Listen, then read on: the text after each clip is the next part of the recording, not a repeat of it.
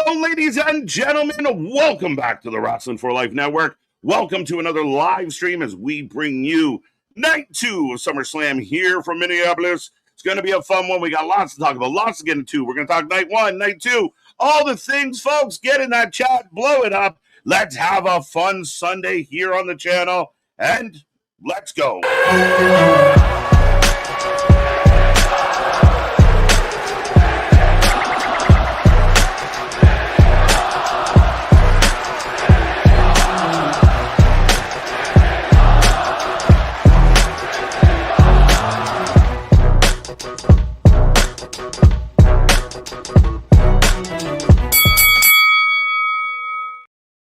Ding, ding, ding. We are live and back at it again, folks. Like I said, we are the Wrestling for Life Network. This is another live stream as we bring you WWE Summerslam from Minneapolis. Night 2, lots to talk about. An interesting night 1. A very good night 1, in my personal opinion. I thought it did well. I thought it hit a lot of marks. Some people will tell you otherwise, but we're going to call them out as we go. But lots to get into. Being that pretty face happy for the next couple hours. Blow up this chat. We want to see triple digits hanging out with us each and every night. So tell all your friends. We're growing by the minute. We love seeing it. If you don't know who we are, well, I'm Mr. Every Night, KJ White, the Iron Man of YouTube. That is Big Nick. Ladies and gentlemen, boys and girls, children of all ages, the Wrestling for Life Network proudly brings you its tag stream champions of the world, the Every Night Delight, KJ White. I am Big Nick. And yes, we've got night 2 here tonight. Kind of got some big shoes to fill after night 1. Even the post-show.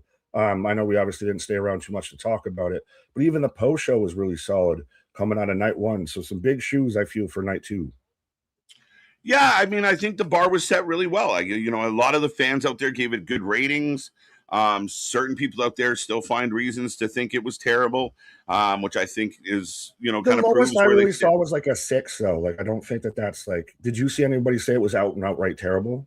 Yeah, there were a few people online that had all their reasons why it was trash, and you got the Coachmans of the world. They think they know everything and they know nothing.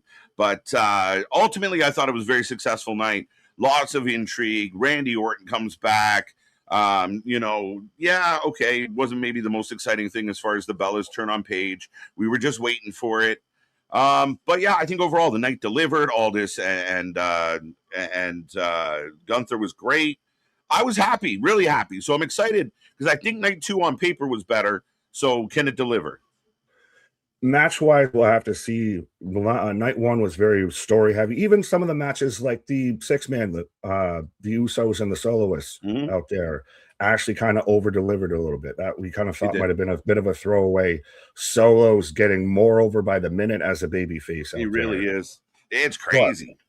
But Aldis Gunther was great. Io Liv started off the show and damn near stole the show. They arguably might be match of the night. Some people said it. Some people said that was the match of the night, best women's match of the year. A lot of people really liked that match. Well, and then it felt like every other match because you had that match, then you go, and then the Gunther Aldis match was phenomenal and told a great story and everything. Slowed it down, but was the technical kind of style. And then you got into Punk Cody. That seems to be where a lot of people get hung up on. Some people really didn't like that match. Or like you and I, that kind of, it definitely grew on us, but it wasn't barn burner out the gate, but it was still a really solid match. No, I thought they had a really great match. I thought they told a really good story. I thought it was back and forth. My only pet peeve was I thought they slowed it way too down. They hit the brakes a little too hard coming out of the gate as hot as they did. But they got there. I thought overall, big thumbs up on that match. I mean, I think the people between Cody Rhodes and Punk, there's enough haters to kind of whine about how terrible it was and Punk can't wrestle. And did you see that moonsault? I did see that moonsault. It was more of a lunar salt, but it was. Well, everybody, I saw some people, have you never watched Terry Funk? Yeah, but Terry Funk at least hit it. And I saw somebody that said, guys, you don't get it. He was moonsaulting onto Dusty's ghost out there. But then did you also see the pantaloon situation out there with CM Punk of, was that sweat? Was that another bodily fluid? Everybody getting all up and tight with the camera shots and everything. I have not. Yeah, that was a thing going around that, Punk might have done some junk in the trunk out there. I mean, it wouldn't be the first time he let loose in the Some people bridges. said it was during that moonsault. It was at that Yeah, I moment. would have shit myself too if I did that. Shit. Lots going on here today on the channel, folks. I hope everyone out there is happy, healthy, and safe. You're feeling good. You're doing good. Your weekend is going well. It's been a wrestling heavy weekend. I'm going to admit to everyone before we get into everything else, arguably the match of the night was Ray Phoenix versus Mini Vikingo. AAA is continuing to kill it. You still double dosed? I didn't double dip. It was just like kind of on as I was wrapping up and stuff, but that match was so like I recommend if you haven't seen that match, go check it out. They killed. Like, and for any small guy out there, Mini Vikingo will teach you how to sell as a little guy. Like everything Phoenix did exploded this kid. Like one point he came off the ropes and he got super kicked in the chest and just stopped like the Matrix and hit the ground. Like it was good shit. So shout out to AAA, and Taker continues to wow the world with his lucha expertise. Yeah, listen here, George Costanza out there. You're a double dipper out there, but how fitting? What channel out there is going to sit there and watch all of night one of SummerSlam, 5+ hours on stream and everything, then still turn around and watch AAA and recommend that as the match out of everything you need to go and see? Man, it was such a fun match. I loved cruiserweights. I loved when WCW highlighted the cruiserweights the way they did. They're doing good shit in AAA. I mean, they're good storytelling, but there's a lot of good talent. Like a lot of people have wondered, where's Ray Phoenix? Well, he's the AAA cruiserweight champion. He's having really good matches over there. So just waiting for his brother to drop this belt tonight. Well, did you see that they kind of reunited and it felt so good after a SmackDown? Yes. So, I mean, again, the teaser's there. The Lucha Bros being heavily booked in a tag team of the division that's been weak would be great. Would be absolutely great. But yeah, I mean, we got a lot coming up, folks. Like, share, subscribe, hit the buttons. Don't forget, you can share our link with everybody you know.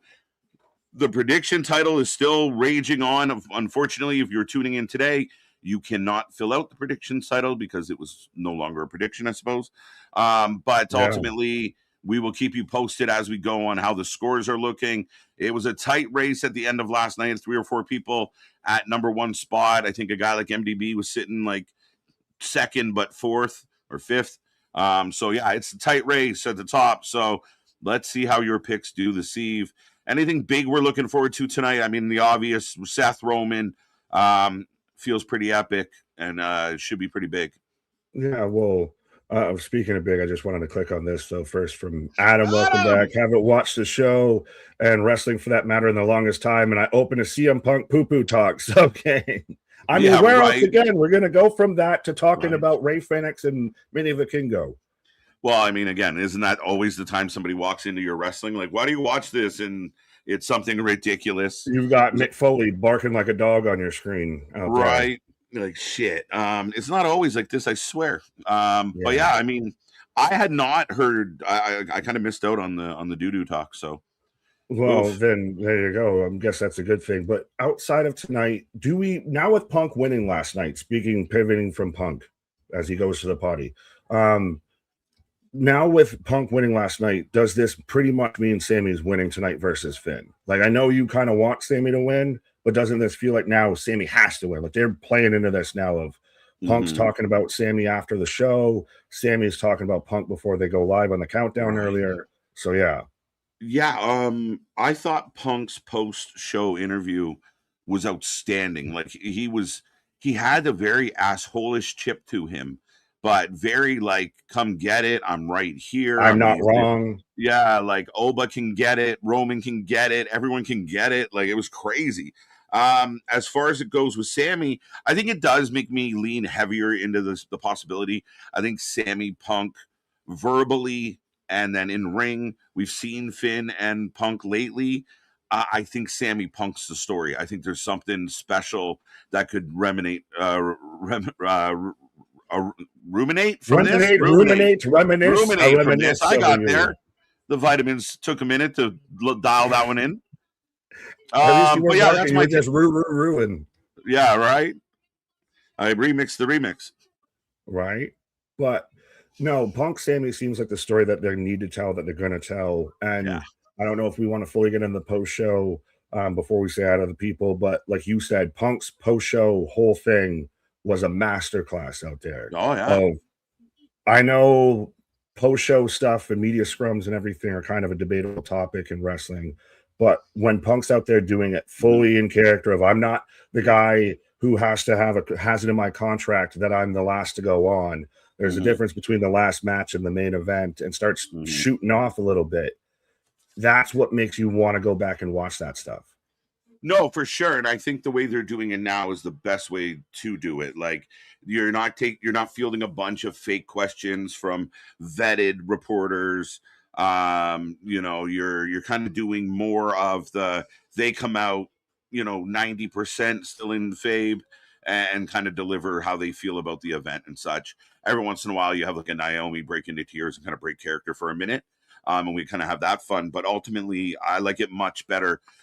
No offense to Tony Khan, but him sitting there for 4 hours after every pay-per-view, in a time where it should be about the wrestlers and he should say his piece and then leave, maybe open and close a press conference, but him just sitting there to kind of glory share, I guess. I don't like it. It doesn't work. They don't let real reporters in. They make sure everybody's going to ask them something fluffy and start with, just so you know, best pay-per-view ever. Thank you for all you do. Well, now you also, though, did have Triple H out there kind of doing a little bit of an interjection of a little solo promo, fielding quote-unquote questions, and kind of answered the whole conversation about why are the same names always at the top and everything like that. And this got the IWC and all the wrestling world up in a tizzy because he sat there and said, well, are you more over than Roman Reigns? Are you more over than Io Sky? Are you more over than Liv Morgan? Are you more over than Obafemi? Yeah. I'm going to be honest. I'm not quite sure how it's possible. I know I've never been able to pull it off in my lifetime, but I don't know how you physically pull off being offended by everything. Everything. Like, everything. Every time that man speaks or somebody in that company speaks, they spin it, they twist it, they don't want to hear the true message. The man says, I'd really like you guys to enjoy our shows. How dare you tell me I can't rage? Like, calm the fuck down. That wasn't the point. That wasn't the message. And when it comes to this about the wrestlers, he's right. Because what happens when Roman doesn't get booked and he goes away for 6 months? We miss him. And then when he comes back, uptick in rating, uptick in tickets, uptick in, that's the business. I don't give a shit what the indie fans and the internet fans thinks best for pro wrestling, because I don't think they have a fucking clue what they're talking about.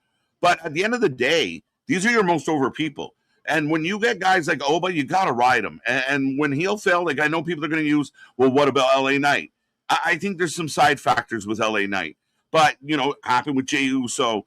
Getting over and making the building pop is the job of what we're watching.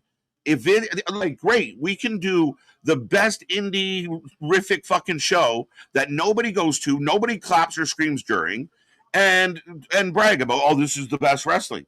Or you can put on an entertaining show and have, 40,000 people screaming for just about everything you do, whether they're mad, sad, or in between. And when they're not cheering, we know that they're not getting cheered, and we got to go figure out how to fix that.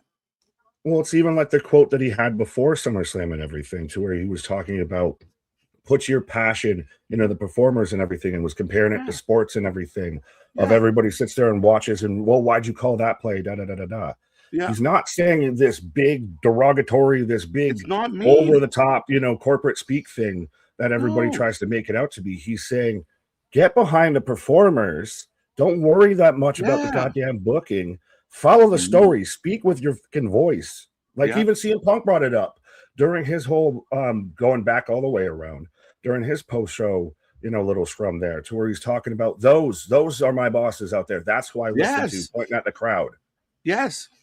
And that's what the internet minority doesn't understand, that they are the internet minority that have very little voice and sometimes very little podcasters screaming and yelling and nobody's listening. Like Triple H said, I don't give a shit if you're raging or cheering as long as you're paying attention. And a lot of these people who despise this company don't miss a minute. So, at times, even when we've been watching and we don't miss a minute, we got the records to even prove it. And we've called each other out on it. of sitting there raging, why are they da da da, and the other one sitting there saying that's exactly what you're supposed to be doing. Some of this is supposed to meant to get you up in fucking arms about it. Yeah, we mark out just like everybody else. We enjoy it just everyone else. And like I said the other night, I think when this came up, like when Dusty got screwed by Flair, people weren't mad at the NWA. I can't believe they did this. They were mad at Flair. And that's what's changed is when you see someone lose that was supposed to win, Gunther beats Aldis. They're not mad at Gunther. Well, some people are because they get it, but they're mad at how did Triple H make this decision? The heat is not going in the right direction, and it's making it hard to have solid heels because you're always mad at the company instead. To get that person that's more over, that takes that spot from a Roman Reigns, that takes that spot from a Seth Rollins. So that's it. I mean, wrestling fans need to learn you're not going to love everything. Some stuff's meant to piss you off. And again, I mean, not all of it's good. There are mistakes. Even last night, I said, there was lulls in the show that kind of took the mark down a little for me. But I think we got to kind of hold everybody to the same measuring stick. And I really do think that, as much as we get intense about this, it's usually from a place of disappointment opposed to hate. We don't show up to any show with a preconception of what, how the night's going to go. I have better things to do with my time, respectfully. But yeah, the IWC is very much, I think we've now designated them completely just Chicken Little out here. Anytime it's all bad. It's all, the sky is falling 24/7. Yeah. I mean, I thought SummerSlam was a strong show. Is there some things in there that people were like, I didn't love that? But to outright say, this was a really poorly done wrestling show, you're lying. That's not accurate. And maybe, okay, fine. WWE is not your thing, but that doesn't mean it's terrible. Like, I mean, I fucking hate pickles, but other people seem to really fucking enjoy them. And who am I to say what the fuck are you doing? Like, I think it's disgusting. I joke that you're my husband, but now you're definitely sounding like my wife. She hates pickles too and everything out there. But yeah, I'm good for a kosher pickle out there. Must be not an MJF fan. Pause. But no, 100% of we can still sit there and have our critiques, have our discussions about everything, but to not focus on like this is the worst all the time, every time is ridiculous out there. SummerSlam last night, I think very much delivered on what I wanted from a SummerSlam night one. Was it the greatest show? No, but I think it was a really solid show. I think I left giving it an 8 out of a 10 out there. And then surprisingly, I feel like I've seen that be a bit of the higher end rating. Yeah, I just ultimately, I don't know, more and more there's a collection of wrestling fans that seem highly, like I said, very spoiled, very demanding. We want it all. We want it now. Everyone should be on top. Everybody gets a belt. There's no, if you lose, I can tell you that no one that was in attendance there is putting out online that they were disappointed with the show. They were upset. Oh, this, lack stars, this lack surprises. Oh, I wish I didn't buy this ticket. What did I do? No. Not one. I haven't seen one. So there you go. We do have the panel on the stage. Big E, Corey Graves, and Joe are there. We're getting ready. We're hyping it up. The building's filling up. Again, how you feeling out there? You got your snacks. You got your feel good. You ready for a big one tonight? I think a lot could happen here. There's still more surprises, some more big moments. So we got a lot of hope. And me personally, I feel like the online community has been sleeping on Gable and Penta and Sammy and Finn. And I think those two matches should be really good tonight. Which is interesting because that's normally where like you see Twitter fan bases kind of go towards. Yeah. It's like this match should cook because it's an AEW match. It's a work rate match. Indie darlings versus Sammy. Yeah. You're seeing Penta out there, but that's not their cup of tea because it's with the WWE. Right. Yeah, it's interesting. So I think those matches should do well. Now, if they don't, and they don't get a lot of time and they're just okay matches, Seth and Roman are going to have some heavy lifting at the end of this night to fix that. The ladder match could be pleasantly, I think we're never quite sure how a 5-lady ladders match, in all respect to the ladies, it feels a little unfamiliar. So it could be really cool, or it could be, I don't know, dangerous. I think it'll be fun because I don't have a clear odds-on favorite that I could pick to be a winner. Lash could win it. Really? I know I I'm kind of not. want to take her. I kind of want to take her just for it to be You fun might out have to go there. through Trick, bro. But Right? yeah, no. Yeah, I mean Chelsea could win it just for fun. Why not? They were It's only playing into interim. her whole fear of heights out there that Yeah, she's had to recover from her last yeah. ladder match out here on the And even countdown. if Chelsea wins it and she has the belt for like a few weeks, and then like kind of almost comically, Rhea just shows back up and dusts her. I mean, let's go. I mean, Chelsea's good for that. I think there's a lot of possibility, and you're right. Like there is no clear cut like favorite in this. I don't think. I mean, there is a world where they go, "Hey, Tiff, you can have this one." Tiffy two belts out there in Minnesota, the hometown lass. Maybe, right? It's a big moment for a girl from Minnesota or nearby. I do really think it's ultimately going to come down to Jade or Charlotte. Those are going to be probably the two main focus. That's the story. Those they could have had their match on their own and have that be the interim world title match, and you could have had this match be a multi-woman ladder match for the U.S. title, and you could have then had the Tiffany moment, the big moment she retains in Minnesota. No, that's not a bad shout. I mean, I see that as a perfectly functioning option. So yeah, I got no issue with. Maybe they didn't need to go this route with it or have as many people involved, but at the same time, a ladder match. I still think it's fun, and it'll be a match that. Yeah. Well, Titley, you've been kind of big on night 2, and that it's going to be more match quality and everything like that versus story heavy. What we saw with night 1. Yeah. But so having this might be something that's the refresher, something that's completely different than the work rates of the Sammys and the Pentas and the Finns and everything of having a ladder match out there for your high spots.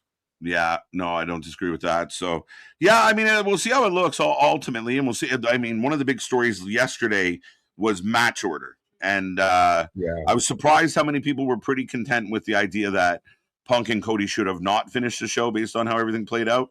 That the Brock Oba thing was so epic that I feel like the majority of people were okay with it. There's always outliers, but I think ultimately the match order was a big topic of discussion. Liv and Io opened the show killing it. So what's going to open tonight? Like, do you open with Penta and Chad? Chad gets the big win. Everybody feels good. We're on a high note. It's going to be a crazy match. So maybe that's what you start with. Or do you open with whoop that trick? Whoop that trick. Yeah, big pop for Trick. But Trick and Corbin feel like a middle, like a title change with Corbin or what have you. Yeah, I don't know. And that to me, that feels like a little bit of a middle of the card match. Fair enough. I'm just guessing, but I just got that vibe from it. All right. That being said, folks, sorry, Nick, go ahead. Oh, you're good. I think we're going to the same spot. I think we should start off with talking to the people. That's it. We're going to say hello to the people. We got lots filing in. Again, be a friend, tell a friend. Anywhere you talk about wrestling, Discords, Facebook, drop our link. Let them know where they should be and where they can get the best reaction to wrestling on YouTube. Zach starting us off, Ice Cream Sandwich Day. A big fan. Is that your favorite ice cream novelty? Is that the one that if you're going, like, if the ice cream man's coming down your block, is that the one you're getting off the truck? Yeah, I think some of the ice cream trucks do like what they call like a cartwheel, like it's like the round ice cream sandwich or like a cookie witch, like any type of like ice cream smushed between two things is lovely. So not technically an ice cream sandwich, the ice cream cookie sandwich. That works too. I'm not picky. Well, no, is that what you were describing out there with like the toll house and everything? Yeah. No, I'm perfectly good with that. So any form of ice cream sandwich, I'm down with. See, I'm more of a Choco Taco, my guy out there. I hate that Klondike discontinued them and everything, but yeah, that's what they're called. That's what they're called. Okay. But no, they're that, but I'm a sucker for like a waffle cone and everything. So it's the same. It's like an ice cream sandwich, but waffle cone. All right. There you go. You heard it here first, people. Nick loves the Choco Taco. What's up, KJ and Big Nick? How are you? Happy Sunday. Clay, welcome back. ABJ, welcome back. Happy Ice Cream Day. Ronan in the house. How you doing? Roll Ties back with us. Happy to see Eric. Always a pleasure. Cherokee George in the house with us today. Christopher, welcome back. Roll Tide, we got you. Some people jumping on this chat right now.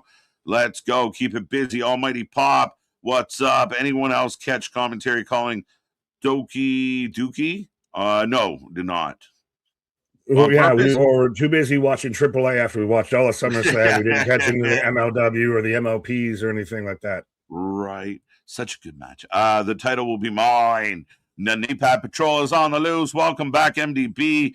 One of the people in the running, lots of people, over a dozen people in the running for the title here tonight. So, again, you can't make picks anymore because it started yesterday. Don't forget, every pay-per-view we give away the title, so don't miss out on the next round. And actually, while MDB's up, let me just double check. Sinte sits in first place on the Jose Scott. So we got a few people sitting at the top of the chart. Bradley's right there. Not bad, not bad. Reader's in the fight. Some people had a rough day though. Some people I don't want to put anyone on blast, but a couple people didn't do so well with their predictions. Oof.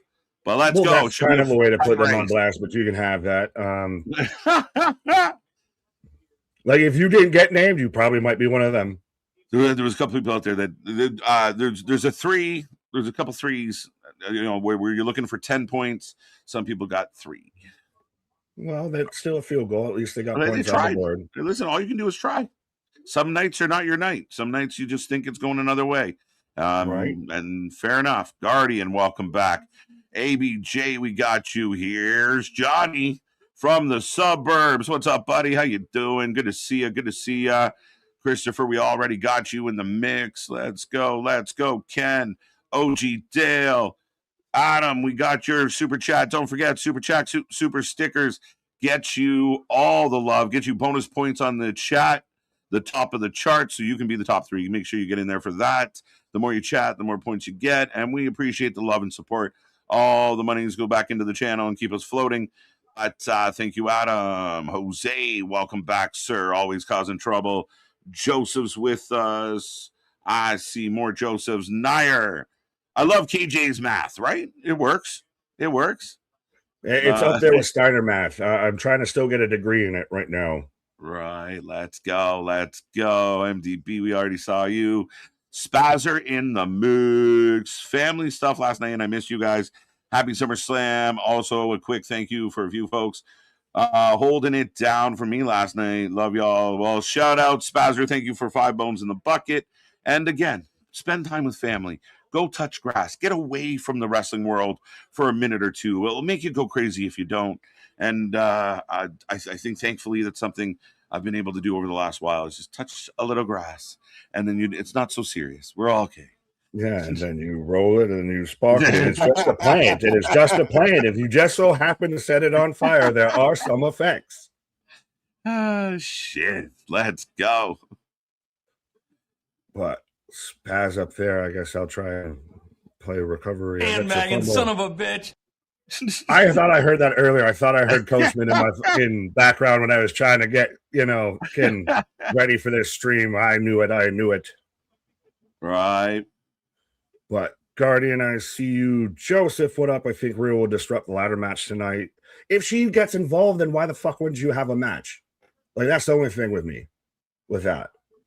Like if you could be there to get involved, then you should be in having a match and defending it. I don't give a shit. Yeah, I don't think she should get involved. No. They stripped her of the title. She will not be here tonight. I'll be very surprised, Joseph. Sean Reed in the replay of last night, they changed camera angles of Punk's match towards the end. It looked like he may have, yeah. Well, then they also cut out that moonsault that was on Dusty's Ghost. I do think he was trying to make it look Terry-esque. He was trying to do like a funky moonsault. That sidey, whoopsie thing. Yeah, it looked like way outside. Like Rodney Dangerfield. Well, it was the goddamn Major League. Just a bit outside. Yeah, right?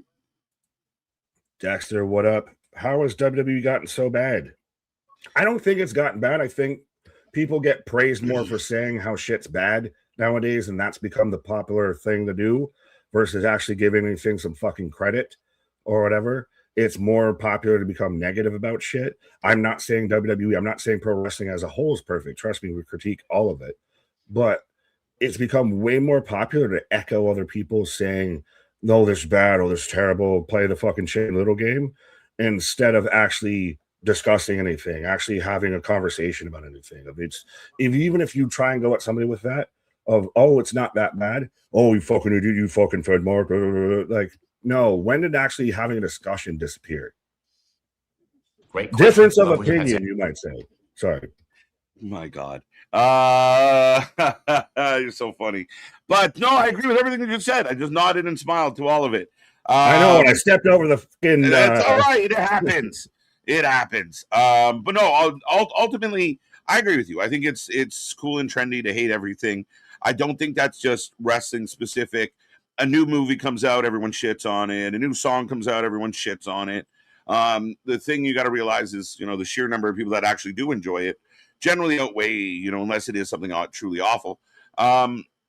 So ultimately, yeah, I mean, it's not nearly as bad as people say it is. Like, and I mean, in the Triple H era, this is some of the better stuff.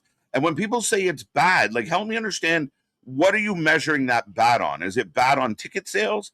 Is it bad on viewership? Is it bad on fan reaction? Because every night they're packing these buildings and we're watching them pop for like guy after wrestler after wrestler.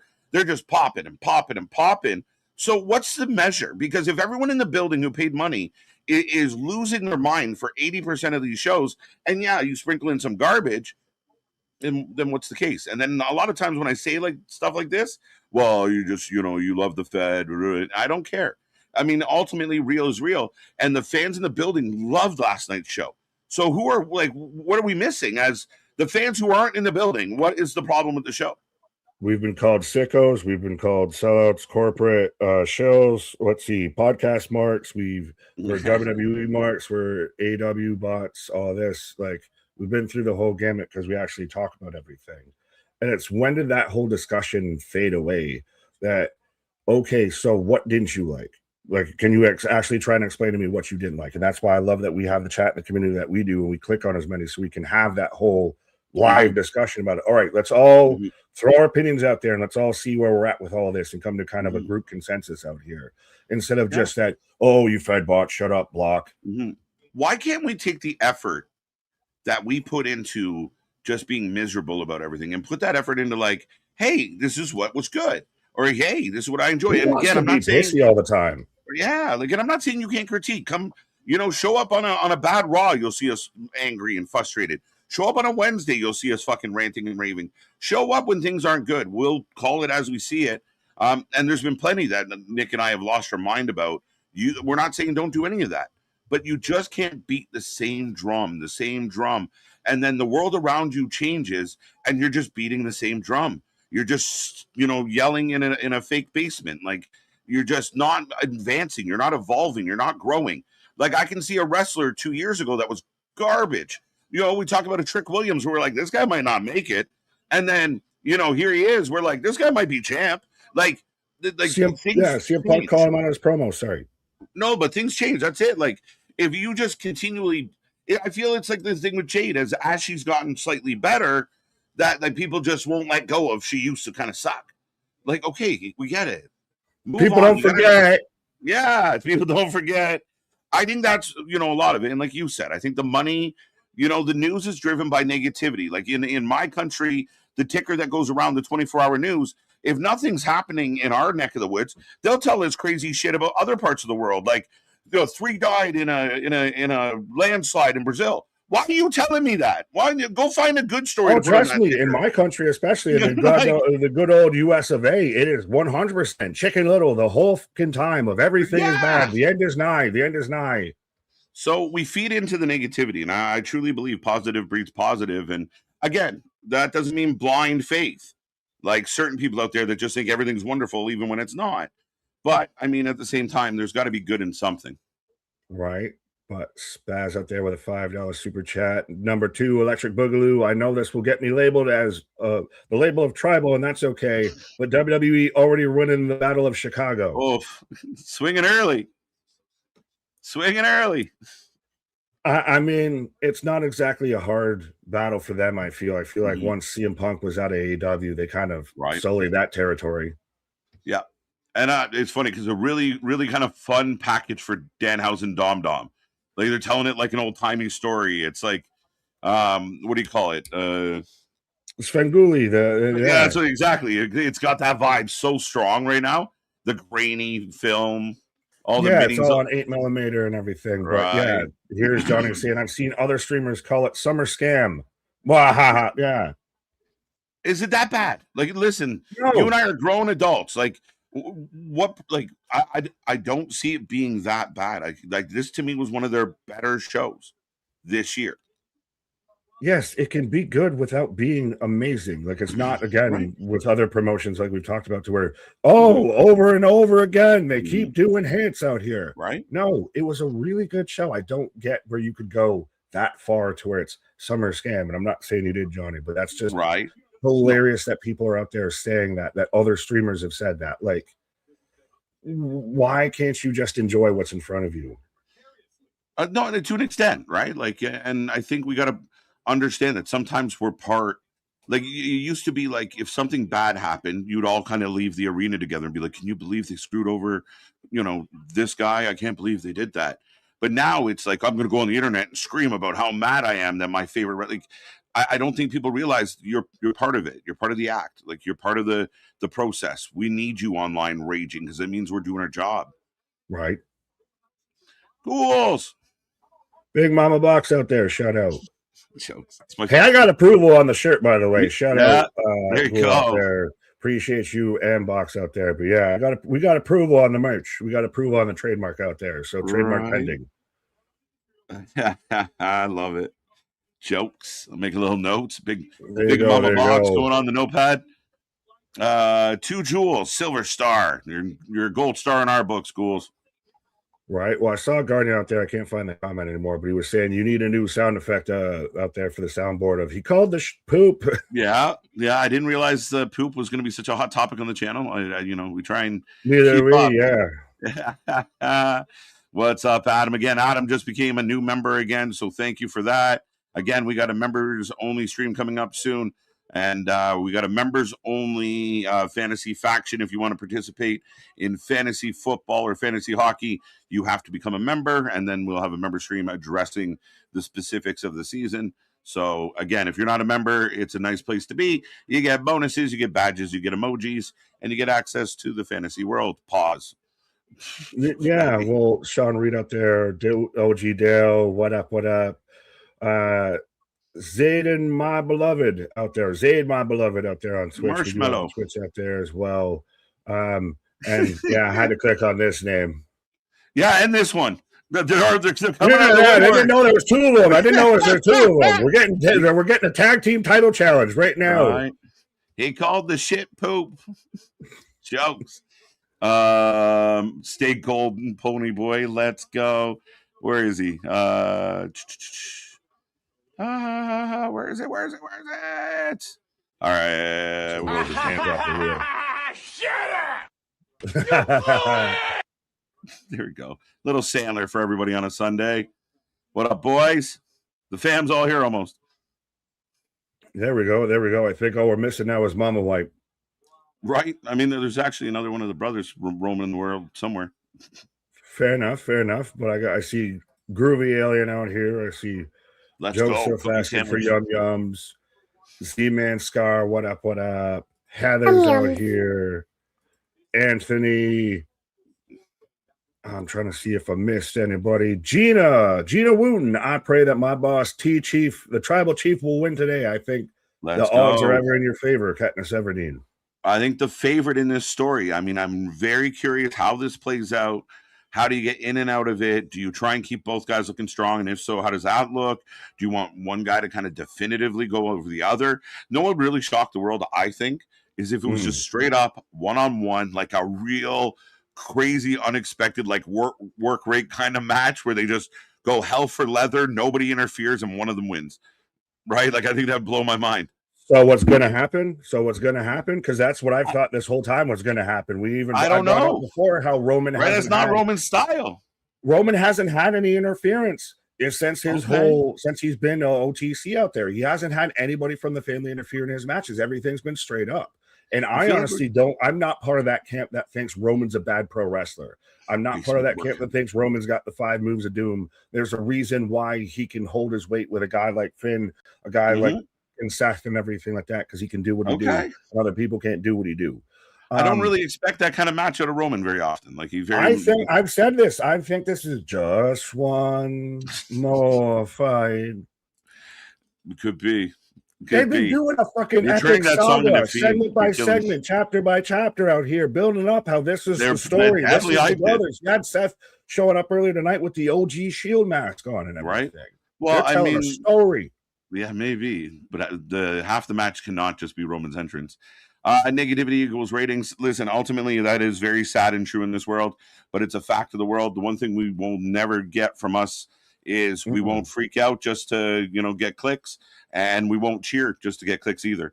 We just kind of do what we do, and we let it happen as it happens. Some nights we go off the handle over the silliest of shits or poops, and other nights it's just nothing but giggles. So that's what we're trying to bring to you, and I know other people should try and do that as well. It's just authentic.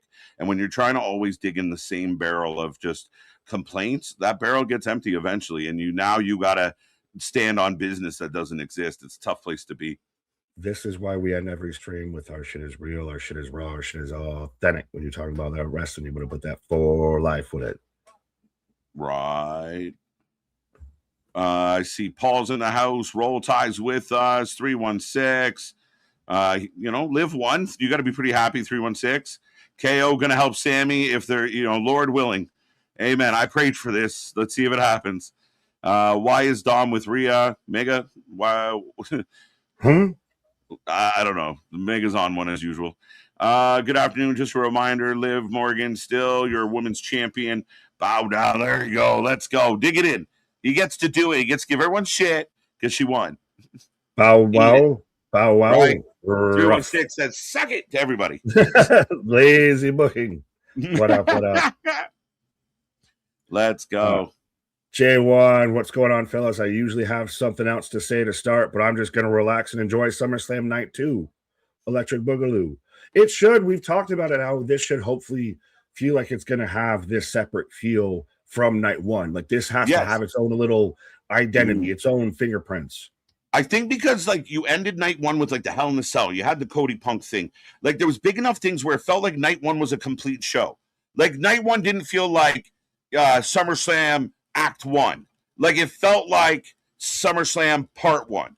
And I hope tonight comes back with SummerSlam Part 2, and it feels like we're going to build to that Roman Seth match. So it's a much better approach. WrestleMania, and Triple H admitted it, it's very, WrestleMania Act 1, WrestleMania Act 2. So Night 1 almost inherently feels lighter because you're saving it. You're holding back the big stuff for Night 2. And I think both nights have to have their own value. Oh, absolutely, absolutely. And now there is going to be a difference in styles, I feel, though, between Night 2 and Night 1. It's a different vibe, too. Oh, yeah. Now, some of the matches may not carry as much weight behind them, but in-ring are going to probably over-deliver. That's my hope with this one. And that's when I looked at this card, and there was some big kind of Brock, Oba, Hell in a Cell, Punk, Cody in their history, and Aldis Gunther just on the mid cards. Yeah, Aldis Gunther is something that was a pretty goddamn big deal. So I think ultimately, that I thought that looked great. But when I looked at Night 2, I think you're right. Maybe a Sammy Finn match doesn't feel like that high. Oh my God, marquee, everyone's freaking out to see it. But I think once we get it, we'll realize how good it is. It's like Mama's cooking. Oh shit, I missed this. They have it in them. Those are two guys from the same world that they're known for bangers. I expect it to be a banger tonight. Oh, for sure. That's where it's going to have to rely on. Because outside of that, I'll say it, it's a glorified SmackDown or Raw match. It has to really deliver outkick. That could main event a SmackDown. It's funny because Night 1 had 2 6-person matches on it. To me, that screams more like weekly TV than pay-per-view. With the exception of Danhausen tonight, I think everything's pay-per-view quality. A ladder match for the women's world title, that's not a weekly show. Seth Roman, not. Again, okay, Seth, Finn on paper might feel SmackDown-ish, but it's the number 1 contenders match, and I think it can deliver. And I've already been public. I don't love number 1 contenders matches on pay-per-views. I've been public about that, so we'll see. Does Gunther get involved? We'll find out. I'll be right back. There you go. Does can Drew or Kevin Owens get involved at that at all? See, that's where Sammy had, or Christ almighty, KJ had to go run off to beat Kevin to go have his conversation with Sammy, is what I was trying to get at, but words come out hard sometimes. Paul, you can't sit here and say you enjoy everything in front of you because how did you like that Lash Legend versus Julia in your main event of SmackDown? The main event, maybe it shouldn't have been there, but I did like the match because Lash won. And again, you don't always have to have everything be a fucking 25-minute match. You can have some 2-minute matches. I know people are mad because it's Julia that was on the other side of a 2-minute match. And she even sat there and said, maybe this is the final breaking point. So you have broken Julia down to the final singular molecule at this point. So now this is where you rebuild with it. Is that where they go with this? I know everybody's tried to, Julia to AEW. She's already said, I ain't going anywhere. Don't doubt me. The comeback's better than the get back type of shit. But now that they've broken her all the way down, do they rebuild her up that way? And again, Lash has a bit of momentum behind her. Lash has, the connections with Nia, has been used as a former women's tag team champion. Her getting in the match isn't a bad shout. You can still critique things without saying it's not enjoy everything, but it's still not everything is terrible. I'll put it that way. Anthony, what up? Spaz with another $10 super chat. I know one watched late, but what the fuck, IWC? Night one was bad. EO Live, our stars. We put over a new ladies trio. Paige is separating from the Nepo twins. Face Solo rules. Good night for Aldous. Oba is the dude. Yeah, that's the thing, is there is a lot of good to take away from night one. Now, is this going to be possibly the reverse of WrestleMania 42 out here, to where night one wasn't so great and night two over-delivered? Does this have the risk of night two under-delivering compared to night one? I'm not saying it exactly will, but night one was that good. It's more of a praise on night one, that night one was that good when you have that passing of the torch moment that no one expected from Brock. And I know it may not exactly be his end time with WWE and everything, but that very much, Oba was already over. That launched him into the fucking stratosphere with all of that, and even everything that he talked about and how he cut a promo after the on the post stream and everything like that, even going back at Punk out there. So 100%, that was a huge moment. Punk, Cody with Randy showing back up was a great moment. Aldous had his first match, which I didn't even realize until after the entire stream was done that he came out to goddamn Oasis. I guess it might be because I only know one Oasis song, but yeah. No, there's a lot more to love and a lot more to like about night one than there is to really hate about it. I'll say that. Shots in 19 minutes. I think we're more about 9 minutes away right now. Am I that far behind? Let me try and scroll through and catch up. Mega Lazy. JT blew a gasket yesterday. If he hates everything that WWE AEW does, then quit your stream and get a regular job like all of us do. Facts. And we even got the regular 9 to 5s while doing this up there. If everything sucks, then why are you out here watching all the time? Are you just a goddamn glutton for punishment out there or something? Or we're watching this man, live out his masochistic fantasies? Philip, what up? Hi, KJ and Nick. You're the most entertaining, positive guys on YouTube. It's cool to hate WWE now. By that, KJ and Nick are objective. They criticize both companies, unlike JD or BC Amplified.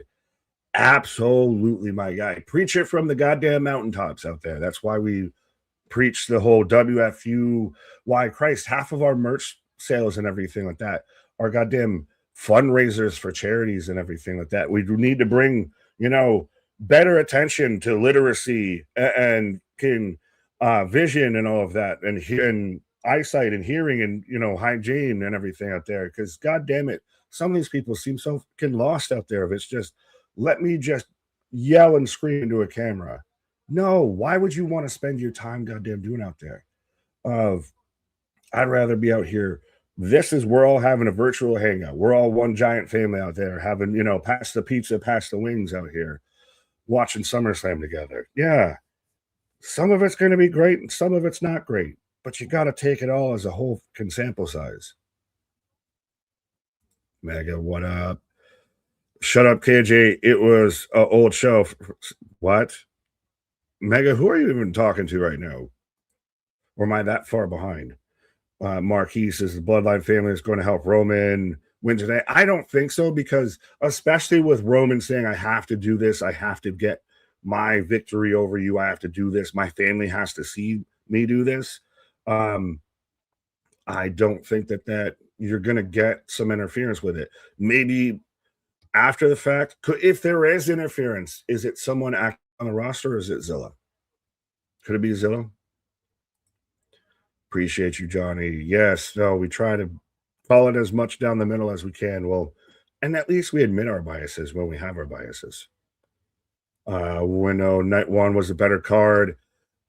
That's what I said. I know me and KJ have kind of had it out. I can't remember exactly where Anthony laid upon it there, but you can let us know which one you think, because we still got about 6 minutes of if it's going to be night one, or if night two is going to over deliver and be a better show than night one. Because KJ's not exactly wrong. Of a lot of the matches that we're going to have tonight are probably going to be a better in-ring thing. Then they're not going to have this story. They're not going to have like Mickey running out to hug Aldis afterwards, and on the post show that, you know, he's reinstated as GM. A lot of this is going to be dependent on what happens in ring between the ropes. Job said, what up? Frankie, what up? We can do without Sammy. Sammy's going to win, though. Sammy's going to win. Chris, Aldis should get another match. I'd like to see it. I know I kind of wanted to see Aldis have a bit of a run and everything, but never say never with it. But if that is his one-off, then, hey, at least he got a one-off. Denisha, what up? Spaz, see you. Boston, Finn and Sammy as a SmackDown match. I said it. I hope that in ring it's going to over deliver. On paper, it feels that way. I don't even know if I want to fully say that Gable versus Penta might feel that way. I think you have to do it here because you're going to have Chad have the hometown hero moment. They're hyping it up. If he's going to do this in front of his family, Chad, it's going to be the Chad Gable redemption angle out there. But with the Sammy Finn match, I expect a really good match. I just want to get behind it more than thinking I should see it on a Friday. And I already kind of feel like I know Sammy's going to win the match. Adrian, what up? I'm glad that this is the first match in night 3.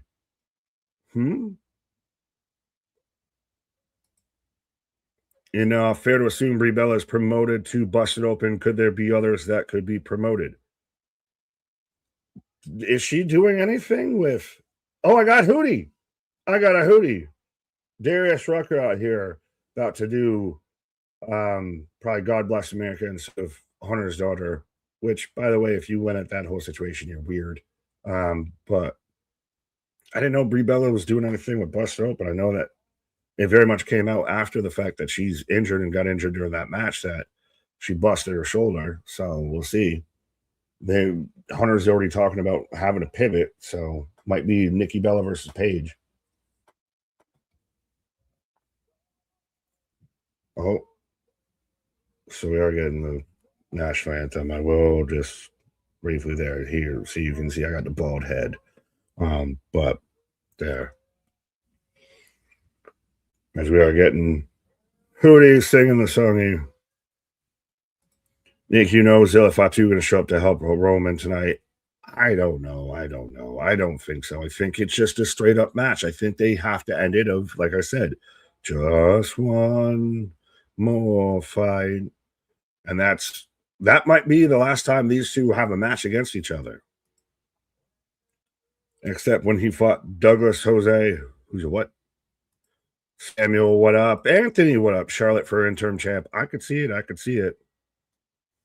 The way Brock was looking, I thought he was going to get spelled. I mean, who's going to tell him no? Off to get my snacks and Mr. Geekbox. Have a good night, my loves. Night 2 looks to be promising. There you go. Shout out, get all the snacks. Shout out to the hubby. Shout out to Nick out there. As we are kicking off with Night 2 Electric Boogaloo for SummerSlam now. So you can sync up as 20 Joules from Samuel out there. Taco, what up? Roll Tide, I see you. Jake the OTC, Boston, Sam, Taco.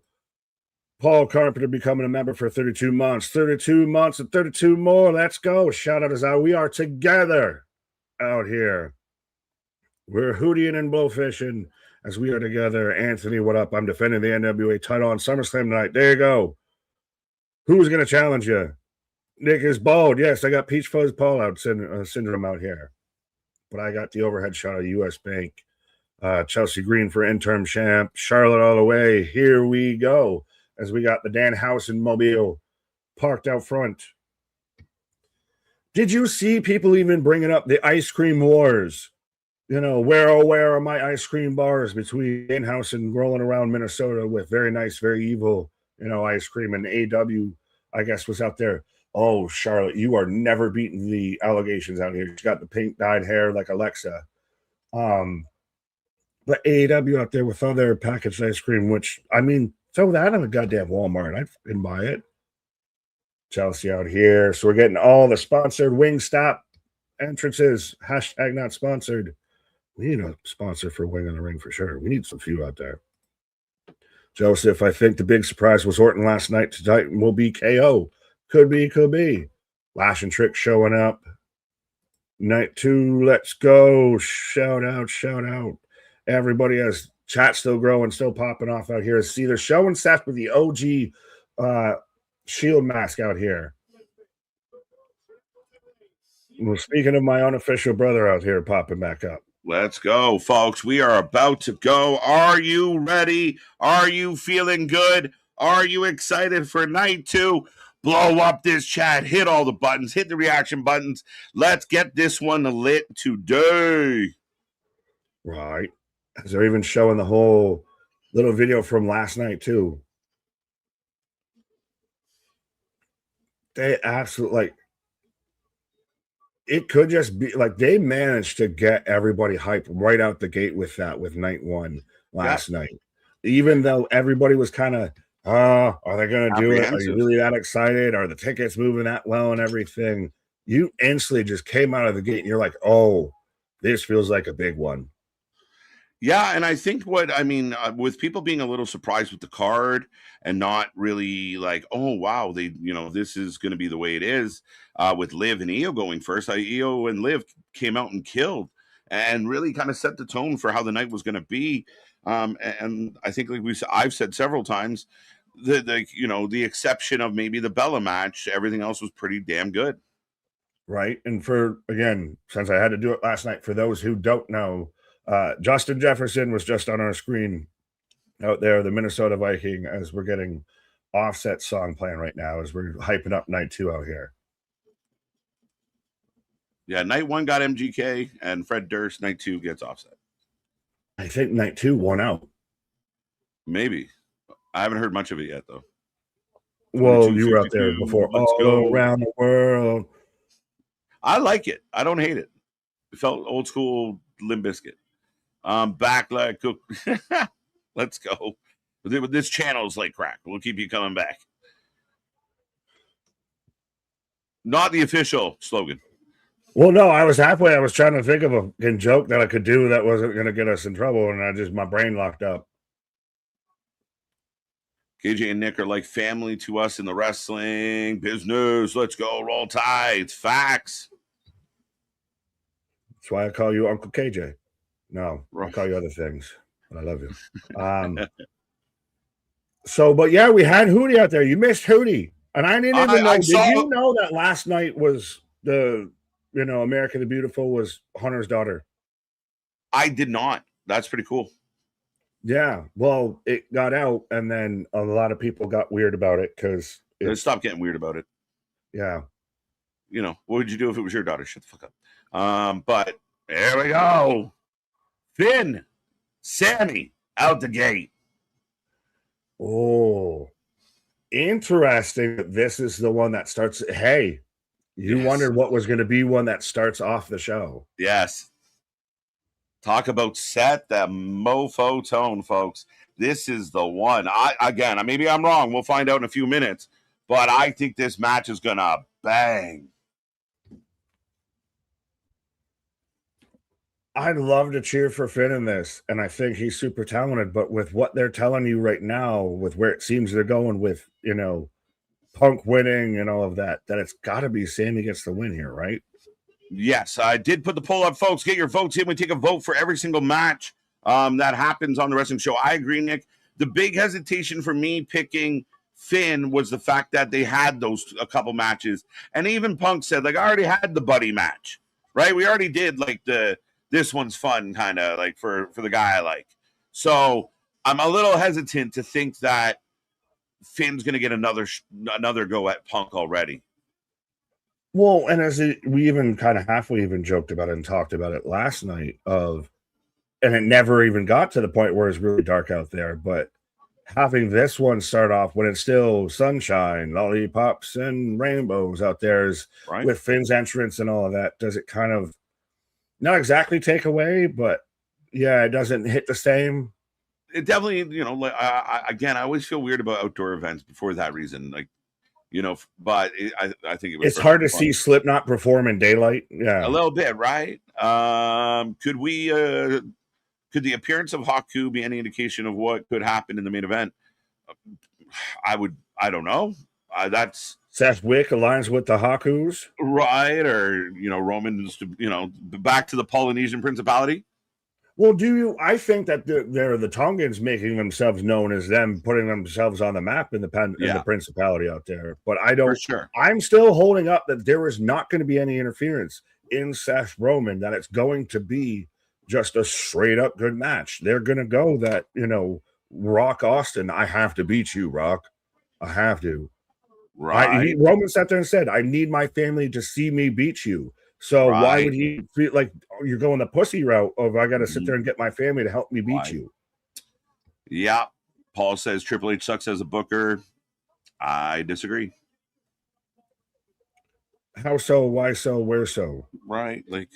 Again, has he made mistakes? For sure. But I think he's pretty honest with everybody. And I think other people are actually less honest and giving a pass because they're nice guys.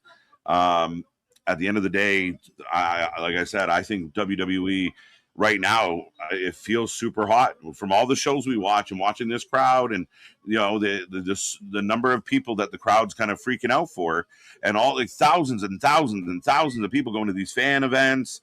What am I missing? What am I just blindly in love? What is happening? Is there somehow that? Oh, wait a minute. Wait a minute, Nick. I don't know how dialed in we are yet. And I got Aldous Tower here right now. Yeah, me too.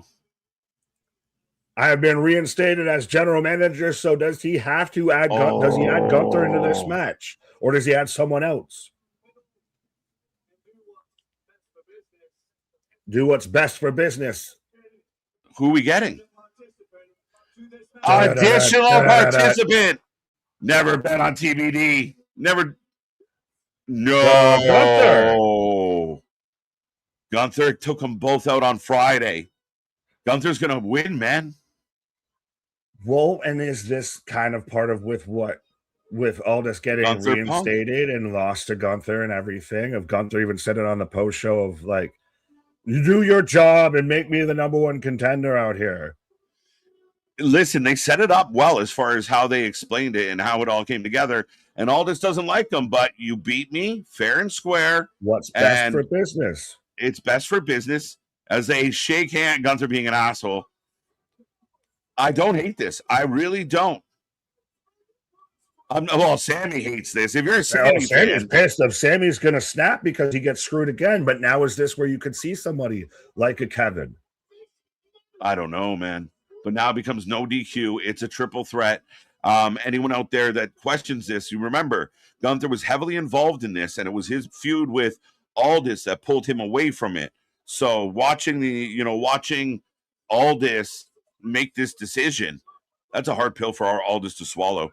But man, does this instantly make you go, uh-oh. I'm happy. So there you go, Jose. Happy, I mean, Sammy. unfortunately, I feel like we can't change the predictions now because I feel like everybody's locked in. Late. So now you might, your odds never got. Wait.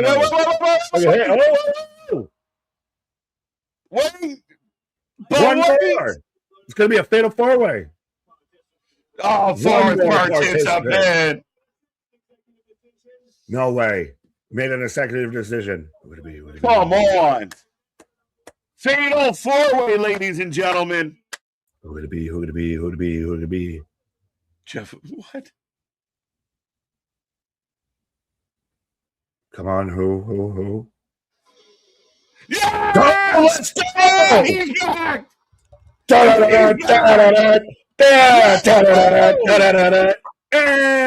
And Kevin Owens is back in the WWE. You finally beat the rumors.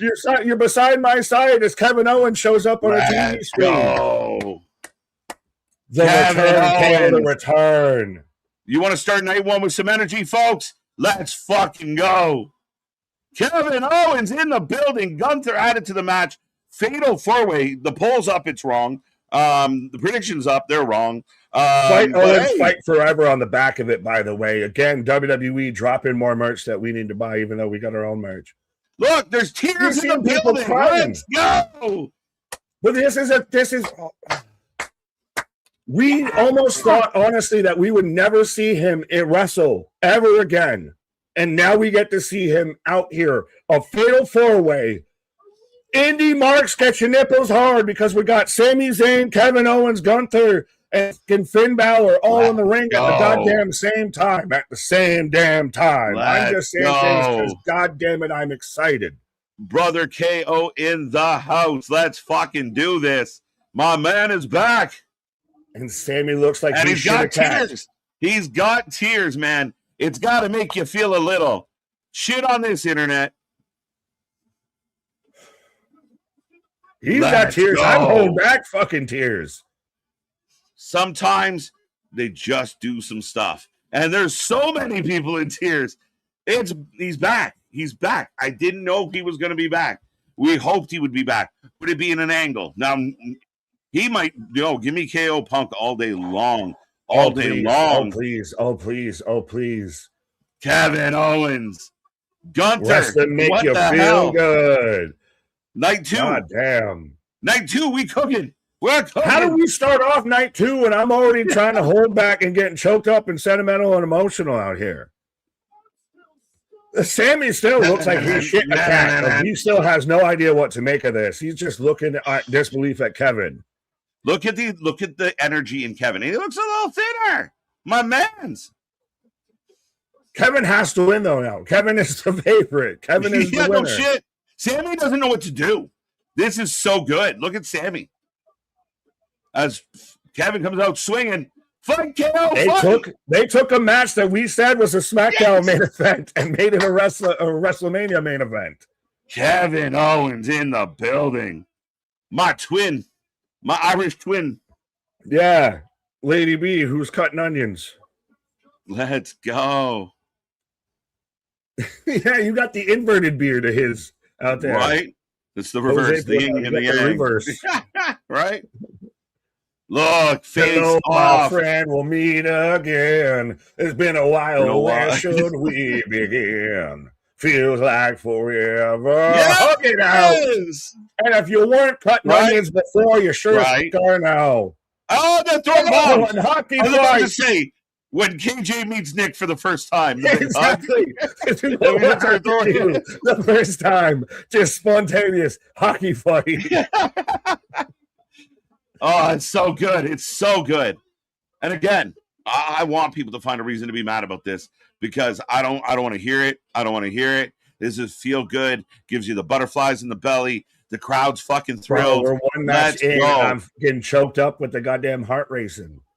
KO says, I'm good. Kevin Owens bomb. Let's go. It's almost still surreal of this is a guy almost like that Big E that we thought we're almost never going to see wrestle again, unfortunately. Yeah. Sadly, it got scary. Now to see him back out here and going full hell for leather out here. Right. Mwah. Swanton again on the Gunther. Like you said, kind of trim down out there, slim down. Stunner.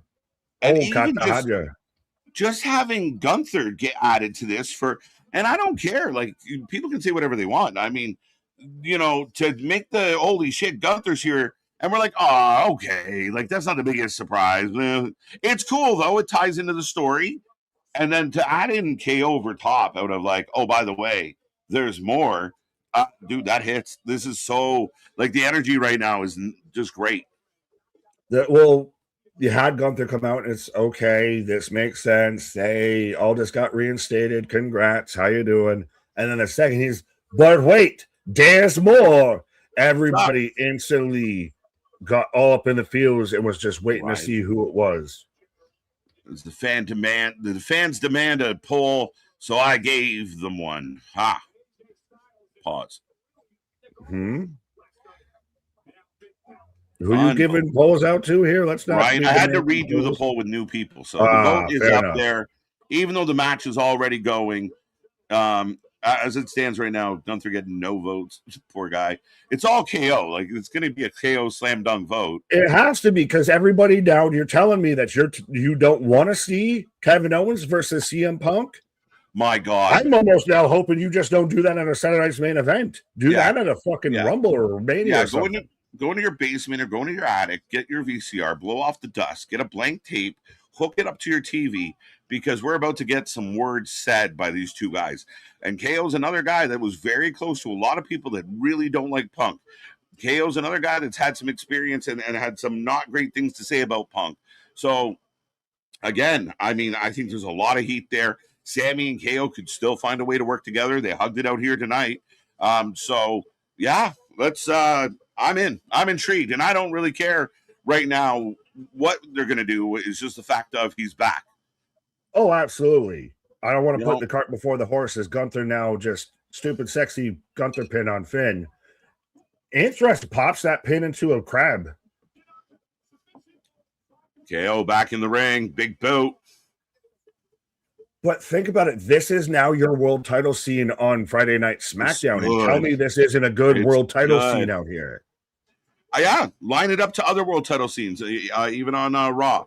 Like, it's fun. Punk with the belt. Gunther's a chaser. KO's in the mix now.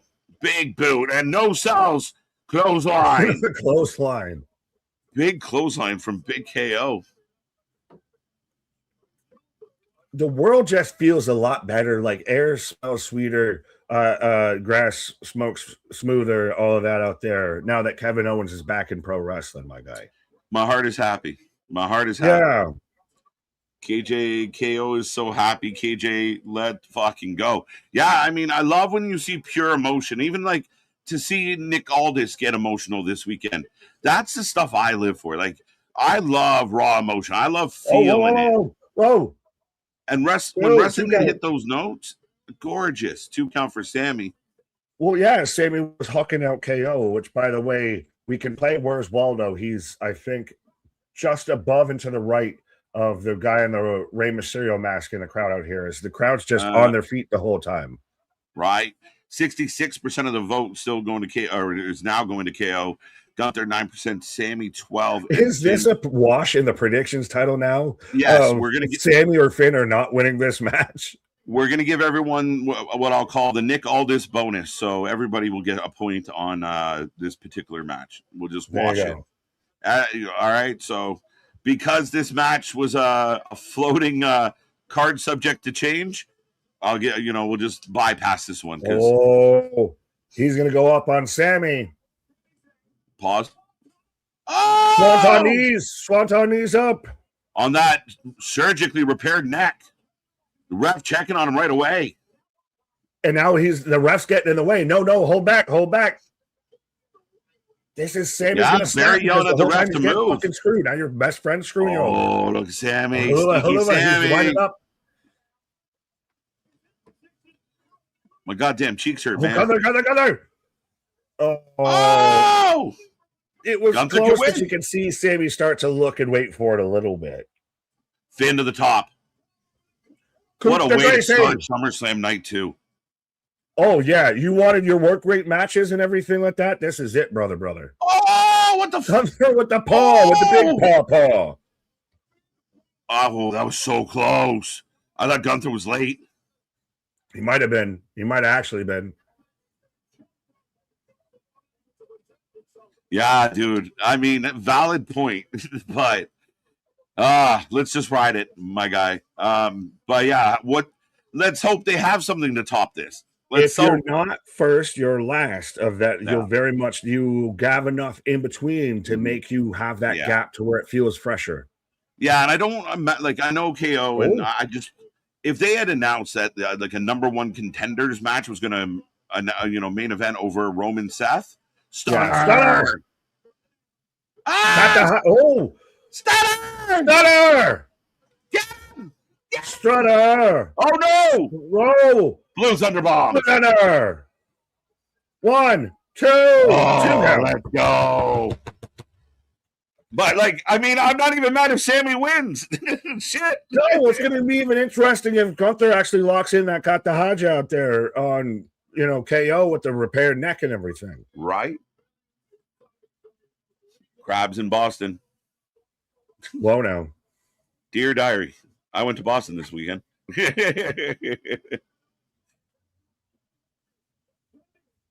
Super kick.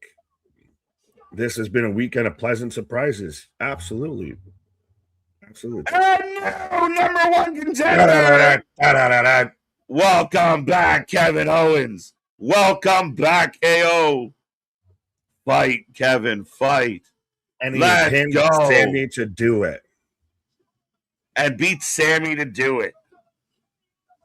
The KO show is alive and well. So we're going to get CM Punk versus Kevin Owens. Let's go. I'm in right now. Tell me how WWE sucks now. Well, don't you feel like Punk coming out last night and kind of cutting the promo he did where he has this chip on his shoulder, a little more of an attitude, kind of plays like, oh, Kevin's next. Oh, okay. Kevin's going to get a lot of love and going to talk. I better, kind of get ready and dial in and kind of go the other way a little bit. It works. I mean, it almost feels like we're getting ready for it. But I thought Sammy Punk would be great on the mic. Sammy KO is even better. It's not Sammy. Punk KO, I think, is going to be a really great verbal jousting brawl between these two guys. And it almost might be a better wrestling match, too, I feel. Respectfully. Woo! But yeah, all the emotions out here. But even then, Punk was all set of it was going to be. We had no idea that this was going to even have Gunther added to it. Now we got Gunther and KO shows up just to fucking start the show here, folks. Let's go. Dude, I'm pumped. I'm literally kind of struggling for words because the Super Troopers out there. Can I get a leader? The ultimate show of respect out there. We've got a 4-beer salute out there for Kevin Owens. Right. Getting the pinfall victory out here. Can I get a liter of cola? Right. Well, on that note, I think I'm going to go make sure I don't have any outstanding speeding tickets here. Right. So Nick's going to go get a liter of cola. Make sure there's no spit on his burger. But, ladies and gentlemen. It's for a cop. It's for a cop. We are rolling. Night 2 has kicked off. If you are just tuning in, make sure you hit like, share, subscribe, be a friend, tell a friend. We're flirting with triple digits. Get your friends in here. Get the best reaction you possibly can on YouTube. But right now, I mean, if you have missed it, Gunther gets added to the number one contenders match. And then all this also adds Kevin Owens. And legitimately, we get a fatal 4-way. And KO is now your new number one contender. A hell of a match. Hell of a twist, hell of, a hell of amount of energy going into this opening match tonight. We're going to follow this up with Trick Williams and Corbin, I do believe. I will put a poll up. We take your predictions on every single match as I go back to the SummerSlam snapshots. So picks from last night. How are you feeling on a Sunday? Let us know. Are you enjoying what we've got so far? How do you feel about Kevin Owens returning? How do you feel about the match? How do you feel about Sammy not winning, Finn not winning, Gunther not winning? What do you think? Aldis gets his power back as GM and makes a huge splash right out of the gate. Kevin Owens will take on CM Punk at some point, and I personally am pretty excited about it. Yeah, I don't know what else I can say. That was an outstanding start to this show.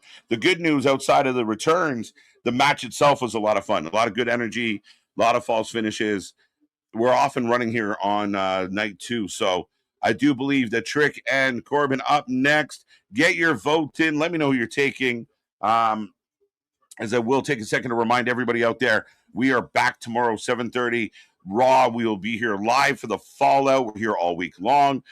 We got more big shows coming your way. We got Lockdown coming up. We got All In coming up. We got 3 pay-per-views in the same damn day. We will be here for all of it, folks. Again, be a friend, tell a friend. We watch more live wrestling than anybody else out there, and we keep you up to date on everything going on in the WFU. WWE saved. Feels pretty happy right now. And then look at the killer rows of the killer rows of talent, like murder row of everybody lined up right now. You got Punk in the mix. You got Cody, whether you love him or hate him, he's there. You got Roman on the other side. You got Seth. You got KO, Sammy, Finn, Gunther, Drew McIntyre's out there somewhere. You got guys like Oba pushing up from the bottom. There is numbers at the top of this card. And I think it's an unmatched level of star power anywhere in wrestling. And it's not even a fair race. It's not even a close race. They have it by a mile. Their mid-card guys are main eventers elsewhere. KO, Finn screwed again. Yeah, well, sorry, Finn. Bad timing. Do I think it's the end for Finn? No. Sammy's going to be upset at KO for pinning him, I think. Right? Sammy's going to act like a friend but be bitter, I think. Trick retains. Does KO show up at Raw or hold off till Friday? I'd be happy to see him on Raw. I really would. But maybe keep him to SmackDown. We'll see. KO deserves it. Absolutely. I mean, the guy's outstanding. I'm a big fan, as you all know. And, you know, when you have this moment of, you know, major neck surgery, out for multiple months, you know, at times you feel kind of bleak about it. For him to make his return tonight and do it with such a big pop, with such good energy, one of the biggest pops of the year when his music hit. Outstanding. Unbelievable. And he does. You know, you see that emotion in his eyes. You know, as a wrestling fan, you feel that shit.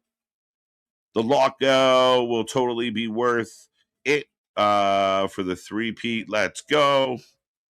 Baron Corbin is bald and no beard. He cannot be trusted. Facts. Bad match, good idea. The last one or the one coming up? Baron Corbin is bald. Let's go. KJ Cheeks must hurt from smiling so much during that match. Legit, Nair. Straight up sore cheeks. Hashtag sore cheeks. And the plausible. But yeah, 100%. Unbelievable. It's one of my happiest moments of wrestling in 2026. So we get the throwback. Right now I get 2015. Undertaker making the face at Brock. What they kind of recreated last night with Oba. Is everyone enjoying SS? I'm sure am. Folks, let me know in the chat. Are you enjoying? Let Tech know. Are you having fun tonight? Let us know. Let us know. Welcome back. It's good to see John C's in the house. Nair again doing her thing. We appreciate it. 9 minutes and 43 seconds. See? Like, and it didn't feel like, did anyone out there feel like, oh man, they should have went for another 5 minutes? They could have went for another 5 minutes, but did anyone feel like we really needed any more? I'm curious because this is one of the ongoing debates in the wrestling world, right? You know, if this was another company, that match probably would have went 22 minutes. But did they just give you enough and leave you wanting more? Like before it got a little old or long in the tooth, they got in, they got out, we get the pop we wanted. Everyone celebrates and rejoices KO's back and on to the next. Let me know what you think. Samuel's throwing tomatoes. I had Sammy 0-1, but I'm still riding with him We running it this back with full heat for sure. Sammy's going to get a lot of heat because I do think he's going to be bitter with KO, right? He took the pin, and that's, I think, a choice, right? It happens. Oh, wow. Okay.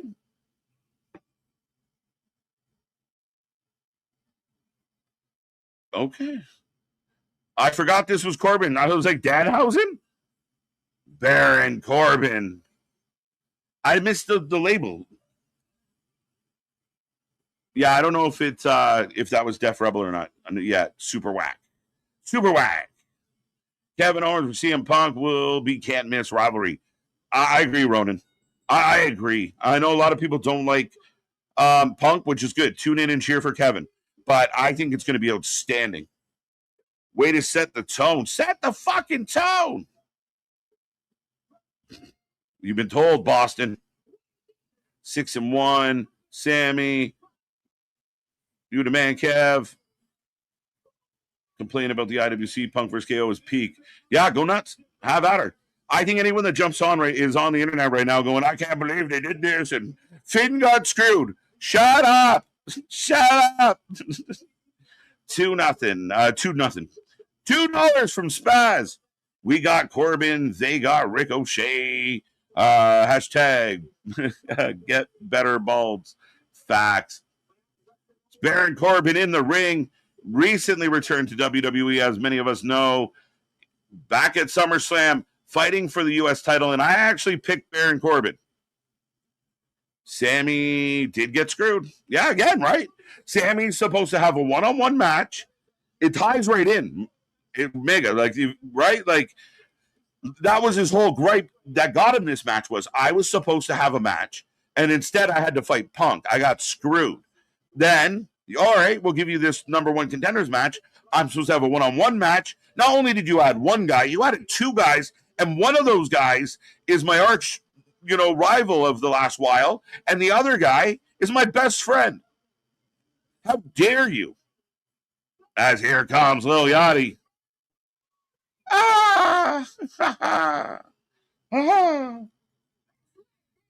Trick Willie for the W. He's about to hit that ring like a man possessed. This isn't just a win. It's a whole movement. Trick, when Tricks starts cooking, everybody else is just decided. That's Deep Thoughts with ABJ.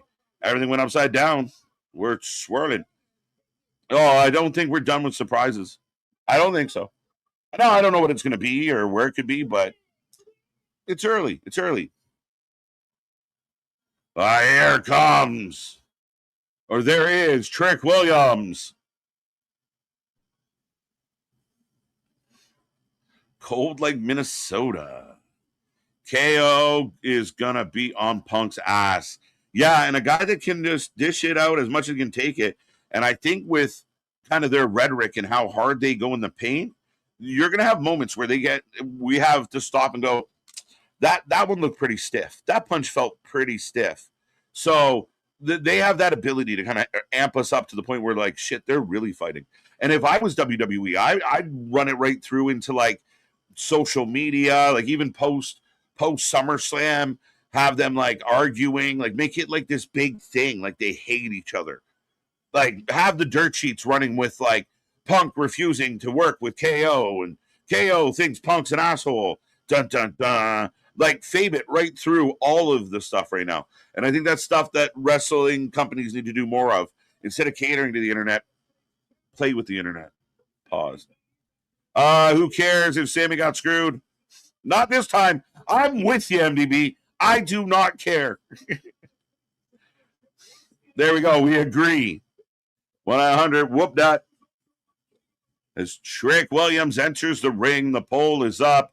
Let me check on the predictions. Let me see. Trick Williams, 61% and 62% of the predictors went Trick. 33% hanging on to Baron. Nobody got one vote. Somebody out there thinks that nobody will win this match, which is possible. Very possible, folks. That is crazy. That is just crazy. As we are off and running, folks, let me double check on the chat. Trick getting 62, so almost on par with what we saw with the prediction title. 62 to 32. Nobody's squeezing in on somebody out there thinks nobody's winning this one. The one outlier that gets it right. Did anybody hear what the hell he said? Not a word. After, nothing. Crowd screaming, whoop that Trick. Trick needs pyro, kind of, right? Maybe like some gold pie, like, vibe it up a little. Speaking of vibing it up a little. Yeah, well, are you going to turn this man into goddamn Goldberg out there? He's got the right? spooners on either sides. No, I think he stole your boy Bobby Roode's whole gimmick, and so that's why you're salty spittoon about it. A little bit. I think when he does that like spin around, you need like the rain, like the old Randy Orton pyro. Christian. Yeah, for sure. No, I think he's solid right now with this. Is we've got the Slim Jim table out here, but yeah, we do.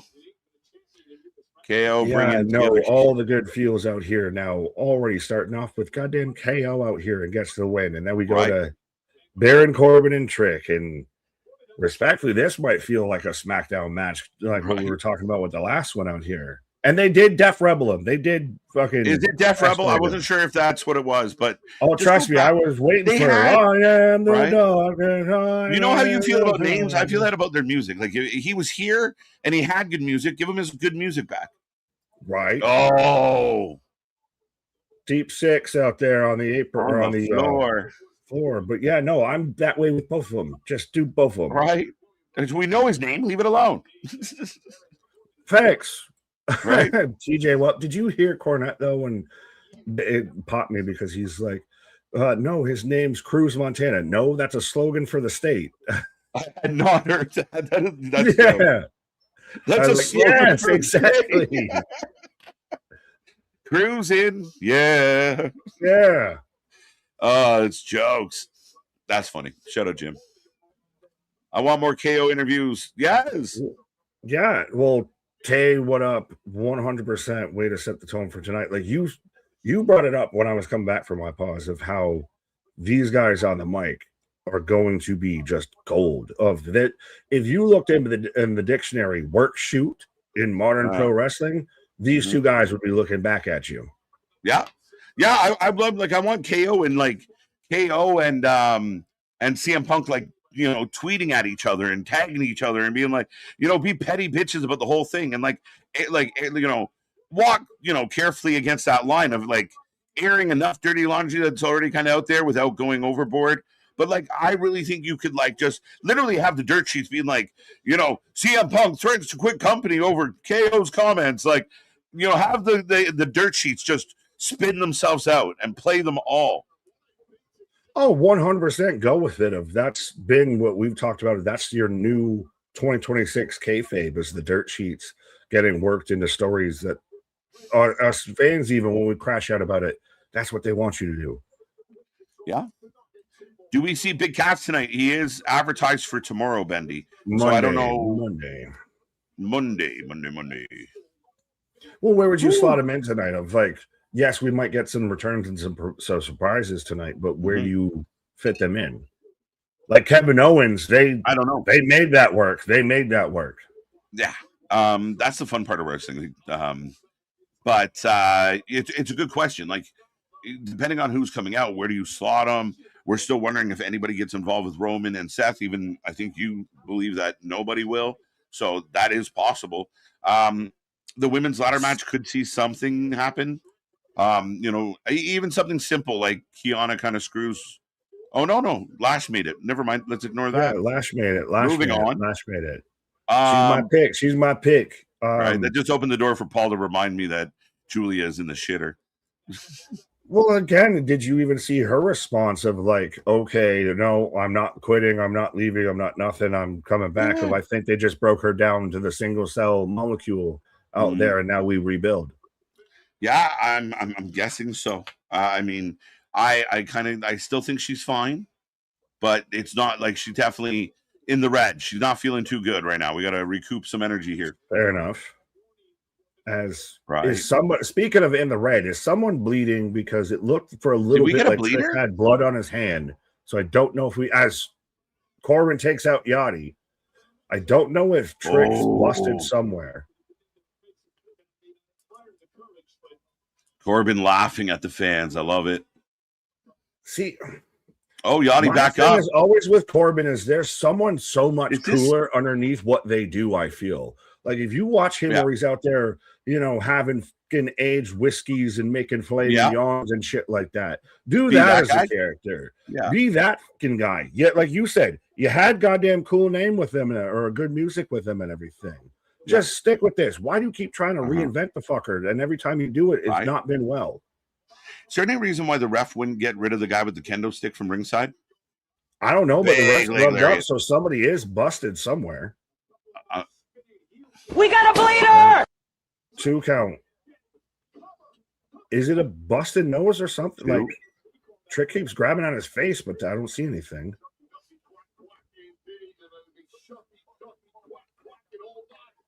But a bookend. Did you see Booker T was out there wanting to have his final retirement match versus Trick? Yeah, I don't blame him. I mean, it feels like father, like son. Yeah, it feels like evolution, right? Like it just feels like the passing of the torch. Got Corbin. Did you see some of the dirt sheets? Like Brock Lesnar passes torch. Thank you. Breaking news. Yeah, we didn't know. Well, it's always funny when you see some people. Yeah, why watch clips? No, so then you don't know because you don't watch the show. Right. Oh, what is happening here? Oh, kendo to the back. What is happening here? This match Trick's is all to win. That's what's happening as we get a fucking. And the good guy's cheating. Driver. Yeah, I'm not like the crowd's kind of. I mean, they popped a little there, but what happened in that spot there?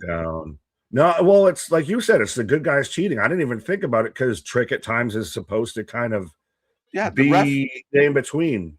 Yachty walked down Corbin with a kendo stick, and the ref didn't say, "Hey, you're not involved. Get out of here."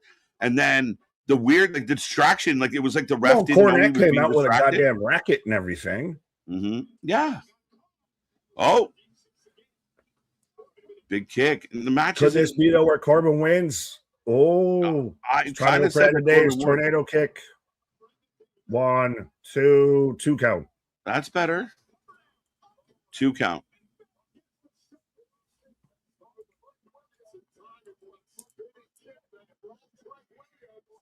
Now, is this weirdly where Trick's getting exposed? Right. A little bit. Is this the Trick we saw in NXT towards the end before he had that TNA title reign and everything? I don't know. Is Corbin a little a little clunky? Rusty? I mean, these two together seem a little clunky.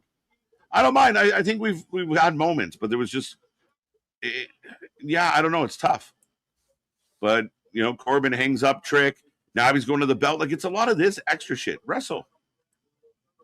As we got the furry belt, which I mean, if you're ever going to get hit with a belt, a furry one's probably the one you want. Yeah, it's the most padding on it there. It's now Yachty. Dingy's going to go for a table. Yeah, like Yachty's like Yeah. He caught that table Yachty on his complete hip. Across the table. He cracked belt it. Shot. How did he get from there to there? Corbin going to win. Corbin going to win. End of days. End of days. 1, 2, 3, and your new United States champion. The move that no one kicks out of, the most protected move in wrestling, next to the one-winged angel, the end of days. Yeah, the match wasn't great. No, but I think you need to dap, to be honest. About a 2 count ahead. 1, 2. That's right. Now people are booing. Corbin's got the furry belt. I called Corbin winning because I think he's holding up the furry belt. The money's in the chase. But you got really there with Trick, and it was there, and you didn't have Carmelo, and now you pivoted right to Baron, who came back. Yeah, I'm okay with it. I really like the idea that Trick's going to stay over as a guy going after Baron Corbin. But does it even exactly feel like what is his exact issue? Like, it's not like he got screwed or anything. It's not like he got like trick with this whole thing. Like, he still just kind of lost clean out here. He got hit with a belt. What do you mean lost clean? Yeah, but your guy was cheating too. Your guy was hitting him with a kendo stick. I know, but he didn't lose clean. The guy hit him in the face with a belt. No. They'll run that back. Trick's gonna be pissed. And again, you need bad guys to do stuff. Corbin came back. You want Corbin to matter. Corbin's got to win. I picked Corbin. I like this choice. Let the fans be sad. Ooh. Yeah, you gave the toy and you took it right away. Right? He's the end of days. He's not happy. Right. But so I've got him on the ramp. All the pyro just went off. Yachty slapped him. WWE has 2 Cruz limit. Cruz Del Toro is killing AAA, so they had to ditch Apollo Cruz for Montana. Someone start Cruz. Jobs matter. Oh, Cruz in. Yeah. It was no DQ, so that's my apology. I got that impression as we went. Like, okay, they're allowing a lot to happen. When did that get announced as no DQ? This feels like the Punk thing that was announced as Street Fight, and then it wasn't. Yeah, I did not know. I did not really know that was a no DQ, but they were letting everything go. So it was I don't know. Was it really? I don't know. I'll double check Wikipedia, the fucking sources of sources out here. No, it was just a straight up singles match according to the Wicca. Okay. Yeah, I didn't think it was a no DQ. They were acting like it though. Oh, we're setting up for the ladder match out here right now, though. I mean, again, shit just keeps popping off. People are going to be unhappy that Trick loses and freak out, but again, the money's in the chase. So I want Corbin came back. I don't want Corbin to feel like Karrion Kross, where Karrion Kross came back and we got all excited. Oh my God, Karrion came back, and then Karrion didn't really do anything. Corbin's back. He wins the U.S. title. Now he can play a little keep away. He can be an asshole, and he feels a little more locked into mattering as he returns to the company. For my money. Fair, but is it also a little bit like he came back, had one promo, and then he wins the belt? Like, it was a little fast. I guess. I mean, sure. I mean, we got to act like he's been there before, and he came out and took people out. So, I mean, I got no problem with that. He kicked people in the face and said, I want the title shot. Should Carmelo have been there? Should Carmelo have been there? No, not with, again, now you set Carmelo up to go after Corbin as well, right? So people are going to really want a guy like Carmelo to beat Corbin. So I think don't let Carmelo get anything on him. You're going to give the belt to Corbin. You don't need to kind of have him beat both baby faces. So I think this sets up a nice little world where Carmelo, Trick, guys like that are gonna Ilya, like they're all that mid card on SmackDown's a little baby face heavy. So I think Corbin's a good guy to kind of play keep away. Well, and with this, have you removed any kind of doubt that Trick's a babyface out here? Yeah, I think it dials him in more. I know he said the babyface was cheating, but then apparently that was within the rules, so maybe not. But nonetheless, I think there's definitely potential there. And we'll see. I mean, maybe little Yachty and Trick get mad at each other. But I'm pissed. Oh, no. Why Corbin, though? I think they really want Corbin to not be unimportant. Yeah. Corbin don't stink up the joint like he did before. Well, it's still you kind of did nerf him you changed his theme. At the very least, at least let him keep his theme. That was part of the whole thing. Yeah, I do miss the theme. I will admit that. Ladder match is up next. Folks, get your votes in. This one does exceed the poll size on YouTube. So just let us know, who are you taking, as the 5 ladies will be dancing, trying to become the interim WWE Women's Champion. A very interesting one, Nick. I will be right back. Uno momento. You're good. I was going to briefly. I'll be back. Who would be the first one that you would cut out of this if you had to get it to 4? Who would you cut out of? Oh, with the 5-way, if you're doing the poll and everything. Yeah. Oh, fuck you. All right. You go take this one now. You get out of my face. Nothing but love. She's going to win it. She's going to be winning it. She's going to be the goddamn surprise out there as KJ takes a pause as I'm in a commercial right now. So again, make sure you be a friend, tell a friend. As we've been flirting and bouncing around these triple digits out there, we just passed 12K out there. Let's see if we can just pop this thing off, pop the top off on a SummerSlam tonight. How we doing, Lady B? Not lose that trick. We said whoop that trick. Yes. Groovy cheering for Corbin. Bendy, what up? Fans are pissed. That's hilarious. I don't know if they're exactly pissed, but I feel like it would be more of, you're going to see some people that are going to, oh, same old WWE booking. I still would have liked to see Trick retain with that. I know, what was it? Anonymous was saying, wasn't I behind Corbin? Yeah, but also just even halfway, for one, for the topic of discussion, and B, even though Trick's over. I don't know how much you want to play with that right now when, you know, you've got CM Punk still putting him over, sitting there trying to say he could challenge for the world title and everything. Let him kind of keep that momentum going a little bit versus Corbin, who just got here of little rush. Maybe he loses the first match and then wins it on the rematch out there. Just saying. But Superfly, what up? Trick lost. That's see if they let Oba Femi lose. Okay, I think you had me in the first half. I mean, Oba won last night, so I think can't do revisionist history, but I'll give you that. Greta, yay, Baron Corbin is the United States champion. Hooray! There you go. Well, at least now we'll get the non-furry belt out there. Because Trick is not a good wrestler. Oh, that's not true. That's just completely, to me, not true. Of saying that Trick is not a good wrestler is A, just a bold generic statement, and B, I think unfounded. Corbin wins. Shut up, Mega. Called it. So true. Can't trick Corbin. Can't trick Corbin. Good Lord. Yes. Bradley, what up? Damn, Corbin won. Denise out there with a $5 super chat. KJ and Big Nick, Randy, KO, Punk, and Cody and Drew could return, and SmackDown can be back up. Ratings again. Bella Page. I'm so ready for SmackDown. Watch. There you go. Yeah, you've got a murderer's row of just that world title scene out there when it comes to SmackDown. Of Monday Night Raw might have more of the stories. It's got the Netflix and everything. And so they're showing the cosm, the sphere, but not the sphere out there to where you can get all the immersive camera angles out there in LA and Dallas and so.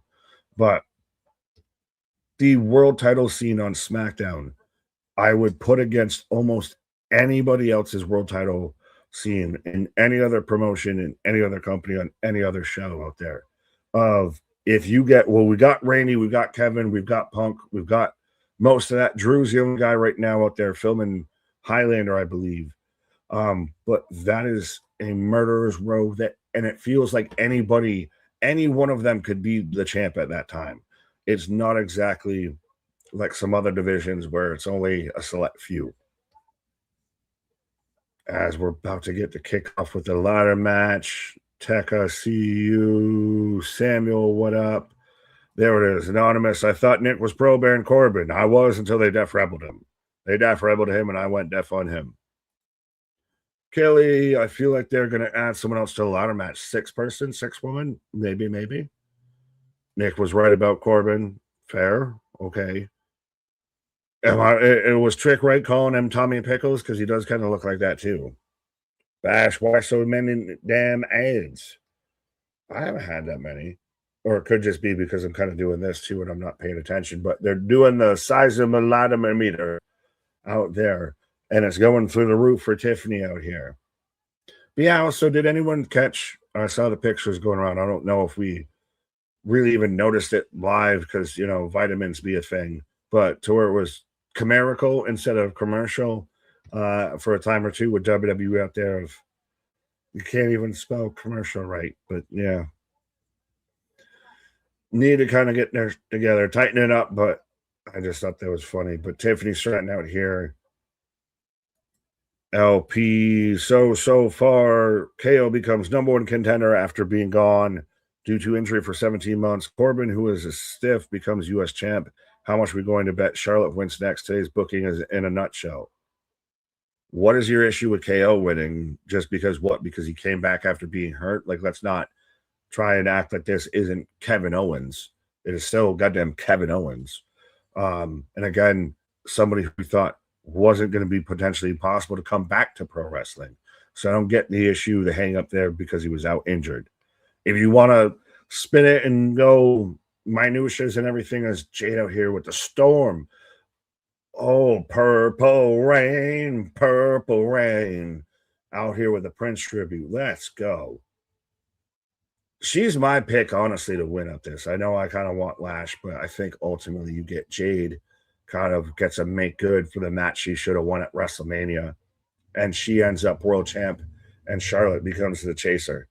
I know I think Anthony had it the exact opposite of that way, but I think we get at least Jade and Charlotte are the two that I think are the most favorites for this title out here. Lash would be my dark horse, but god damn, Jade, how you doing? Why are we gangbanging on KO coming back? I still don't get it. Corbin, I can maybe give you that, but still there can be a discussion at least had with it. And Charlotte's been over. Charlotte's gotten over. Charlotte's been out here. Has actually kind of had a career renaissance, I might say. I know KJ is going to come back and look at me like I'm a fool, but I think Charlotte's really not fully reinvented herself, but she's gotten some good graces behind her out here. Now, granted, the pink hair dye, the Alexa dye, ain't going to help her with that. She's, biting bars out here. But Chelsea coming out. Could she be the dark horse? Like, is there... I know I've kind of been steadfast on the top two. Is there going to be somebody that's not that top two? That is a Chelsea. That is a Tiffany. That is a Lash. That is... Christ, that is the other three out there in the match. There we go. That could win this match. Nathan, what up? Who are the five ladies? I think I just routed them off there. Lash, Chelsea, Tiffany, Jade, and Charlotte. Absolutely all the yum-yums out here. 5-star yum-yum match. Chris, I don't like Trick. What don't you like about him? Like, I don't know. He's a bit of a Booker T clone, I will admit that. And I know we had our questions before him when he was in NXT.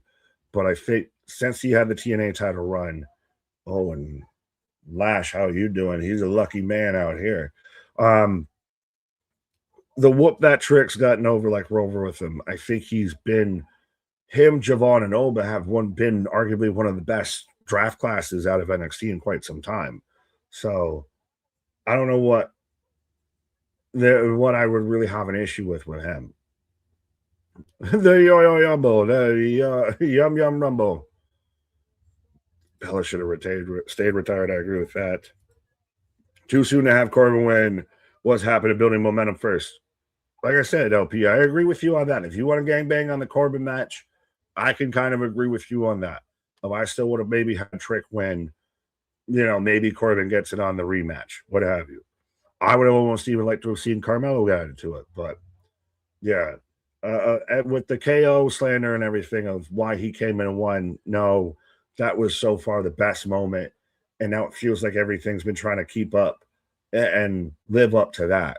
And Charlotte has very much established herself as back again as one of the top stars in the women's division, which honestly, again, is WWE's women's division, the best women's division in pro wrestling.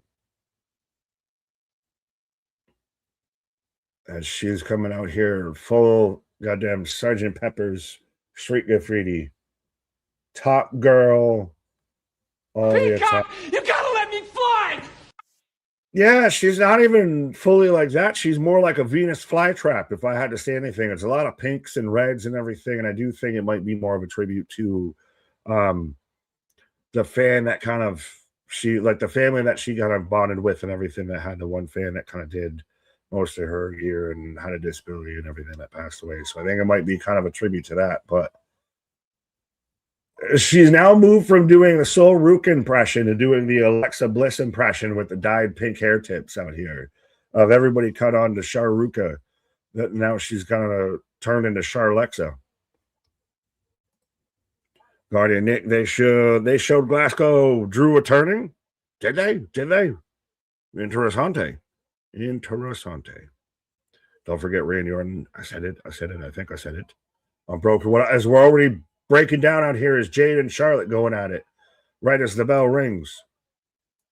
Brie Bella has improved since coming back. That's why she just hurt her shoulder, right? Nikki Bella has done nothing bad in her return. She hasn't had a return. Or hurt the growth of any top up-and-comers. So why should they have stayed retired? Guys, I don't want to see them because I don't know if they have contributed as much as they think they have, being honest. And I think they've been a little like, thank you for bringing Paige back. If that's their big contribution. Chelsea with a dive gets caught by Lash. Oh, chokeslamming the ladder. But yeah, beyond that, I don't know. I could go a lifetime without watching another Bella's match, being honest. AJ Lee winning the ladder match. Naomi would be an interesting show. She might be seen sooner rather than later. She's not one of them that was like the Randy or the Kevins that got told we'll see them probably within the week. But it could happen. Lash right now in control. Could Lash be the one that wins this? Could they go somebody that's a complete surprise with this? Because is the person who wins this not pretty much then lined up to have a match with Rhea? Big shot from Charlotte on the Lash as both women fighting in the center of the ring right now. What's the over-under is that Tiffany has another wardrobe malfunction. I don't know. Who wants to set the line on that? Where's Curtis, the commercial break connoisseur out there? Oh. Lash just scoops up Charlotte and just dumps her on the ladder. Yeah, I don't know if I can make odds on that. Over-under. I don't know if I want to bet on that. I still like being on YouTube. Why are you not getting a liar versus reverse Bailey in a chicken coop match or something? Why would you? I think that feud died when they almost feels like they, sent Bailey potentially allegedly out of the company. I don't know why you would run that back. I could see it. Why isn't, say, Lyra involved in this match, but Charlotte versus Jade paired up? Let's go. Oh, those two now going at Tiffany and Chelsea. I dig it. But no, Lyra, I don't know what you do with Lyra right now. Because she kind of rode off Bailey, but she's kind of not going towards anything else, I feel. So we'll see. Andres, what up? As we got 104 shout out right now. Let's see if we can get this still keep growing out here. We're only match 3 out here in the middle of a ladder match as Chelsea and Tiffany weighing away on Jade and Lash in the corners out here. Let's see if we can pop that 120 off and get everything out here. Let's see if we can even double this up. Give me a little 200 action. Can write Kevin's absolutely, goddammit. Guardian, they tape them circle pads up now. Who's what now? Purple rain. I need to scroll down.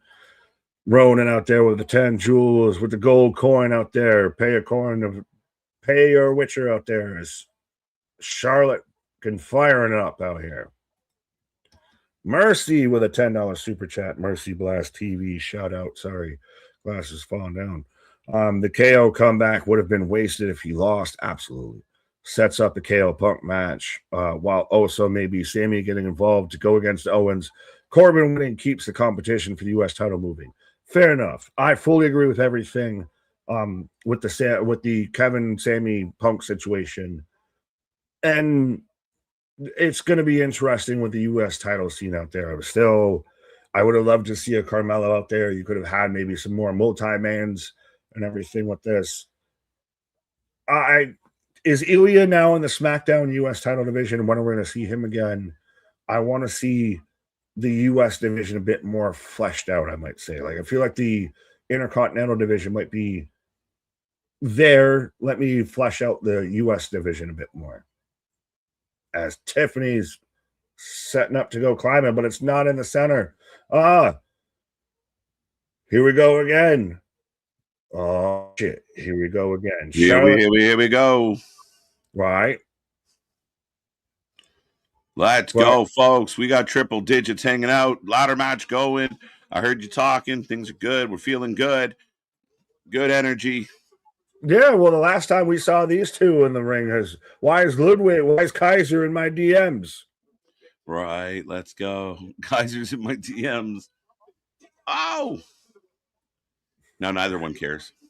Ken, breaking news. Paul hates more things than Nick. That's a hard hill to climb over, but yeah. I love Summerslam. Summerslam, let's go! Yums. Let's go! How we doing on a Sunday, Yum folks? branding. I know Yum Goods, who owns Pepsi and Pizza Hut, right? Send us a cease and desist, but we need to lean into the Yum branding. Maybe. Oh, Jade cuts off Chelsea. Jade on Chelsea. What? On the ladder now.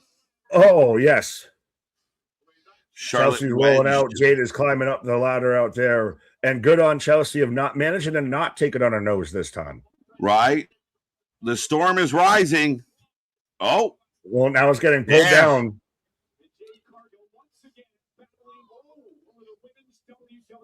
Double pump kicks. How we doing, people? We feeling good. Breaker. Outside the ring. Out comes Tiff. Tiff climbing. Yeah. Second. Oh. Charlotte getting showed off. Sharuka back in the house. She's not beating those. No, she's Charlexa. The pink tip. She's Charlexa. Yeah. Homage to her friend. Yeah. As we got the blonde bombshells fighting on the sides of the ladder, knocks off Tiffany. Lash slides in the ladder. Right. The queen will stand alone. I stand alone. Inside. Lash or Chelsea. I think there's a valid case for just about every one of these women. I don't think there's a single one that is completely ruled out of the possibility of winning. Tiff could win. No, but I think the odds are kind of a bit slimmer for a certain group of them instead of most of them. But I think Tiff could win. She's in her hometown. Double up. Why not? Lash has got Tiffany up on the ladder bridge. Are you there? Yeah. Yes. Down on the ladder. She bounced. Bouncy out there. Yeah, and Lash is just, that's what I do. That is what I do. Lash could win. Charlotte could win. Jade could win. Chelsea might be the biggest dog of the fight.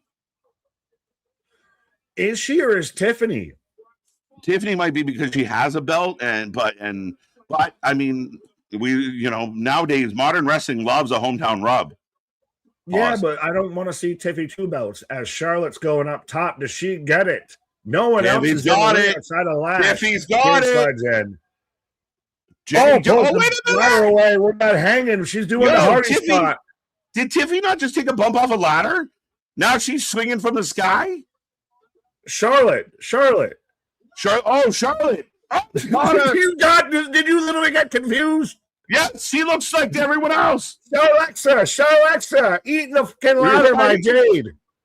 It's Sharuka Alexa time. Well, it's Lash Legend time. You put some respect on Lash's name out there. Right. They just yanked Charlotte down. I legit thought that was Tiffany at first. My bad. I was like, did Tiffany not just get popped? No, yeah, okay, she did.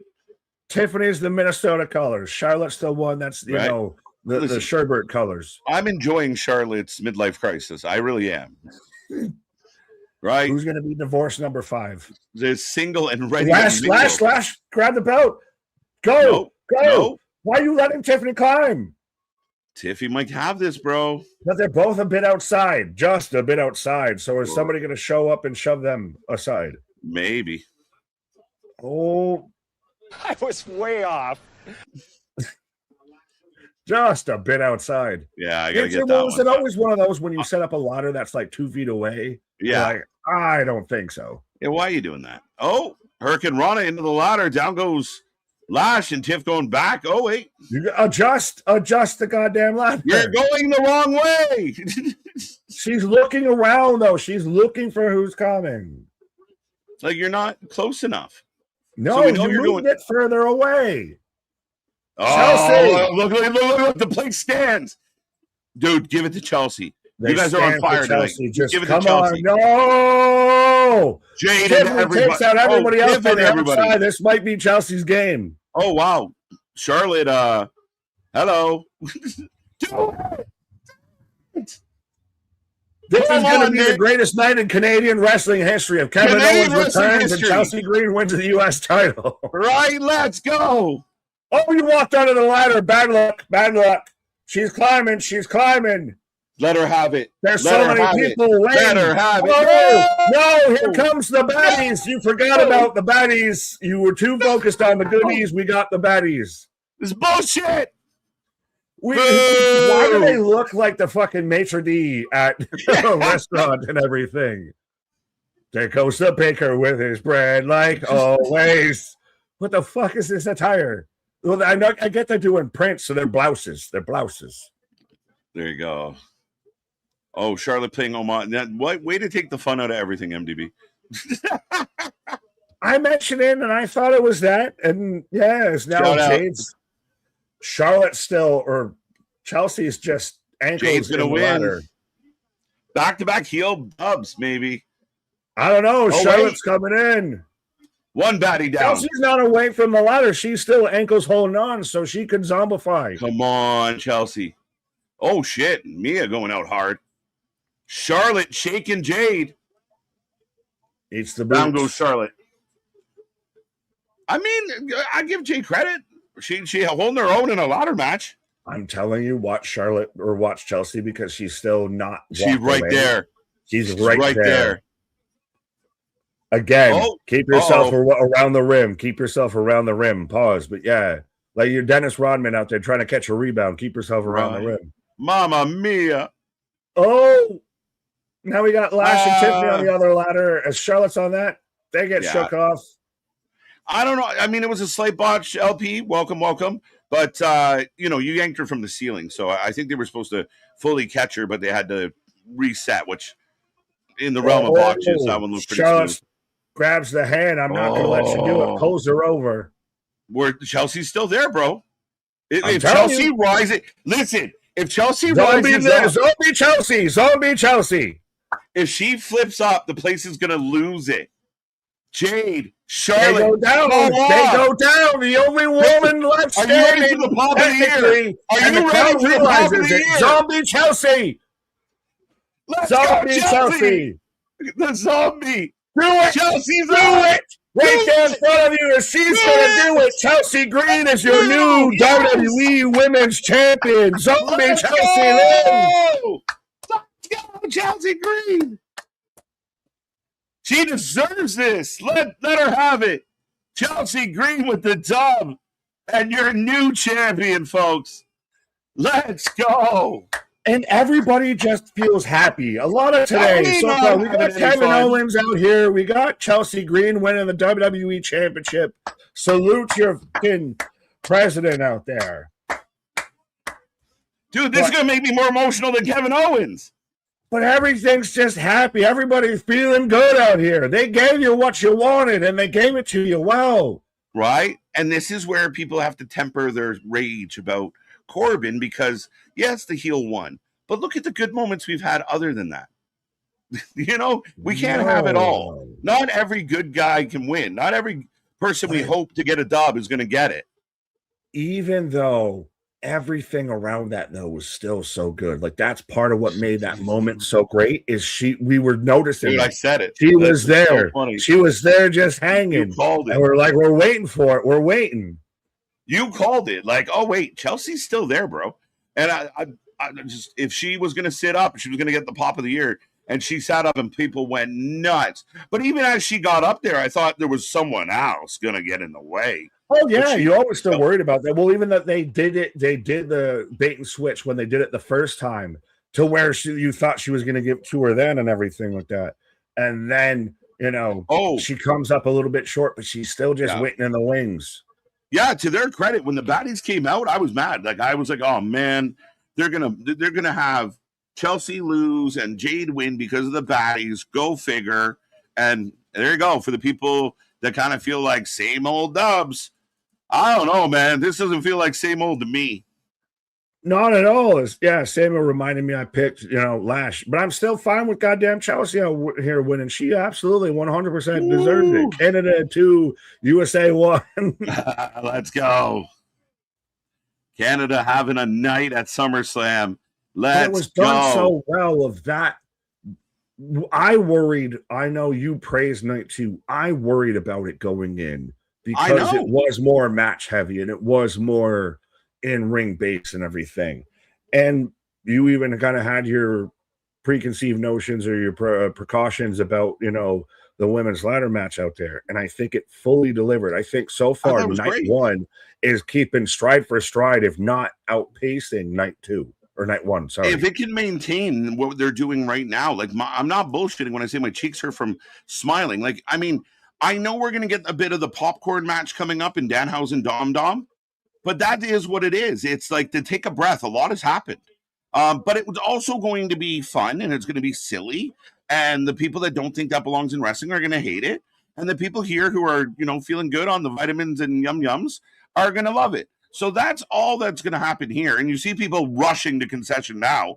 So we are going to get Danhausen and Dom next. But if they can maintain and we still have a banger in Penta Gable. And then we have Seth Roman. I think number 2 is going to clear number 1. And that is a great weekend of wrestling for anybody who's a wrestling fan.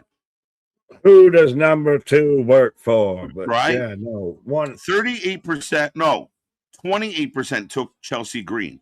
So a good handful of people did take her. She got the second most votes next to Charlotte. So some people were hopeful for Chelsea to pull this off tonight. Well, even then, still text out there with Chelsea. Her win was not on my bingo card. And it was still great. Yeah. It was still like we've had bigger reactions and bigger shout out Geekbox, everything like the clippable reactions that everybody likes to do and everything like that. We've had more of those moments on tonight so far, just 3 matches deep than we had all of last night. Yeah. I mean, and last night had some, right? Like Randy's a big deal coming back. Oba took a tombstone after 3 F5s and still kicked out. Yeah, Oba and Brock doing the taker spot, the sit-up spot was great. But we had a lot of poppable moments. But yeah, I mean, right out of the gate tonight, we came in with energy, and KO's return is instantly going to make people feel good. I can't imagine it doesn't. You'd have to be a pretty hardened fan to be like, I don't care that KO's back. But I mean, ultimately, the momentum has kept going. I know people are disappointed that a heel won. I mean, a heel won. Sorry.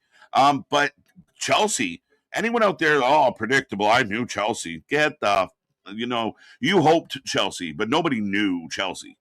And even the way that, again, they pulled it off, and this is at times where I get a sucker for the moment, even before, like, the presentation of the packaging before what even the actual present is and everything, of how they sat there and did it to where she was down but not out. Of if you noticed it, she was still, like I said, she's hanging there, and they build into that moment of everybody else comes down, everybody else hops up on the ladders.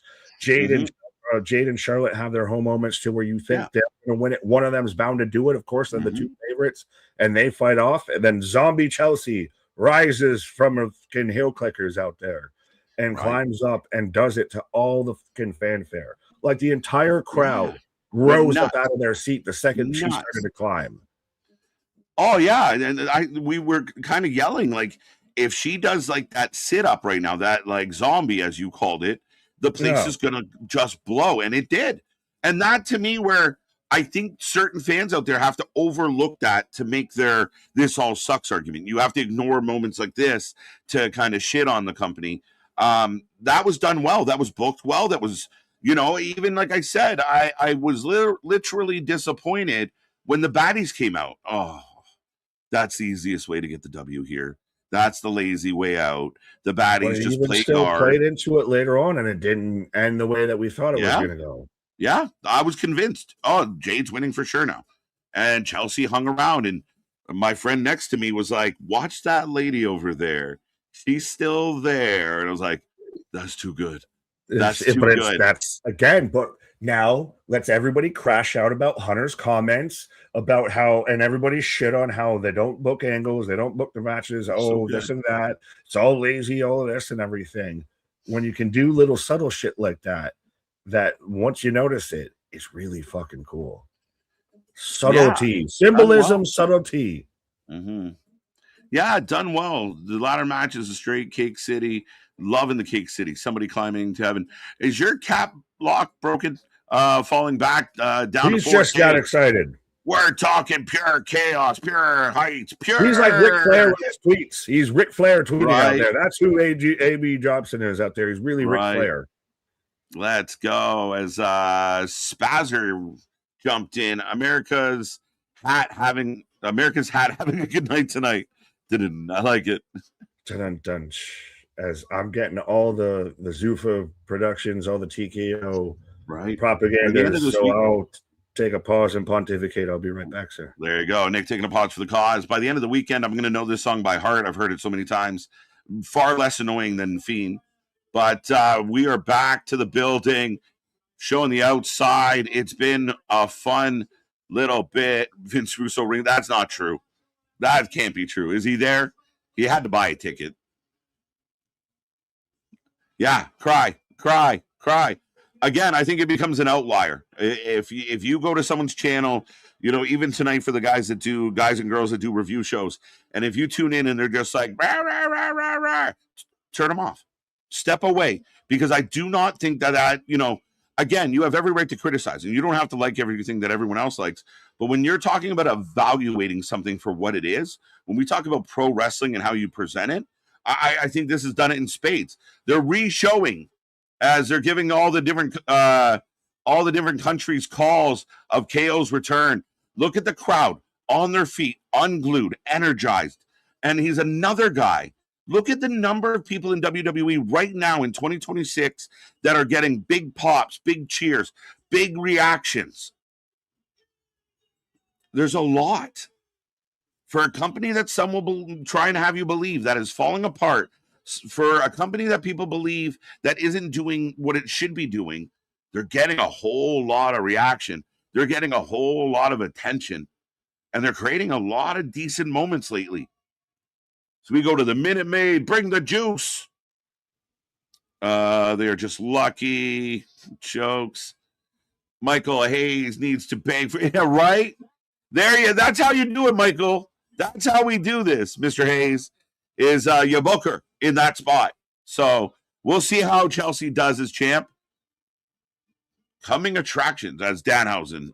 There we go. So the Curse Father has returned, folks. I will put a poll up. We take a prediction for every single match here on the channel. We take a rating out of 10 at the end of every show. We want to know how the fans out there feel about the wrestling. And get in this chat. If you're new here, don't be quiet. Don't be shy. Let us know what's on your wrestling mind. Keep it clean. Keep it classy. But all opinions welcome. Except dumb ones. We don't like those. So who do you got? Do we got the Hoosin? Or do we got Dom Dom tonight? Some people said it had to be Dom Dom. But I think if you're following, by the way, it is a human money's on a pole match with somebody out there, a fact checker. When is the last time WWE did on a pole match? Speaking of polls, the poll is up. Get your votes in. Who you taking? Who you taking? Who you got? Matt can afford the Sergeant Slaughter unpainted action figure from 1982. Let's go. We'll see how Cardona does moving forward. But yeah, congratulations to Chelsea Green, guys. I'm a fan. If you watched Unreal, I mean, Hunter did give her a good amount of praise and used her as an example of a woman that's willing to take anything you'll give her and make it as good as possible. You want Chelsea to fall in a dumpster. You want Chelsea covered in cake. You want Chelsea to be get thrown out of the Rumble in a matter of seconds. Chelsea is game. All airtime is good airtime, according to Chelsea Green. So when people worry about, Chelsea's buried and da-da-da, she knows there's a method to the madness. and being a good worker and being a person that is open to playing the game and being open, literally with Triple H, pun not intended, but that's where you see her reward tonight. She gets a big win. And I don't think many people truly said she is winning. I hope she's winning. I believe. But she is winning. I do not believe a lot of people made that statement. But I think it's a great choice by Hunter, by the company to, strap the belt on Chelsea and see how it goes. As here comes Dom Dom. Matt Cardona ordering more toys as we speak. Fucking hilarious. I took Chelsea. Got Chad Gable. Not yet. Did I? I didn't. There you go. All right. I had to double check.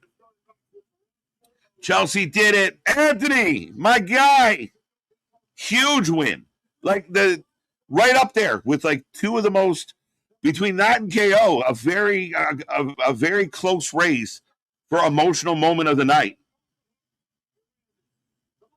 Danhausen wins I Want Mysterio. Yeah, this is going to be all types of silliness, folks. So, again, if you don't like silly wrestling, now is your chance to go get a snack, go get popcorn, go to get a sandwich, some za, whatever makes you feel good. Take a moment to hit like. Take a moment to share our link with anybody you can think of.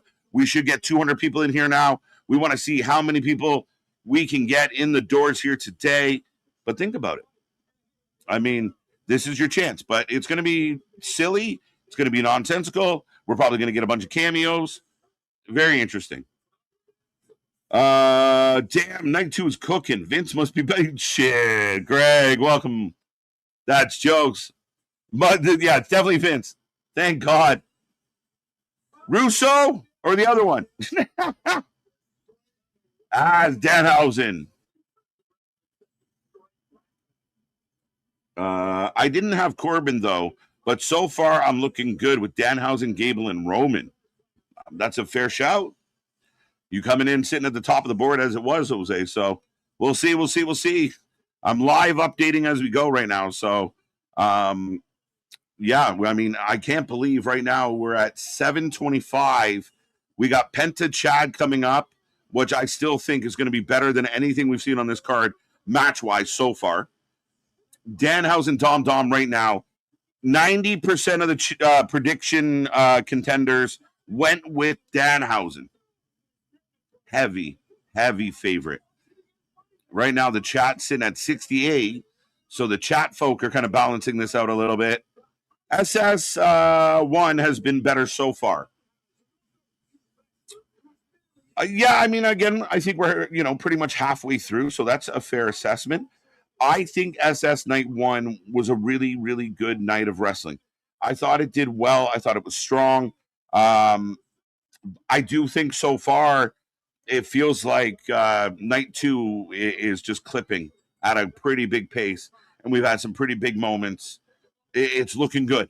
And I think if we can maintain this and finish strong, I think we're going to be talking about a really, really good 2-night SummerSlam from the WWE. Nick, they did it. They did that. Let's go. I might have been behind. Remember, we get big cast tomorrow. Do we find out, is there any chance we get, Frankenhausen here tonight? I don't know. Chelsea wins. You live wrestling. Yes. Tonight has been better than last night so far. I think at this point last night, I'm like tonight, from start to this point, has been a much higher level of energy. And I mean, I got biased because, Kevin Owens wins, one of my favorites. Chelsea Green wins, one of my favorites. Like, I'm kind of having a good night here tonight. So I would think that if you were going from start to this point on both nights, slight edge to night 2. Night 1 has been great. Night 1 has been great. So then night 2. All right. Chelsea getting the push before Lyra. Good. She deserves it. She really does. But Danhausen, Dom Dom are in the ring. I'll close the poll. 70% going Danhausen. Remember, it's human money's on a pole match. I'm sure that comes with no DQ. Does Chelsea Green get a longer run than Sammy? I do believe she gets a longer run than Sammy. but she could definitely be very transitional. I love her, and maybe not, but I could see her holding the belt for a little while. Like I said, she could be the one, where she's kind of running her mouth and nobody can beat me. And that's where Rhea returns and kind of kicks her in the face and beats her pretty handily, which is going to bother a lot of people. But, Chelsea kind of seems to like being the kind of the butt of the joke that way. So I could see that being like that. Bring back the Hervis. Where's Alba Fire? I know Dewey's out there recovering. Let's go. I agree. Bring him back. Go get Isla Dawn. We all win. I win. Let's go. Jose wins. I win. No, you're just throwing your hat in. I'd do that too if I wasn't winning. Dom and his 30 shirts. I know, it's crazy. JD, by the way, JD McDonough, moonsault as he helps his buddy out. Who's going to help Danhausen? Mindyhausens. The Mindyhausens. Do we get the secret Hervis? I would love it. Chelsea is the interim #fake champ. Enough out of you. Still the champ. But Rhea's coming back to claim it pretty quick, I think. Blake Monroe going after Chelsea is great. It would really help Blake get booed, and it would really help Chelsea get cheered. I have no problem with them two going at it. And I think the crowd would be into it. Oh, I think one little man being checked on by the ref. One of the Hausens looks really ouched. Chelsea versus Penta. Yes, run it back. That was an outstanding match. If you guys haven't seen Chelsea versus Penta, Google that shit quick. Braunhausen would be amazing. Oh, as JD gets hit. He's back up. That one little Hausen, I think, might have got a concussion, but here we go. What is happening? Okay. Oh, they're trying to get the money. The Mindyhausens. Dom clearing them away one by one. Svengoolie, yes. Yes, welcome. Fans won't accept how over Danhausen is, yet they gas up Omega have a shitty promo. Roll Tide, I'm with you, buddy. The double standards are mind-numbing, right? You have your tag team champs wearing Ghostbuster suits, and I'm all for it, but you can't be all for it when your guys do it and hate it when other companies do it. We've got blow torches and silly angles. We had a Leatherface match. It was one of the worst live wrestling matches I've ever seen. I don't mind going fun. I don't mind going silly. We had Adam Cole making peanut butter sandwiches. That's maybe a bridge too far, but you can't hate it just because it's not your company doing it and then justify it when your favorite company does it, right? JD punches a little man in the face. Speaking of, I don't know how that works. Not what I wanted to come back. I was going to come back with Adam. Welcome back as we're rolling Mindyhausens everywhere. Yeah, Oompa Loompa Doopa the Hausen. But have we almost had probably two moments in this top of the years? We didn't even say his name. I believe in Joe Hendry. Joe Hendry, guitar in hand. Elijah, Jeff Jarrett. Oh, shit. Goodbye, JD. Two pops of the year contenders just tonight. Yes. Absolutely. Absolutely, man. That's 100%. We've had bigger moments, almost like night one walked or was great, was good. So night two could be great. Yeah, that's fair enough. And I mean, I think the difference is okay, the early surprise, like if you look at how the matches worked out on night one, Randy was the big surprise later in the show, right? Right. The bell is turning, not that much of a huge pop, but okay. But that was early. Like early in this show, we got KO, we got Gunther, we got Chelsea Green. So I think they've hit some big targets early. The goal for them now is finish strong. Oh, Spooners. Kevin Knight, Darby Allin, eat your fucking heart out. Tony Khan, they stole your gimmick. Spooters. Danhausen about to get the win. There you With go. The crowd goes wild. Satchel of fucking money. I know Wile Coyote versus Acme is about to actually finally come out soon, but this is goddamn some Roadrunner shit. I asked the chat, when was the last time we had on a pole match? Judy Bagwell. Judy Bagwell? And they were no, like, never again. Would it have been the Gold Rush match with Booker T and WCW to where he's got like the painting that like falls out, like the title belt falls out in the fucking thing? Yeah. No, I completely agree. But Danhausen gets the win. I said if you're not a fan of silly wrestling, it was a good time to take a break and stretch your legs. It was what we thought it was going to be. It's the popcorn match, bro. I ain't that mad at it. I got some popcorn chicken and shit. Right. It's well timed. Adam, I saw what I can only call a little people wrestling show. I followed one of their wrestlers on Insta recently. He's been posting from WWE shows. Yeah, that's interesting. I watch it. What's the one? And somebody in the chat, we talked about it before. But I watch a reality show all about little wrestling. And it's awesome. Just shout out Micro Man out there. That was Micro Housing and everything. Micro Housing. So 100%. Yeah, no, I get those same. In like the New England area, there is very much micro wrestling that kind of goes around and everything. And I'm kind of interested, but I'm kind of like. That's what it is. The micro brawlers. No, that's the. That sounds like an action figure fucking series. I might be right. Coming soon to the Wrestling for Life merch store, Micro Brawlers. If you can fight as KJ taking on Big Nick, or you can have Anthony jump in from the outside. Right. Danhausen's talking to the ref. I'm not sure why. He's throwing away the monies. He's throwing away the human monies. How mad are you going to be when Danhausen's on the human monies has been adopted in my vernacular now. It kind of has.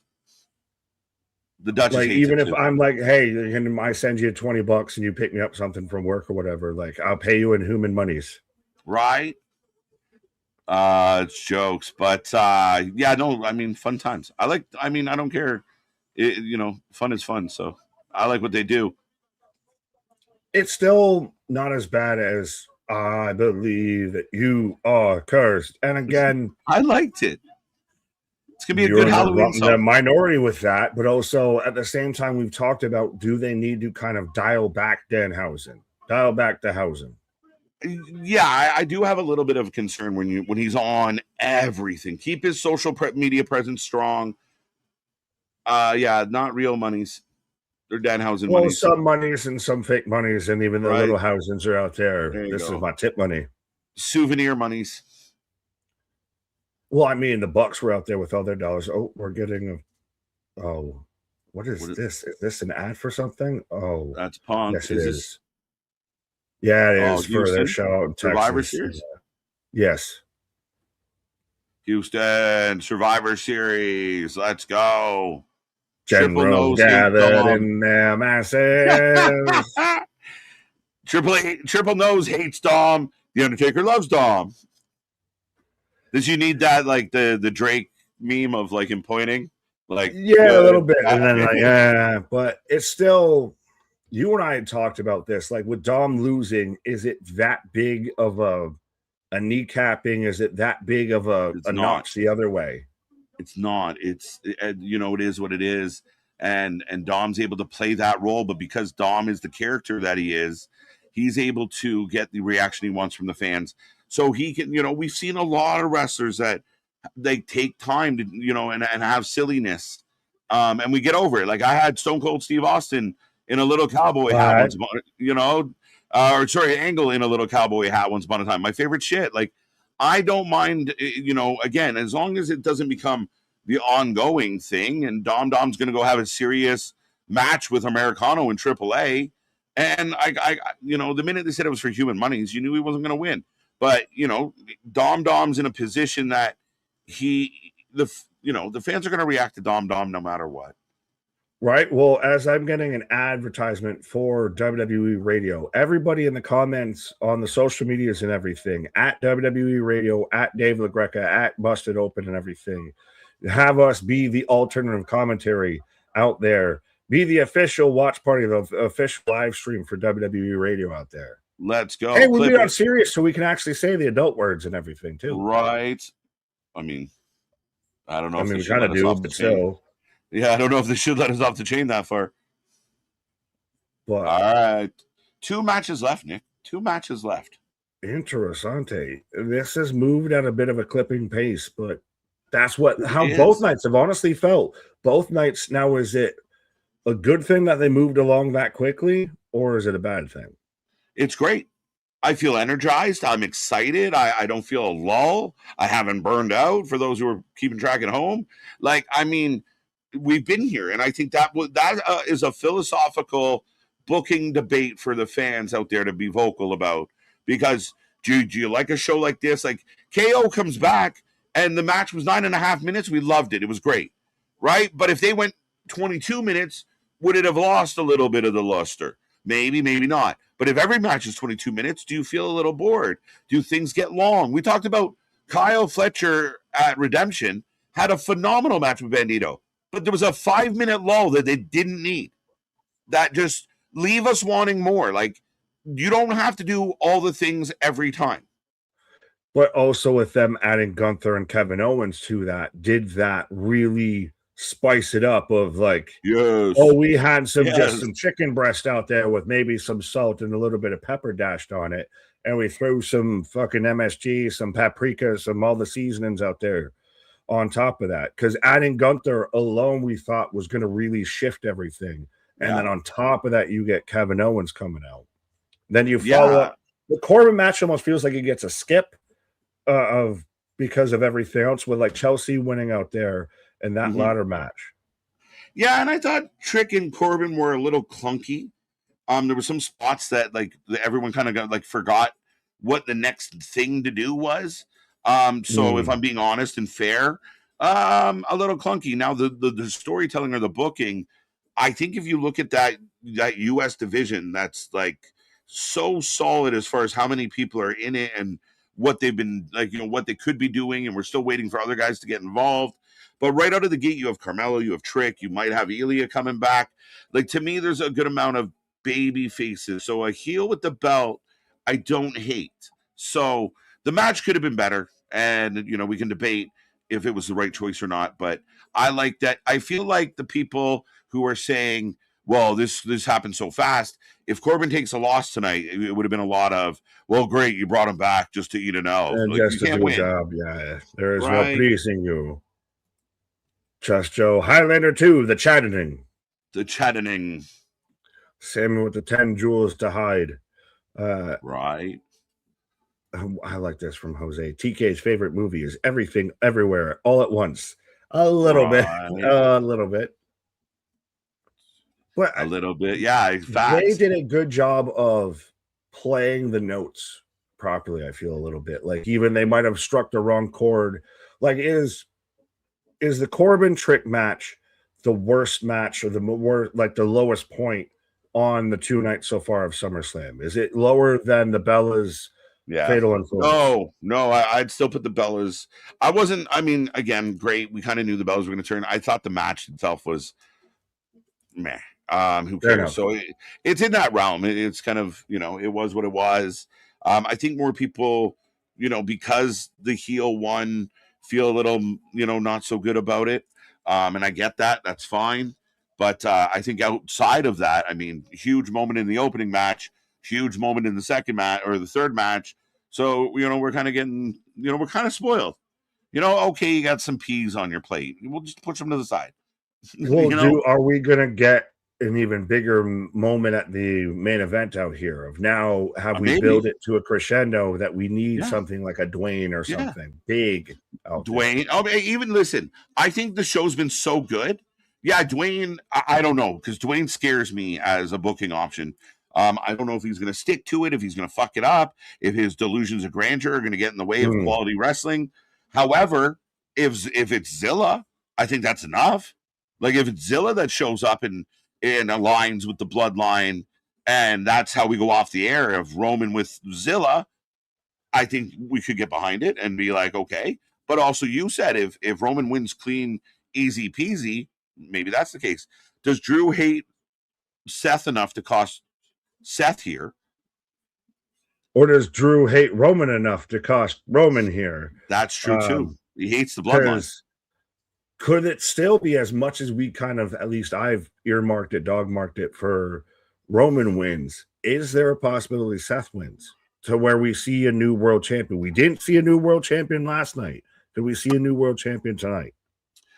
I think because it's Seth freaking Rollins, you can't say no. You might think Roman's a heavy favorite. That's fair. But to say that Seth has 0% chance to leave SummerSlam with the belt tonight, I think would be unfair to Seth. I think there's always a chance with Seth. And Hunter's proved it in the last 2 days. I mean, predictable my ass. At least not this weekend. Oh, absolutely. One still is the whole conversation of we might be Killer still Bees. The Killer Bees. Oh, look at Rick Martel. Oh my! There you go. I'm more excited for Rick Martel, who looks like he's a retired professor. The guy who's about to play Bill Apter in a Bill Apter biopic. That's crazy. Hey, Molly Holly. So what are we at on the celebrity meter? Because the Killer Bees, I thought Wu-Tang before I thought them taking their fucking knitted masks off. Eddie Kingston. Oh no, Shane Trisco. No. I thought that. Oh, come on, tell me that's not Eddie's son. The Master Sergeant. No, he's too clean to be Eddie. He's Eddie sober. Oh shit. Shit. Oh, there's some familiar faces. That's jokes. Right. Mighty Molly. Chad and Penta, ladies and gentlemen, strap in and strap on. I've been beating this drum all week long. I've been dying for this match. And I'm already happy. But this is going to be somehow even more your feel-good moment because Gable's going to win this in front of the hometown crowd and celebrate with his friends and family out there. Right. Look at this visual. America. Fuck yeah. If they need a new guy to play Captain America, I think Chad Gable might be a guy. Rock you like a hurricane. As he's Skull. He's trying to get it over. The fans are like, that's a lot of... Even in Minnesota, where the fucking clap originated, the goddamn Minnesota Vikings shit, he still can't even get them to do it. Some of the wrestling fans are like, that's too much like a jumping jack. I don't want it. No, they're going to smell me. They cannot get that clap over. It's jokes. Not even in mini. Rick Martel looked like a retired professor. Yes, like I said, I want to almost halfway clip this because I want to see if Bill Apter will actually respond to it because it feels like that's the guy that's going to play Bill Apter in a biopic. That's so good. And that's a deep cut if you're a wrestling nerd. That's how you know we've been out here. We in these streets. You can fuck off with your Meltzers and your Alvarez's. Give me a Bill Apter. Yeah, right. Let's go, Bill. I like Bill better. I hear Killer Bees. I think the Dolphins defense of the 80s. Fair enough. Oh, there you go. Florida guy. That makes sense. Yeah, well, I was like, why would they be laces out? Laces out, Jose. Laces out. Finkel's Einhorn. Finkel's Einhorn.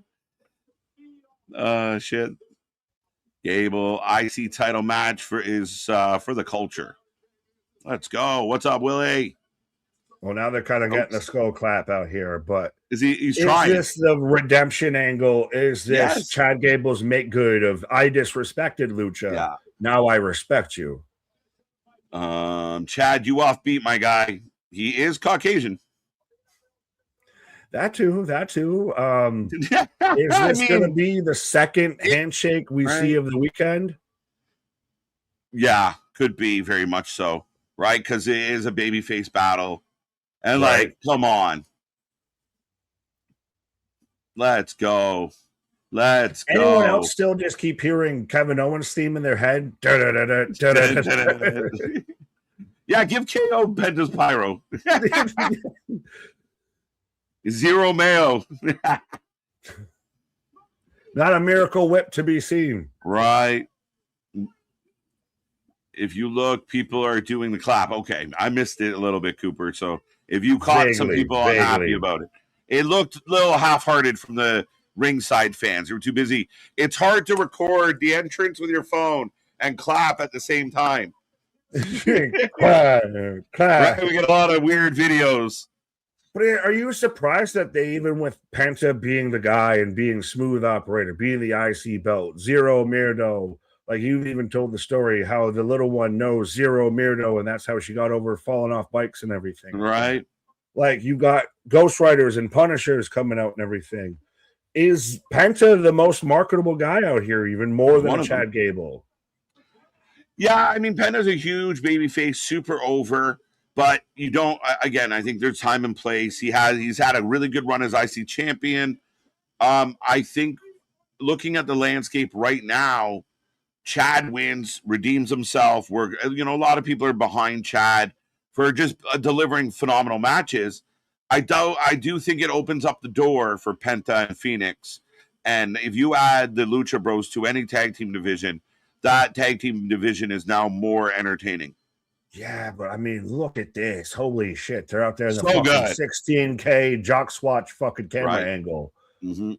Yeah, that's why if Penta wins here, I'm not going to rage. I'm not going to be like, oh, they fucked up. Yeah, no, I love Penta too. But I feel like you told such a deep story. It'd be like watching Rudy and he doesn't get to play. Like, it's just like, okay, I'll go home now. He's just going to be like, fucking. Right. Yeah, just in the background. Yeah. Right, like nobody puts their jersey on the desk for them. Like they're just well, we want to win. And I mean, honestly, Penta's kind of been the guy. Chad Gable's been. He's had a good run. A guy. He was more over as El Grande Americano even when he became the doppelganger El Grande. Right. I mean, he did a good job. He did a good job being a heel in AAA. And then I thought. The story, still arguably match of the year and story of the year, Chad did what he needed to do. And I think this match is going to speak volumes. I'm hoping Triple H just said, go get him.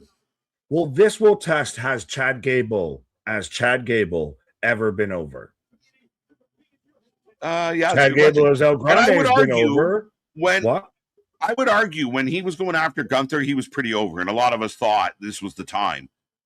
You mean right after he got taken out by the Wyatt Six and everything like that? When he got got the clap in the head? Yeah, when he became the random victim. The Walking Dead? Right. They killed Chad Gable, you bastards. I mean, he's been Shorty G. He's been Alpha Academy. He's been El Grande. It's been the story, man. And I mean, I think that's the story they've been telling. And, he kind of, adds in the fact of like, I got pissed off. I put a mask on. I went to AAA. I picked on luchas. But, I'm an athlete and I'm good at this. And I think when he re-signed, one of the goals were to give him a wow. Russian leg sweep. A front flip kick. Like an axe kick. That's crazy. Roll through axe kick there. Nice. Super kick. Did you get the super kick? I have super kick now. That's so yo-yo. I didn't touch nothing. I'm not saying I'm blaming them. Cross-continental transmissions out here as Facebuster out there from Penta. We caught him. Yeah, I got the backbreaker. 1, 2. 1, 2 count, 2 count. Now, interesting idea, and probably somebody on Twitter spheres mentioned it. No mention of the Hennings out here in Minnesota by WWE. No Kurt, no Axe, no Ryback. So no, none of that. That's interesting. That is interesting. Especially when you're in Minnesota, like that's kind of their. I think there. No Jesse either. No Jesse. They did a bit. No, not really. Maybe in the pre-show, and I know in the pre-show they talked about there's a high school in Minnesota, like 14 I didn't see that. Yeah, that was about it. Really, like fair enough. That would be it. Maybe. I don't know. Here we go. Suplex City, mini Suplex City, Suplex Village. Yeah. That way. Spaz with a $5 out here. Gable was the gym student, then the gym teacher, then the short guy, then the fake lucha. Now they gave him the clap pause. Yeah, They gave him the clap. Clap. Yeah, again, I think you have to know your audience, and you're asking them to. I mean, you wish they would. They all yeet, but too many fans don't want to stop filming to clap their hands. Yeah, but even they do not wave their hands in the air. Been the guy, so is he gonna go over Gable out here, despite the hometown profanity? Might. Listen, they might. Gable just runs him over. Moonsault into a super kick. Holy shit! 1, 2. Yo, that was crazy. Would you like butter on that, sir? No, you didn't even catch it. Like, even on the camera, you just kind of heard it and then saw him fall, and you kind of had to figure out with your brain what the replay of it looks better. Yeah. Yeah. It happened so well. Like you said, I heard it, didn't see it. I would have left Gable in AAA. Nah. I get it, Willie, but I do think ultimately the goal was to kind of get him over here. And I think maybe I remember when people were behind him and felt he deserved more. So I'm kind of in that mode with Chad right now of like, that's where we're going. It's almost like they kind of wanted as Gable gets dumped outside as Penta go and fly and tope up over top. Both men down, but it's like you couldn't make Gable a heel in AAA because they respected him because of the mask versus mask. So they're not going to hate him. So he kind of ran out there because he's not going to get more over than Grande, and he's not going to get booked as a heel or anything because they're going to cheer for him. Yeah. So you got to use him towards the U.S. side and everything. And so he goes on the apology tour, which was awkward, but yeah. A little bit. I do agree with that. No, and I kind of, my vision is like Gable wins the IC title, and every Monday we get a IC title match or an IC adjacent title match where it's close, but you get bangers. Driver 2 count. Gable kicks out. The Minnesota skull, not just a clap. Yeah, skull. They blow the horn and everything. You really think Minnesota would have clapped harder? Clap back. Well, they had their big whole moment and their big reaction for when Brock came out and everything. That's when the place really kind of Minnesota pride showed up out there. And I guess he's going into the Golden Gopher Hall of Fame, the University of Minnesota Hall of Fame. Yeah. Oh, clap to the chest. Down goes Chad. One knee. Penta says, get up. Punch to the face. Down blows. Throwing him in hard. Boston, this match is a fitting match right before the main event. This is actually my main event because I could care less about Seth versus Roman. There you go. Why? That's allowed. Why? But yeah, I would put this. I got no problem with this positioning and kind of. Again, I believe in building up the night. I believe in building the energy to the finality of it all, to the conclusion. I think this proves my point of the fucking the bookends out there, because you started off with Kevin Owens, you started off with a big pop and everything like that, and then you end with the big moment of Seth and Roman. Last night might have been more your case. I think Chad Gable got a little color here. Oh yeah.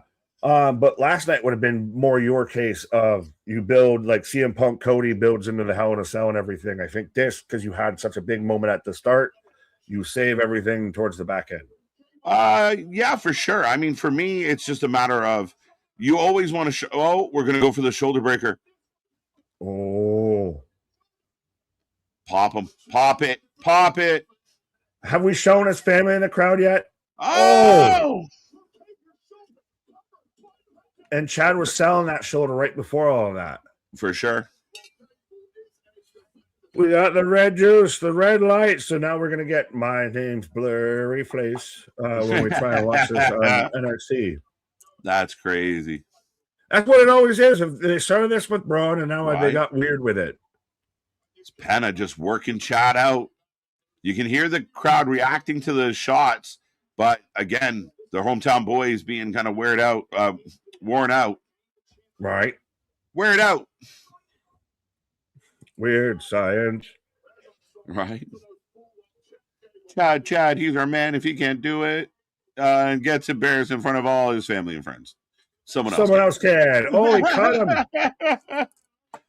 Took cut him on the destroyer, rolls through into a fucking ankle lock. Let's go. Nice pop for the ankle lock.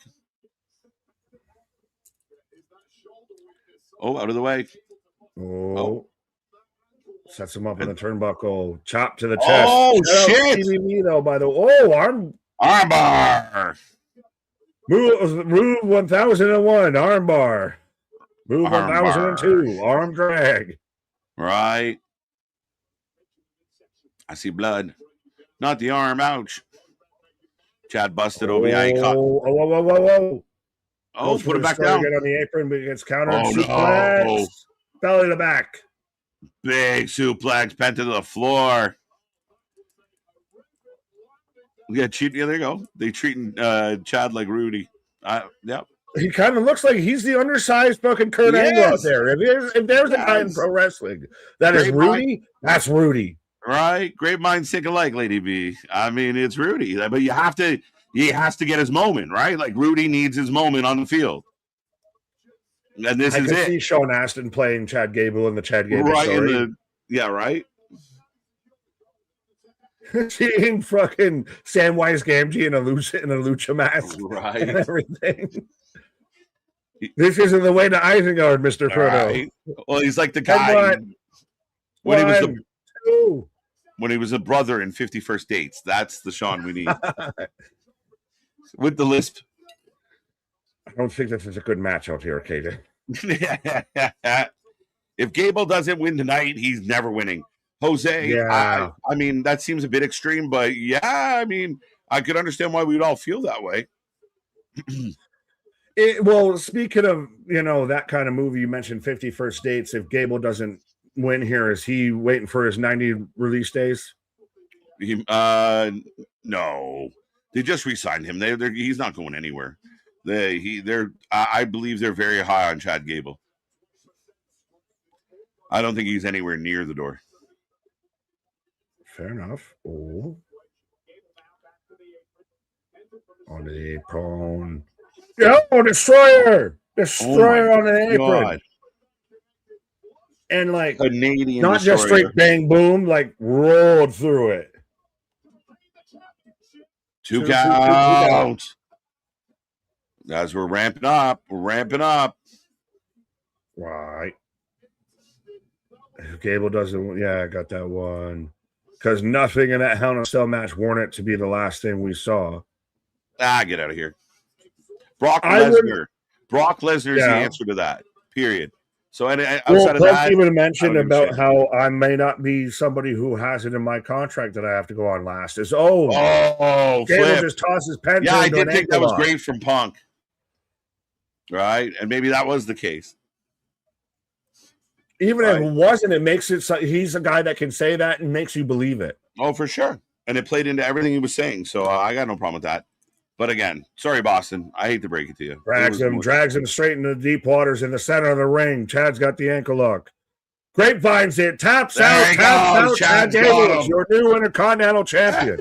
We're going over on the over-under as new champion. Over-under 3.5 title changes. Well, and as soon as he dropped down and grapevined it, it was cool because then you saw the wave of the crowd behind him get behind it and start celebrating that Penta was tapping out right there. It was such a good little Kevin Dunn eat your heart out. That was some actual cinematic good production. As he's weeping, we've got a crier. We've had a crier in every other match except for Trick and Ben. It's been an emotional SummerSlam, my friends. A big emotion. I'll be 100% honest. I thought the match would be a little more exciting, but I thought they tore it up. I don't know.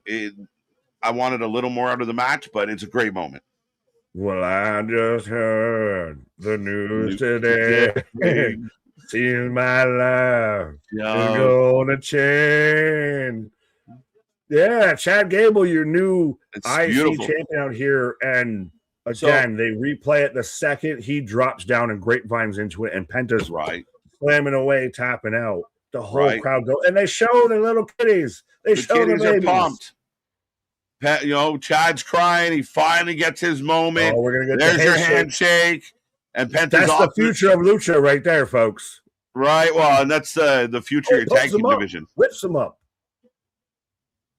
He's going to be the one to put him on him. Penta goes heel. He clatters him. Bam. Fuck you. There you go. There you go. It's been an emotional SummerSlam, like we said. Chad Gable, your new champion. I do think Penta's off to the tag team division. But, again, Chad's going to give you good matches. He can go. We know he can go. With tears of joy stream down my face with arms wide open. So the over-under was 3.5 on title changes. We've had Penta drop the belt to Chad. The women's match doesn't count. Hey, shout out the kid in the little Gable attire. Yeah, it's his little guy. The little player out there. You got to take on and go for a wrestling tournament. Match versus match, the little guy was there and took his mask off too. Uber baby face, my guy. Yeah, I didn't know his dad was Arn Gable Anderson. Right. Yeah, I think there's been 2 bleeders. I'm trying to figure out how many official title changes we've had. But even both the bleeders that we had, very little, and they kind of like hit it and got rid of it as quick as they could. Right. It wasn't intentional. Chad got a little bit of blood. We got ourselves a certified SummerSlam mutilation moment. Oh, my God.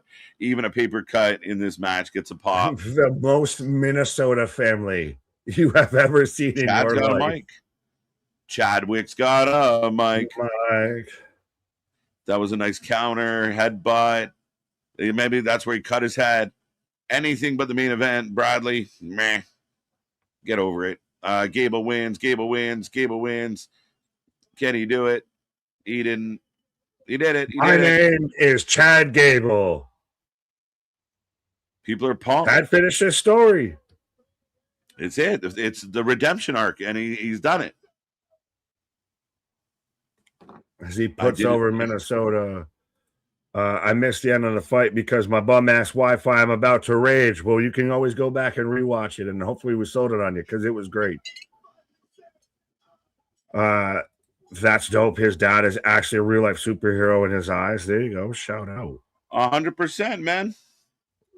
Again, a huge moment. And again, you want big baby faces. You want touching.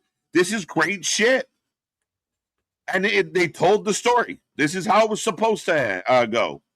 And he deserves it. Just like Chelsea, he deserves it. And I feel like a lot of what we got tonight over the last couple days, a lot of the stuff that the fans have like, we want this, fine, have it. Right? Who's the mud root beer dog? Why are we celebrating with a nice cold hashtag not sponsored zero sugar mug root beer? Is that from the Pawtucket Brewery? He's out here. Oh, got that dog in you? Minnesota thing. It's not even you got that dog in you. They couldn't even let him have a good, finally, nice, peaceful moment out there. They had to sit there and make it fucking sponsored. I saw people saying that the boards that Lesnar exposed, TKO, you missed your moment for fucking sponsorships out there. Right. TJ Gable winning is good and the type of predictable. Great storytelling. Yes, you're good. Yes, you do you. I do mine. After you do yours. We're getting a AAA ad, by the way, right now. By the way, they've moved AAA's Triple Mania to the MGM Grand because they sold too many tickets. They're selling like hotcakes, Nick. Wait, can you say that louder for the sickos in the back? Did you say that they sold too many tickets? Not enough, but they sold too many. They sold out the first venue, and they were like, let's go bigger. So it's going to be at the MGM Grand as it stands now. But, yeah, they had to open up more tickets for fans demanding the hottest ticket in wrestling, AAA, Triple Mania Night 1 in Vegas. Let's fucking go. Right. Well, shout out TJ out there in Roll Tide as I think Andre's, saying how you're going to go off there for a nice cold root beer out there. It does sound good, right? Let's go get a root beer. Let's all go to the stinking root beer. We're down to the main event right now, folks. We're getting down to brass tacks out here as they're showing the little ad for Zuffa Boxing. But so far, there we go. We've half finished the job. There we go. But night 1 was very much had your big stories. I don't even want to say it had better matches, but it very much, I think it was good. So night 2 could be great because you had your much bigger moments, I feel, on night 2. Of you had Otis had his first match, you had Oasis, that was cool, that was great, and it's not super nitpicking, but it's even you were really good last night, and I think tonight's been just as good, if not better, but also has that very different vibe of this has been more your feel-good moments. You had Kevin Owens come back. You had Chelsea Green win the belt out there. You had Chad Gable have the hometown victory out there. Honestly, I don't think that there's been a moment that's really kind of missed out here outside of, again, you can debate the U.S. title match much as you can debate the women's six-person tag match. I mean, was what it was going to be. So, I mean, there's your 2 6-person matches that you can debate back and forth on the other night. I think it's been just as good, but for different reasons. That's the thing, is I don't want to say one's truly better than the other, but they've been both great for different reasons. Night 2 has had all of the feel-good moments, has made you feel like anything could kind of really happen at any moment. Roman for the win. Yes, as we are down to the main event out here right now. So we've got just Roman and Seth just left. Just one more fight. Debuts, returns, blood, and title changes have all been under, right? That might be a better question for KJ versus I. I don't know what the numbers were set at, but I mean, I think beyond the whole predictions thing, I think we've got a good amount, but not an overdose on anything with that. Whether it be all the blood, like we talked about, seemed accidental, and they didn't want to try and, bring it into a fact or anything like that. It wasn't part of the match. It wasn't supposed to be. The title changes, I think, have made sense when they did. We haven't had a ton, but again, that makes the ones that happen matter. And the debuts, returns, we'd be at what? Still 2? Still 2? Are we at just 2? I don't know what the line was. I don't know if I'm getting that confused with the celebrity guest appearances or anything. But yeah, I think we're at only 2 returns. It's time for the main event of the evening. No women's IC match yet. At Summerslam. No, but we did still have, the women's ladder match, I think, was spot on, and especially Io versus Liv was arguably match of night 1, if not. Would you say it's match of the weekend? Like right now, we're down to 1 match. What in the chat? Let me know what you think right now is your moment, your match so far. We've got 1 match more out here, but what is your big takeaway so far from SummerSlam? What's your flag in the ground out there? Kelly, night 2 felt more about the championships, and night 1 was about the rivalries. Fair. That's not a terrible shout, actually. That could be a bit like we've talked about, and I think KJ and I have both kind of put it this way: of night 1 was more stories, night 2 was more in ring. And I think they've all kind of lived up to what we kind of build them as. Malik, what up? Give a shout out to Brock Lesnar for passing the torch to Oba. For sure. And well, now is Brock officially done? And Oba, I don't know how you made that guy more of a star after he beat Brock, but you somehow made him more of a star. Of even when he's out there on the post show and he's talking, you want to drop pipe bombs, but bombs don't work against the ruler and everything, and going at CM Punk and still paying respect and everything to Brock Lesnar. He presents himself as a beast, but he's still a human being, and sends him off and thanks him and sends him off for that good night. But I think Corey Graves actually getting Oba to turn towards the crowd and pitching to it to where, Simba, there's everything right now, everything the light touches is in your domain right there. Of seeing Oba play to the crowd as the whole crowd loses their mind. Yes, you love your ruler. He has somehow continues to become a bigger star than what he already was, which was a gigantic fucking star in the industry. Like at this point, does he take on Punk? Does he take on Roman? I don't think Seth wins, and if Seth wins, he's losing to Oba. I'll say that. But yeah, Oba somehow manages to continue to become a bigger star than what he already was. Cardi and Nick, Seth gonna play Ambrose music to throw off Romans, then steals the win. Would they even do that? Could they do that? Do the lunatic fringe? I know everybody tried to get in the whole fantasy booking of, we'll get the lunatic fringe back in WWE, which anyone who's watched AEW never bought that for a minute. But I think we're going to see we're going to hear Sierra, Hotel, Inica, Echo, Lima, Delta, Shield. You're going to see that kind of play out. Da-da, da-da, da-da, da. You're going to hear that, the big doggy kind of music. But now it's going to be who really wins out of here. This is brother versus brother. Of Seth's always gotten the upper hand on Roman. Does Roman kindly and finally put this kind of chapter to bed out here as they're hyping up the Minnesota Vikings?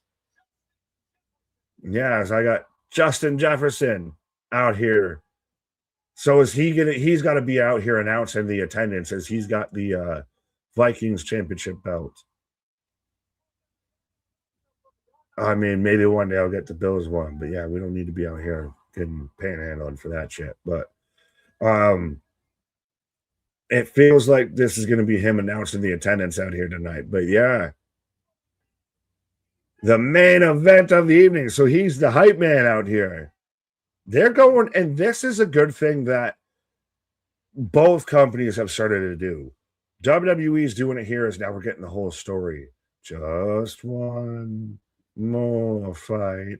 But we even saw it with AEW, with them being in Detroit and everything, them bringing out ICP, all that, of playing to where they are, of re-energizing, putting some lifeblood back into the areas that they tour, the areas that they have shows out there, reinvesting. Hey, what up? Nick over, under, Rollins trying to spot he thinks he can still do. Oh, are we going Rollins botch watch? I don't know. I don't want to call for a botch or anything. It's like I always saw some people that instantly were trying to call for Waller's head because he took a shot at TNA. That's low-hanging fruit. That's petty bullshit to me. Not saying you were going that way, but I've seen content creators do it. But I don't know if I want to call a Seth botch watch, but he'll definitely sell the knee and still do knee-based offense. That's kind of his more MO of he'll do something that he should be selling, but still do that body part-based offense. Yeah, respect. Yeah, wasn't going at you, but it's, yeah. Greta, it would be interesting if John Moxley showed up to be by Sessa. I think fucking Twitter will shut down. I think you would see very much, hey, we got an Uncle Alert, shout out. Uncle Alert, I got to try and see if I can see it in the chat out there. Yes, Uncle Alert's in the chat. Sorry to cut away, but shout out Adam with the Uncle Alert. Been here a minute and already caught on an Uncle Alert. But yeah, if Dean Ambrose, if John Moxley were to show up here, KJ would melt just a wee bit. I think the whole wrestling world would cease to be. It would be an implosion upon itself, especially when this man's about to be probably involved in the main event of All In out here. So wishful thinking, I would love to see just absolute chaos reign supreme, but I don't think it's anywhere near likely, as Superman punches aplenty. So then they cut to the Shield of them doing all the cuts to make sure Ambrose ain't in a single one out there. But yeah, it's a bit of revisionist history, but you understand why they're doing it. JJ showing up is like a sports crossover cameo. MDB is probably yelling, Jefferson, let's go. Fair. Is that like TNA inviting LeBron to show up in Philadelphia? Oh, as they're playing into them dapping up each other before, and then now Seth standing tall over Roman. But again, he or she who goes over on the go home show must go under on the pay-per-view out here. As we're waiting, who's coming out first out here to kick off the main event of the evening? Shield entrance, Seth coming out here in full Shield regalia. Sierra, Hotel, Indica, Echo, Lima, Delta, Shield. Dun-dun, dun-dun. The only thing that would almost made it better if he was coming out through the crowd. But you don't have a fucking stage like this for that. Burn it down. That was actually dope as shit. That was dope as shit because for anyone who caught it, they had somebody that was in the front there that looked like Seth wearing the whole Shield regalia. They do that. Then they have all the flames shoot up. And then it goes into burn it down. And then out comes Seth with all his fucking pomp and pageantry out here.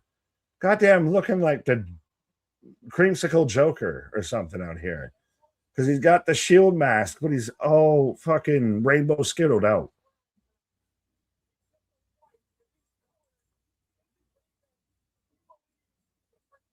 The white and the colors are his redemption from the Shield. What? With the mask. Yeah. But I like how they did it to where they basically burned away what was left of, Shield Seth out there. Roman Reigns or Seth Rollins, who will win? I'm taking Roman. I'm taking Roman 10 times over and twice on Sunday. I still, honestly, I'm going to put my money down and say that this is a straight up clean match, that any sort of interference, what have yous, or anything you might get would be maybe more after. Do you get a final boss? Do you get a Zilla? Do you get just a straight up good match between these two? And this is built on they've really invested in the story that is Seth Rollins versus Roman Reigns, the 1As to the 1Bs out here. You had Brock pointing out how he's the past, Oba's the future, but the present right now is before us with Seth and Roman. Greta, I'm going Roman. The present is before visionary. you. I am a revolutionary. As I am the gatekeeper, you are the keymaker, I think, is showing up behind in the backstage there. Yep. How we doing? How we doing? Hi. Very. What are those he's wearing? No, I shouldn't have clicked on that one. Seth really needs to stop getting his outfits from Becky's closet, but he's been better the longest time. But that was cool. They had Shield Seth, and then he burnt up, and we got Clown Seth. I legit just came back from my pause, and I was about to say, well, it hasn't been as flamboyant, and I looked up and I saw it before I said it. So, yeah, this, back to get a little over the top. But that they say Minnesota's around the Great Lakes and everything, so he's definitely buoyant out there. Definitely buoyant. But yeah, folks, Seth in the ring, the crowd is loud, and most of it, I think, is for the man who's coming up next. I will say this real quick, Nick, before Roman comes out. The prediction title, there's two people right now tied at number one. 100% of the predictors bet for Roman. So this match is a wash. Nobody picked Seth. None, zero, zilch. So the prediction title is going to come down to the over-unders and the bonus points. So we will maybe do it live. We'll confirm whether it was over or under on those stats. But two big names in this chat, two familiar names, are battling it out right now. Roman Reigns. It's crazy. I'd argue like SummerSlam had a whole lot of aura this weekend. And there's still a couple other people in the mix, by the way, for the title. Not just those two, because there's a couple 13s in the mix. So,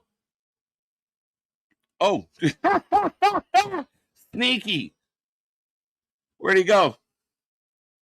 That's jokes. Sandbagging son of a bitch. Yes, Roman Reigns is in the building, the OTC. It almost looks AI. Let's go. How are we feeling, folks? Blow up the chat. Hit the buttons. Hit the reaction buttons. Let's go. I like it. I like it. Love it. That's the fun on this channel. Oh, Nick popping a yum-yum on his break. Roman coming out and laughing at him in the outfit would be epic. That's pretty much kind of what I could see happening. KJ, I'm picking Seth. Well, let's see what the chat said. I told you what the prediction folks have said. Roman Reigns only 68% to the live chat, 26 for Seth. Nobody getting 6. So a couple people thinking that this maybe could end up in some type of disaster. But it's interesting. Big fight feel. Seth looks like he's wearing a bra. I see this match going 25-30 for sure. Right now we're sitting at 8:23. So here's the question for everyone out there. Will this match end before or after 9 p.m. Eastern time? Approximately 36 minutes from now.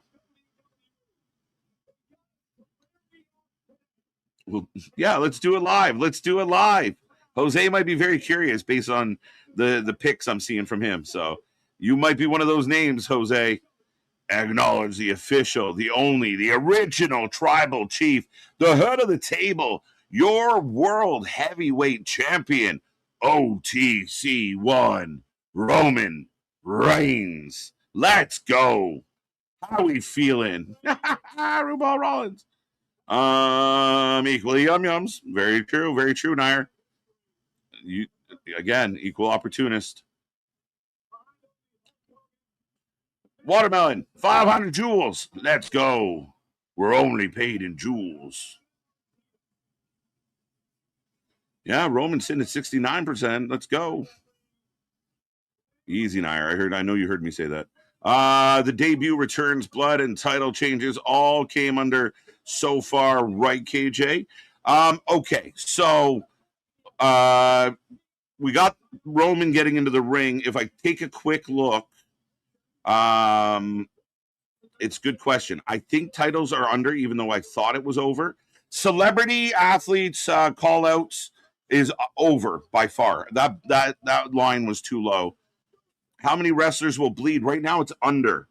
So both these guys would have to bleed for it to be over, because I think we've had 2 bleeders this weekend. How many title changes? Under 3.5. I think that ends 3.5. I think we've had, what, 1 official title change? Interim belt doesn't count as a change. Penta lost the belt. Did anyone else lose their belt this weekend? Am I forgetting something? Penta lost his belt. Everyone else retained, right? And nothing else was title. So, yeah, because Liv retained as well. So that one's going to be under. How many surprise returns, debuts, or call-ups will happen during both nights of SummerSlam? Randy, Kevin Owens, anybody else? If it's anyone else, right now I got 2 on my count. Ref bumps. I think we've had 2. The over-under is 2.5. So if there's a ref bump in this match, that will go to over. And then, of course, we're trying to figure out how me and Nick will vote on what nights we liked better. So I hope that catches everyone up to date on the prediction battle. Right, as I get us up to date. As it is time out here. Nope, other way. I For anticipated your main event of the evening. Let's go, folks. Like, share, subscribe. Everyone that can hear my voice, over 100 people, smash the little reaction buttons. I want to see them popping up all over the screen. Let YouTube know you're having a great time here at the channel. Don't forget, tomorrow we're back, and the crowd is like giving me goosebumps. No bullshit. I don't want to pull a rock here, but dude, like, it's happening. We might be pulling a rock later, but no, most of tonight has had me all up in the feels, has had me having the goose pimples, had me getting the shivers, the shakes, right? The quakes out there. Okay, so let's say if the internet audience is true. Let's say we believe every angry YouTuber out there.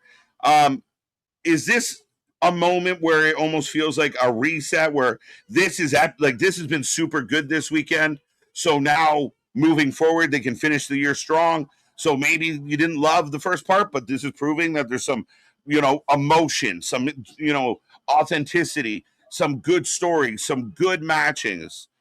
Overall, I think we haven't got the main event yet of tonight, and it's been a really good weekend for them.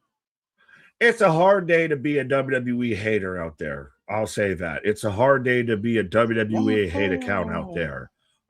It's a hard day when you want to try and say you appreciate all the wrestling and you want to gangbang on any of this. Like, you can have your issues with some of the matches, like we said, probably about 2 matches per night that weren't the best, weren't great or whatever. But everything else lived even beyond the hype out here. What was that? I have no idea, but Seth out here dangling the Shield mask. Did you catch? Yes. He came out with the Shield entrance, had someone look like him. The flames go up, and then he comes out. Yeah, I thought that was really good. Really good. We haven't had like that over the top like WrestleMania entrance vibe. Though we've had a little remixes on a couple. I thought that was really well done. Right. But no, yeah, you said this man's out here looking in 8K, 16K, 32K. He really does. He is the definition of what a superstar. This is why he was the guy that was handpicked. Yeah, like this drone shot looks like it was digitally made. Like it's so crisp and so. Hey, Dwayne, that's Maui right AI. There. That's Maui. Right? It looks AI. It's crazy shit. Or maybe the vitamins are just really good. No, he's just too pretty of a human being out there. That's why he even still gets there. Yum, there you go. Well, we had all the ladies with the yum yums. I'll give you Seth some yum yums. I'll give Roman definitely some yum yums. Right. I like this from Adam. My wife asked what the real names were. I said Joe and Colby. She goes, far less exciting. Yeah, not the same. All right, 69%. Oddly enough. 69. Go to bingo, folks. But 69% going Roman.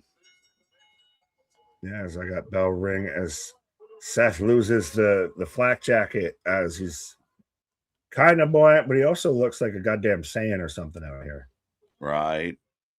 Oh, you don't want the shield? You don't want the jacket? No. Yeah. He's playing it in we're brothers, right? Well, and the funny part for me with that, Nick, is as he does look like Buzz Lightyear. It's crazy. To infinity and beyond. But Roman was the guy that kind of held on to the shield longer than everybody. Yeah. He kept the vest. He kept the song, which was one of the things that fans hated about him. Of like, dude, move on. Because he took everything cool from the faction. Right? He just left with it, and people got sick of it. Macy Great Taylor. Goodbye, and I said that last night. You did. Gotta walk away, and MDB didn't forget.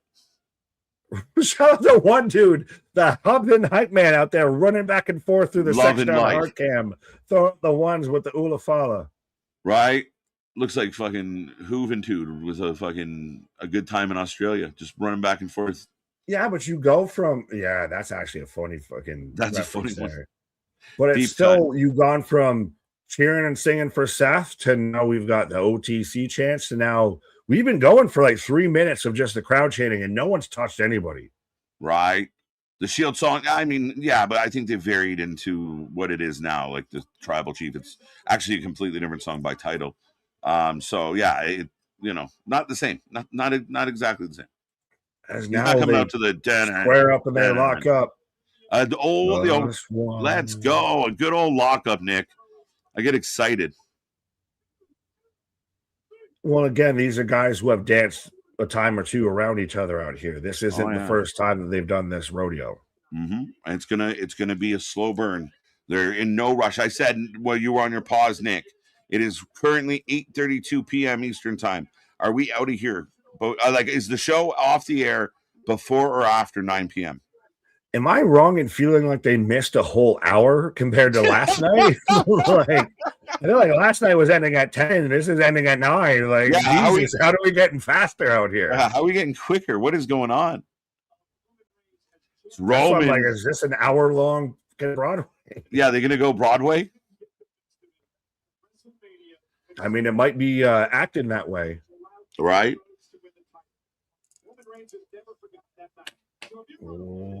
Kind of lock up there. The Shield song is still Roman's music. Well, they've definitely made it more final bossy instead of da da da da da da da da da da. Shoulder bars from Roman as again, acknowledge your tribal chief, acknowledge your tribal stream out there. Make sure you hit like, share, and subscribe out there. Often imitated, never replicated, never duplicated. I love seeing this. An over-under, again, off the ropes, back and forth. You wanted them to wrestle. This is them wrestling. I love it. I love it. It feels like pro wrestling. They're in the ring. They're doing wrestling moves. When's the last time you saw two stars go out there and have a wrestling match instead of a spot heavy match? Instead of let me let me do a John Moxley and roll into the ring so I can take a splash on my chest. And I love it. I love the psychology of it. Roman gets the best of Seth, plays to the crowd. The crowd cheers.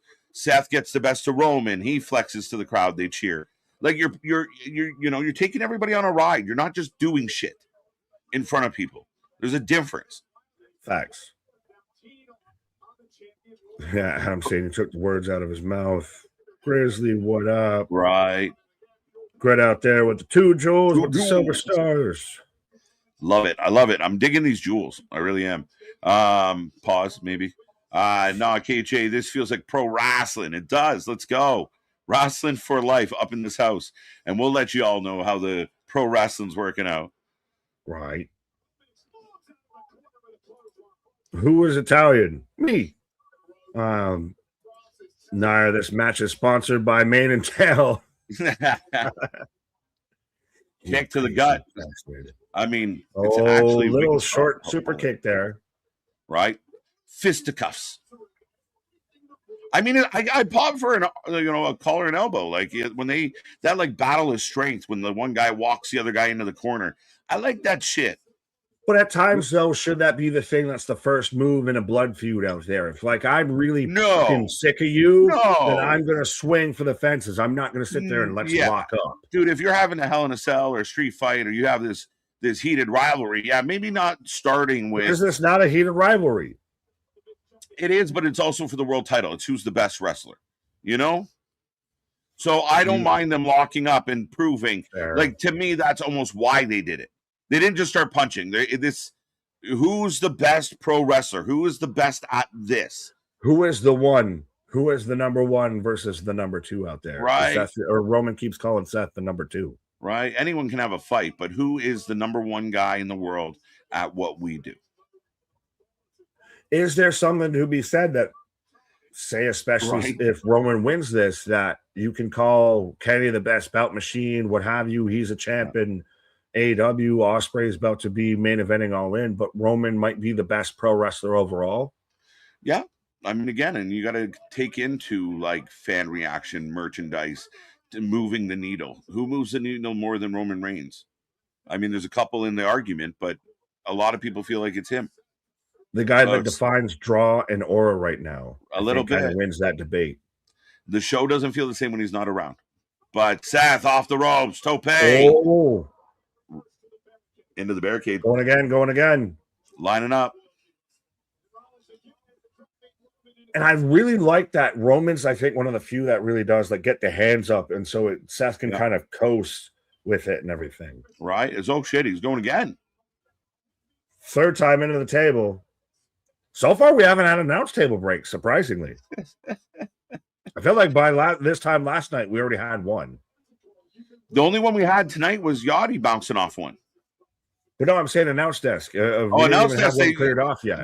And I think that's important. And I would really, again, not comparing this company to any other company, but I think if you're building a wrestling show, if not everyone gets to break the commentary table. So, maybe they do it here in the main event, but you don't get 4 commentary tables broken in 2 nights. Well, that's kind of comparing it to even themselves. If you don't overdo a thing, you do it once. Maybe that's the whole time you do it a whole weekend. I would think so, right? A little bit. Oh, you need that kind of editing. That's what the booker, the leader of the troupe, drive-by. They have to be that filter of how do we maximize what we do and how do we not step on our toes And how do we not minimize the fans' reaction to what we're trying to accomplish? I still think the drive-by by Roman is such an underrated move. And good. he's the only one who does it, and it looks clean every time he hits it. I like it. Into the crowd. We're in section A4. If you're listening to us live in the building, they are fighting around section A4. Right. Wave to the camera for us. Now they're heading to A5. Yes, if you got a sign, we'll send you some merch.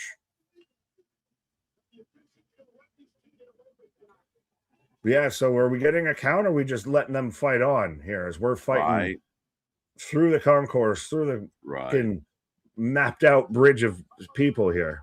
Yeah, some people are having fun. Actually, what I found funny is everyone's like waiting. Like, is Randy going to come back? Is Randy going to come back? His wife's standing in the laneway recording. If any, and then we saw the videos of her. We put out one where, like, all right, I guess Randy's here. Like, maybe you should be in the tunnel. Like, we see you. Now, granted, we didn't see it on TV, but the live crowd would be like, that's Randy's wife. But that at times is really cool when you also start to hear that swell before you see the moment. Fair enough. I like that answer. I'll give you that, sir. Where you're like, oh, wait, is that something's happening? Something's in the entranceway, or something's over here, and you waiting for them to fucking cut to it. Oh, we're hitting them with a stanchion. Disqualification. When does this become a no DQ or no count out match out here? That's a good point. Good question. Yeah, shut up, not Swerve Strickland in the fucking blue jacket out there. My favorite thing in modern wrestling, the referee's discretion.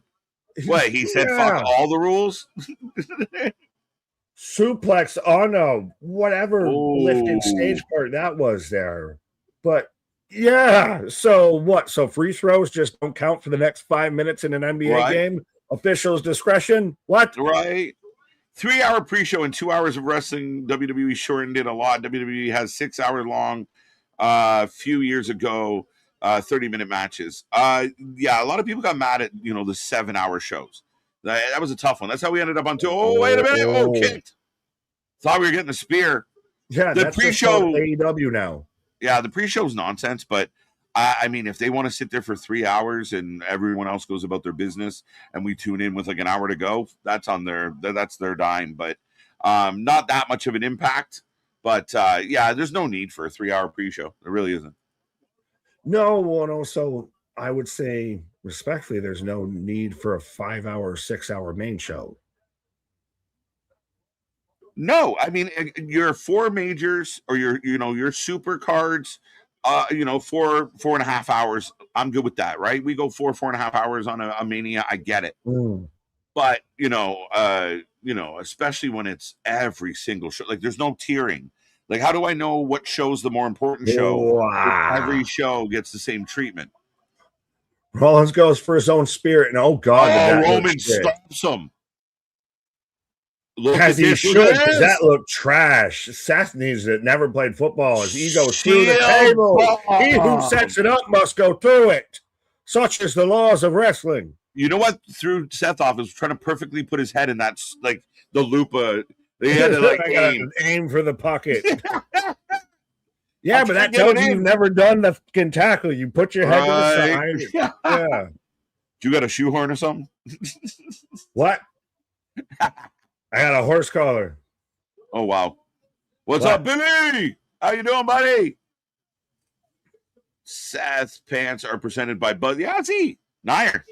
Same page.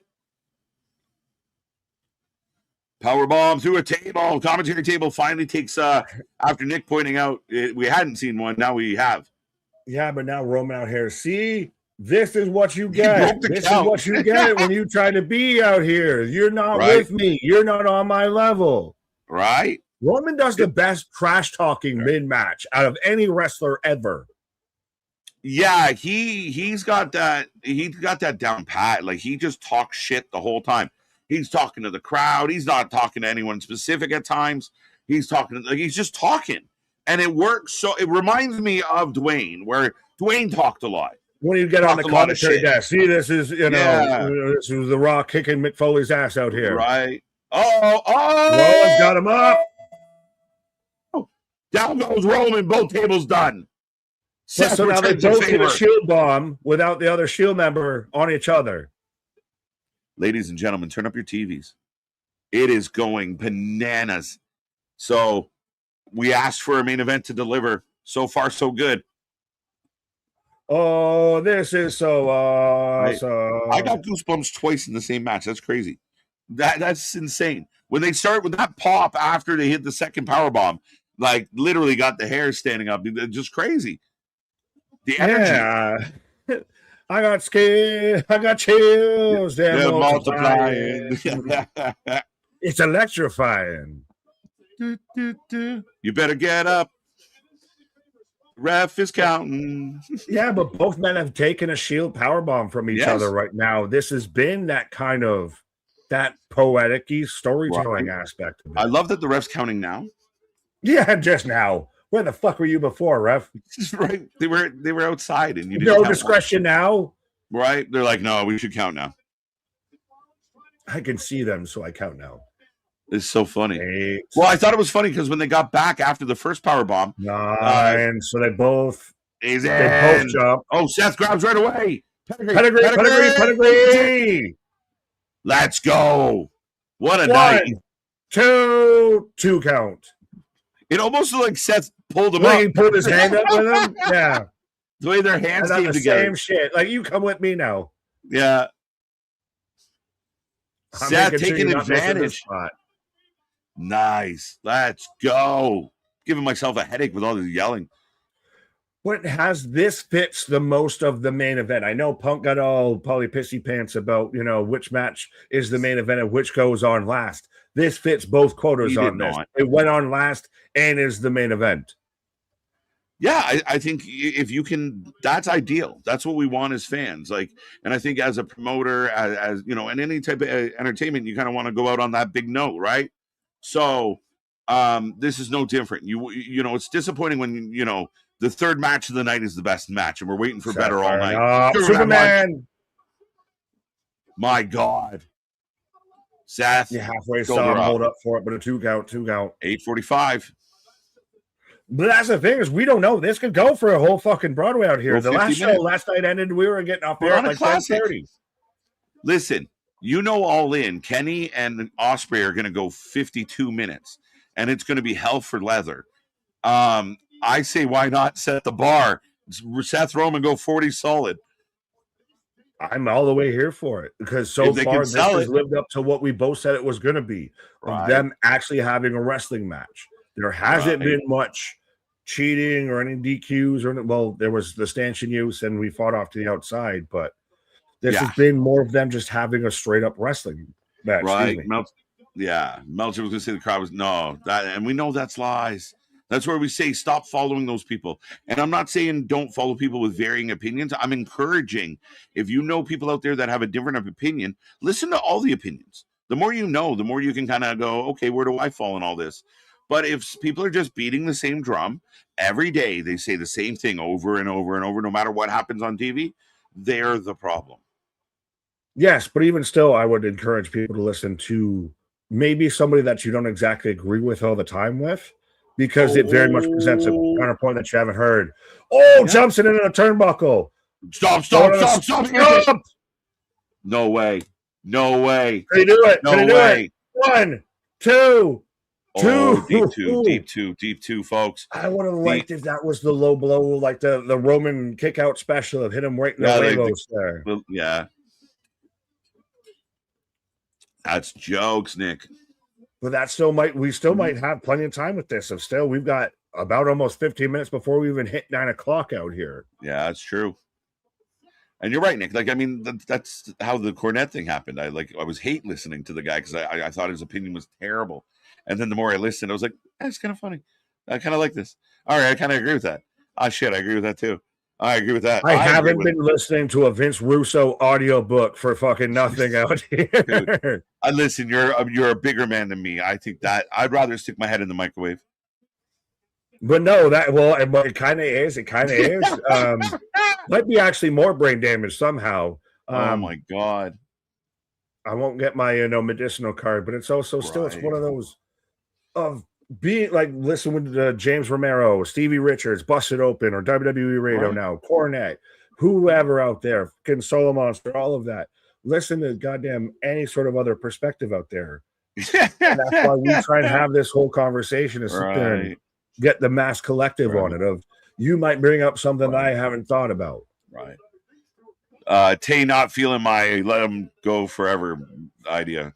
Fight forever. I mean, it's been solid so far. Why do we need to cut it off? What kind of shit is that?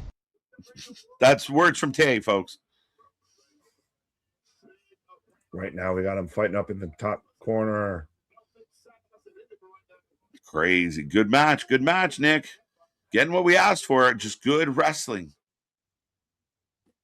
Absolutely, absolutely. Well, Guardian. Shit. Well, we're back up again. Instantly hopped up. Are we going to get a superplex or a super Falcon Arrow? Superplex. Yeah, roll through. Let's do it in the Falcon Arrow spot.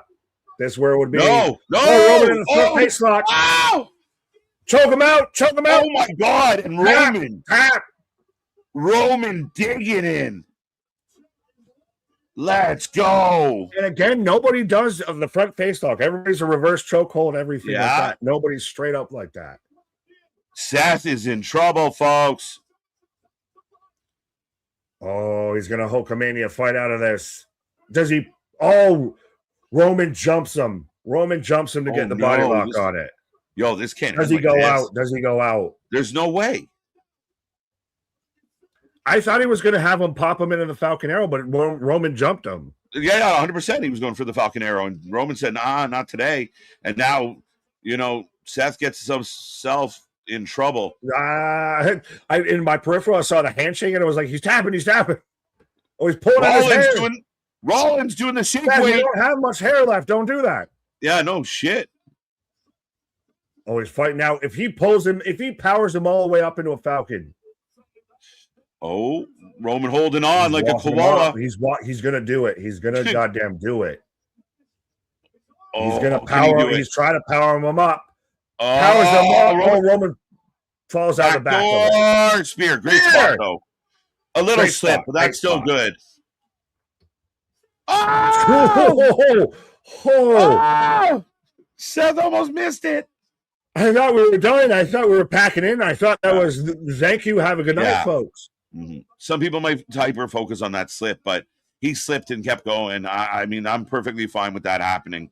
And that's the hard part for Seth is Roman's a bigger dude, right? So some of those moves are tricky. Whole playing in that spot, so good, worked out perfectly. Right. It feels like they're actually in a physical confrontation instead of sitting there trying to go to the next spot. We said that with Punk and Cody last night, literally fighting for hand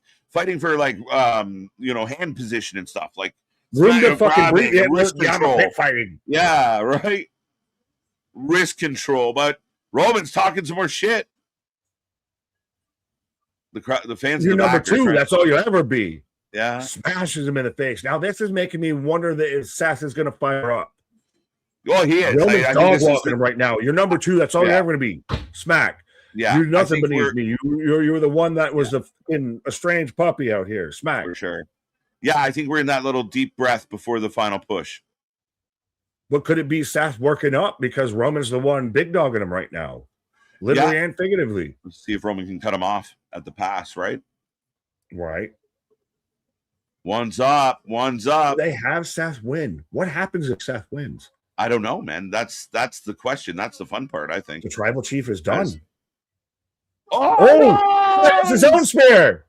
Rollins hits the spear. Just straight flat-legged, and flat-legged. Go.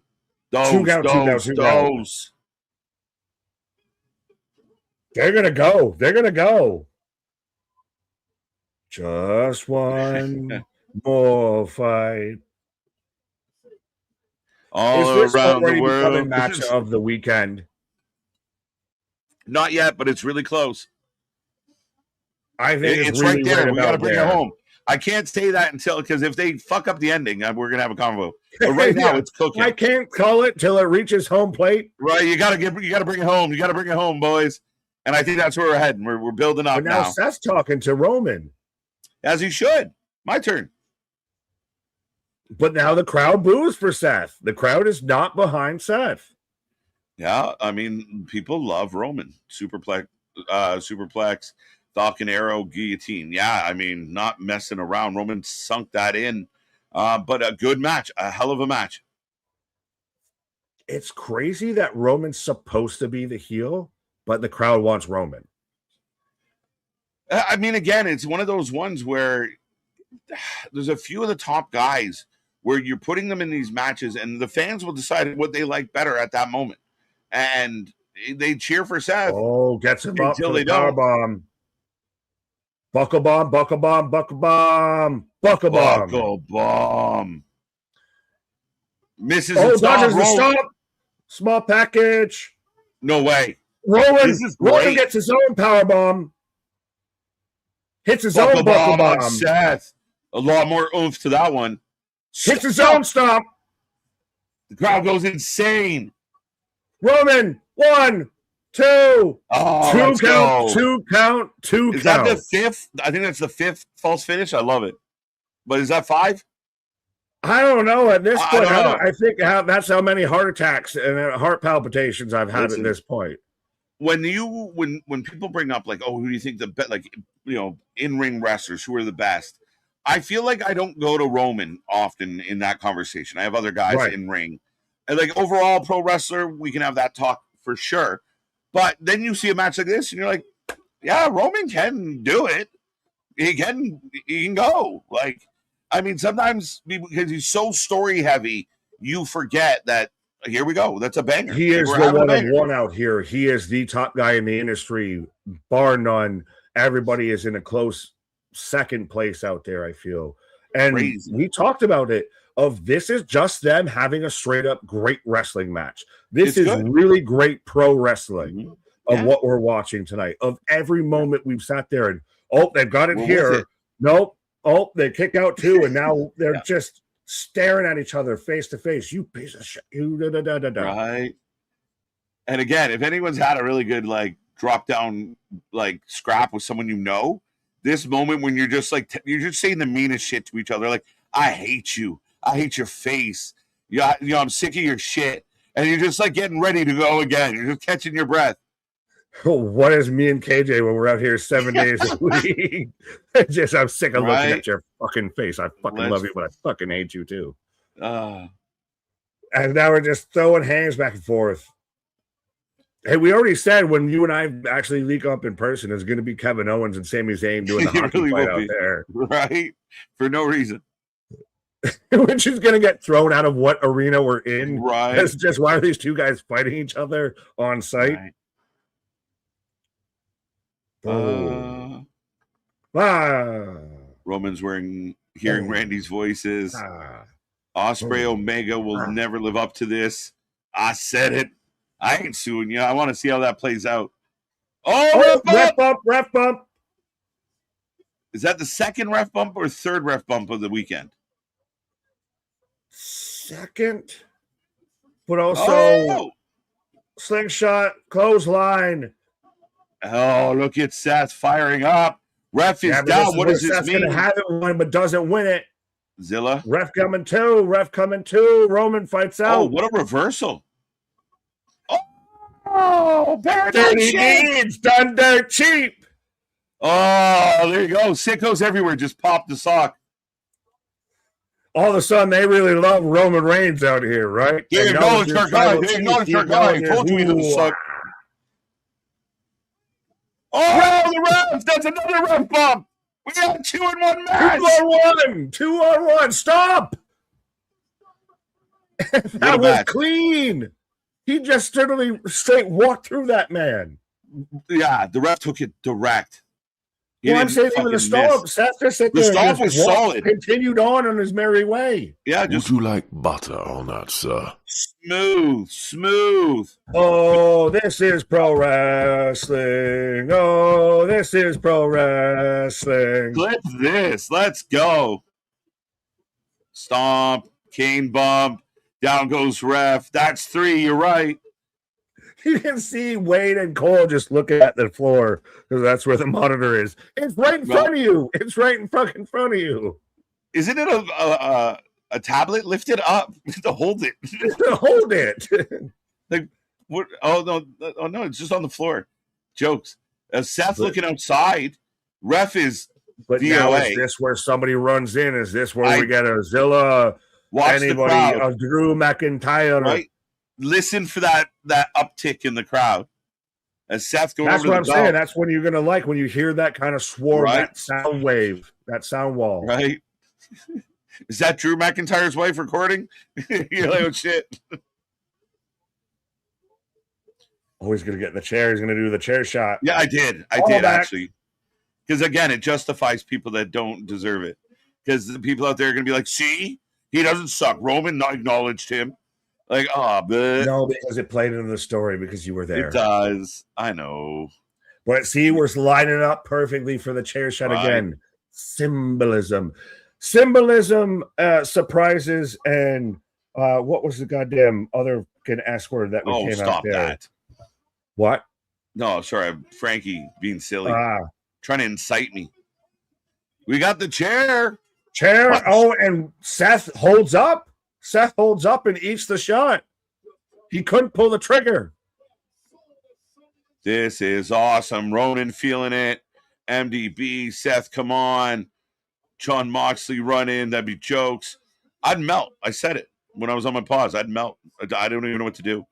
Because so many people would be happy about Moxley being around. I'd be like, I'm out. I just think everything would be confused if the whole wrestling world Right. would just break. This Now is is Roman gonna get Right. his shot back as Seth's As- lined up for it? After all Vindication these and years. justification.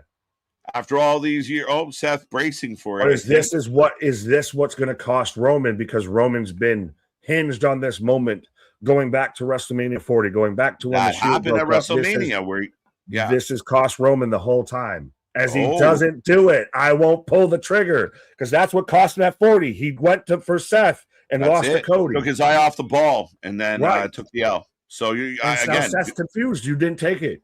You didn't do it. Really? The crowd, you can feel right here, the right crowd's now. quiet, but it's a good, like, you feel the buzz with the like everyone's waiting for the next moment in a good way. You're hearing the swell right now. This is Yeah. that, Max Holloway. We settle this right here, right now. Point at the center of the fucking octagon. Shit. Uh, You're killing me, Smalls. Just one more. That's They're it. doing the pose off. Now we're throwing hands. Hockey fights. Hockey fights. let's go. This is great.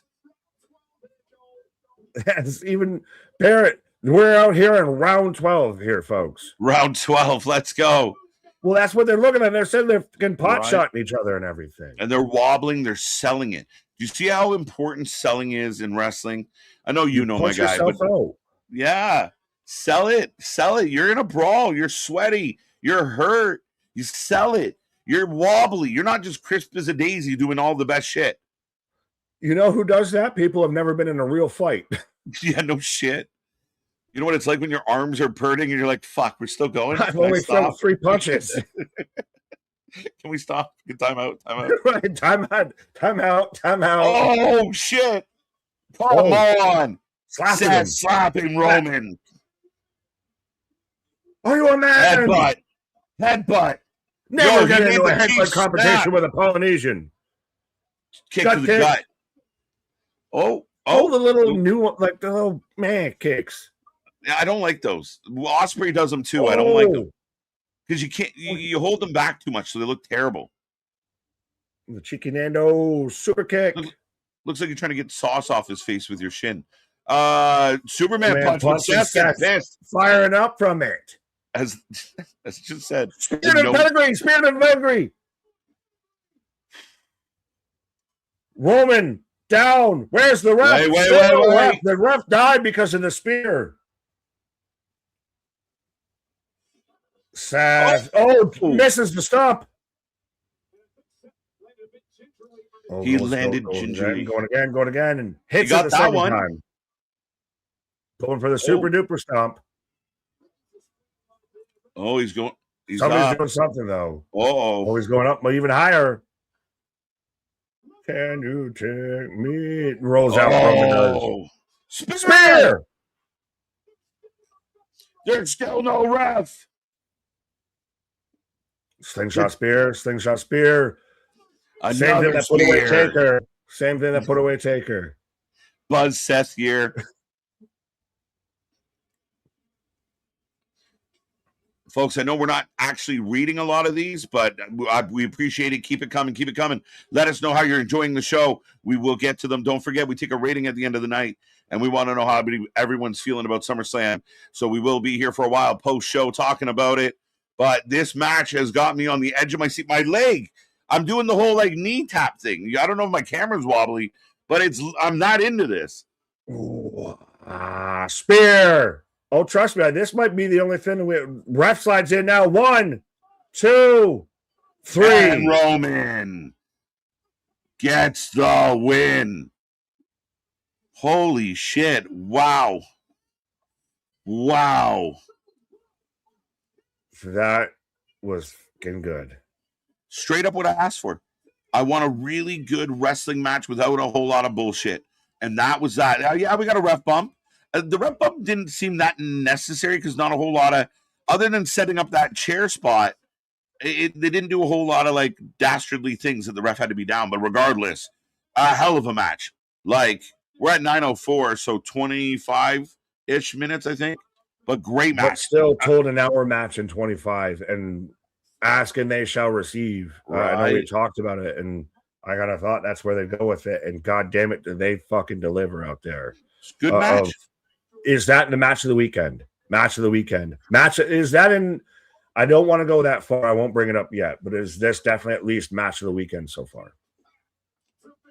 Yeah, I mean, the one match that I had, like, I was really into the Fatal 4-Way that opened the show, but there was a different reason.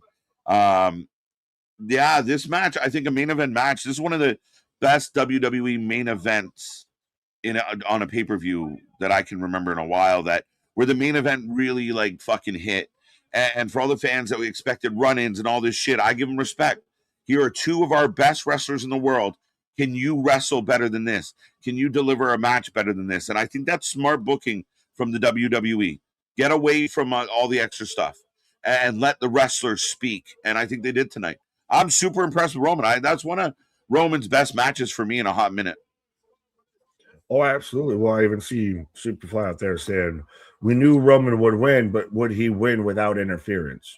And there was still plenty of times. There was at least almost half a dozen times in that match you thought Seth was going to win. For sure. Seth had him done and dusted. That's why I said you couldn't give Seth, like, Roman's a heavy favorite, but you're not giving Seth on any night 0% chance to win. And there were moments where you're like, shit, they're going to do it. And on a night where we saw a couple wins where we weren't expecting, Chelsea to win. We weren't really expecting KO to even be here. So on a night where we're, oh shit, maybe they pull the trigger and Seth does win because it's been that kind of night. But what a great wrestling match. Straight up, no frills. What a great wrestling match. For sure, as now he's cutting a promo straight into the camera as someone just threw the mask. Threw something? It's the mask, the shield mask, as Seth's in the corner. You lost, have your mask back. Yeah, get your shit and get out. 6 stars, match of the year vibes. It was a roller coaster. And when you talk about ring psychology and enjoying a wrestling match, does it get better than that? That was so well told. They're still just looking at each other. Like I said, if I'm being picky, the ref bump spot, I mean, you kind of wanted to tell that, the Shield, are you going to hit me in the back with the chair vibe? So if you wanted to do that, I understand why you did it. So it works. And just the better wrestler won tonight. And it's the first time Roman can say that when he's facing Seth. Well, and it might actually be his first win over Seth. Officially, this is interesting. You've got Seth in one turnbuckle and you've got Roman in the one across the ring. Mm-hmm. Now they're kind of like having a moment, like, do they embrace of like, you are still my brother, god damn it. In the preview package, Seth, or in the interview that Seth did, he mentioned like this really could be the last time Roman and Seth main events or a big event. Now that, whether it's true or not, just that, but it's kind of that vibe of like, yeah, we did this. Like, he's got his fist out. Yeah, but no plastic bags. Facts. Boo. But Roman's out Boo. here trying to reunite the Shield. I don't think so. I like this. I mean, again, tell the full story, bring the story home now. Yeah, full circle. Full circle moment out here. I just don't trust it. Is there a twist here? We get the right win. We get an epic match. Was that the Shield mask? Is that why? Oh, that's why someone threw it to him. Yeah. Yeah. Here, you need this for the next part. It's in honor of Dean. It's in honor of Dean. Shit. You're actually probably right with that. And then they dap it up. It's in honor. That's in the Shield, all here together. You just don't realize Moxley's a little translucent. Just kiss it out, guys. No pause. Yeah, now just kiss. I don't. Again, the wrestling is in a place where you're like, are we done? Is that it? Oh, shit. Oba would be interesting right here. Just a face-to-face. Oh, yeah, for sure. Right. Now, Keith. Well, it feels like if we're getting this much run on and everything, is there got to be something? Like, we're not just ending on fucking friendship, are we? Why not? Because now Roman's holding up the belt, Seth's walking up the ramp. Is this this it? This it? Maybe. You didn't get you're gonna be like bummed if this is it. I feel like it's staying long. I know. I mean, I don't trust them. That's why I'm saying I'm waiting for something, because this is long in the tooth. This is long credits before the post-credit scene. All right, that's it. Explore Minnesota.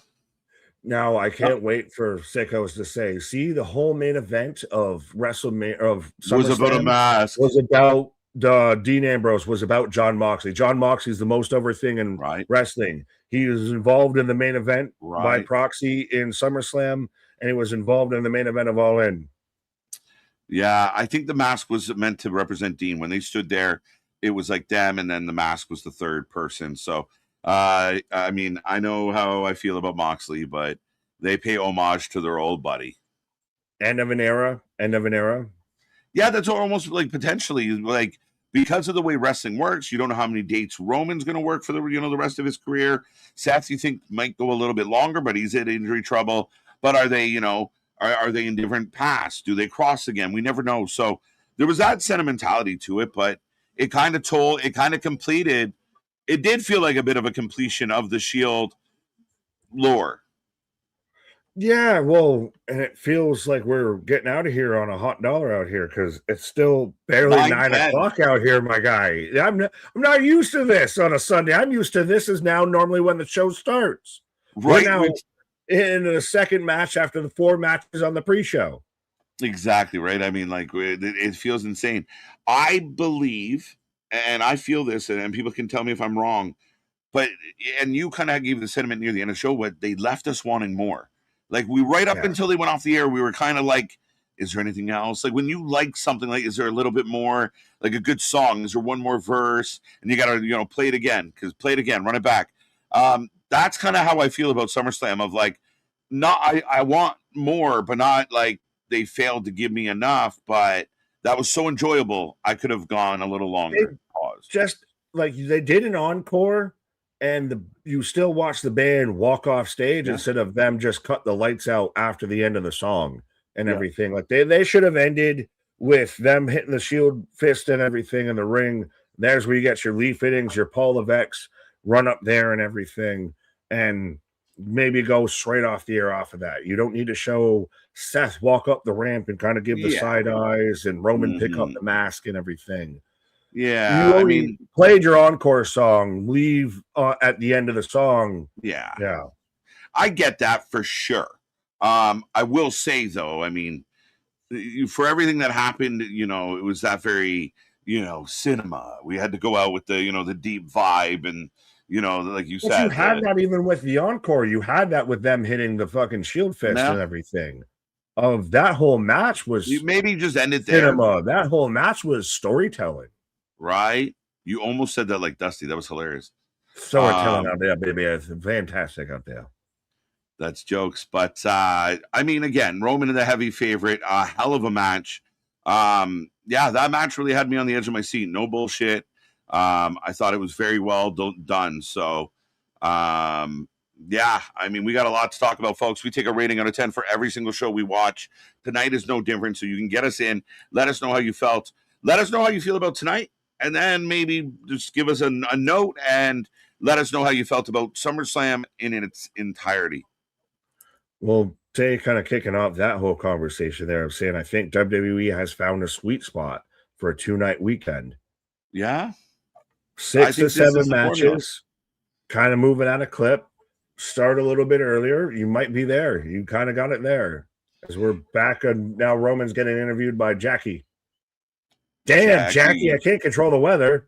It's been a very good Canadian night. So shout out to Jackie, also repping the great red and white. So, yeah, shout out to all the Canadian success tonight.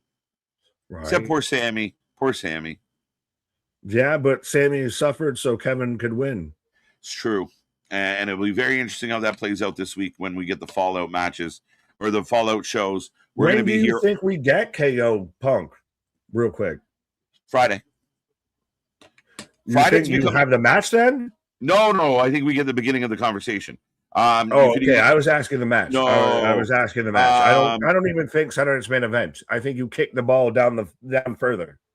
Yeah, I wonder if they'll do, yeah, Money in the Bank, I think, is where you do it. Maybe you do something like, I know people are going to hate when I say this, but, KO Sammy versus Punk and somebody at Saturday Night Main Event, just to kind of, create that little thing. Cody's a great answer, being that he was there too. And then maybe that is the kind of the pit stop on the way to Money in the Bank, right? Well, then you even get with Sammy and KO, how will they coexist? Like, that's going to be interesting outside of KO now is just there. Now, how do him and Sammy reconcile or have that conversation? Mm-hmm. Like, Kevin Owens getting added is the complete wild card that got added tonight. Yes. Yeah, absolutely. As Roman is still with Jack, that's crazy. But I like this. Just a little post-match feel. Lame. Springwood, what do you mean lame, bro? Come on now. I don't think we're getting Zilla. No. And listen, I like the fact that, and maybe some fans don't, and they call it bad booking, but I like that we didn't have a lot of shenanigans in the main event, especially that it was about Roman and Seth, and it was a really good match. And even when the ref got bumped, it was about their story, and they needed the moment to kind of have that moment, and they did it, and they hit it. And I'm really starting in a world where everything's so indulgent. I'm kind of liking one-on-one solid pro wrestling. I want solid tag team wrestling, but I'm kind of like over all the extra frills that disguise bad wrestling. Yeah, you can at me, you can, do whatever when it comes to this out there, but I feel like the two best pro wrestlers had a great pro wrestling match tonight out there. Of Roman Reigns is the guy in the industry.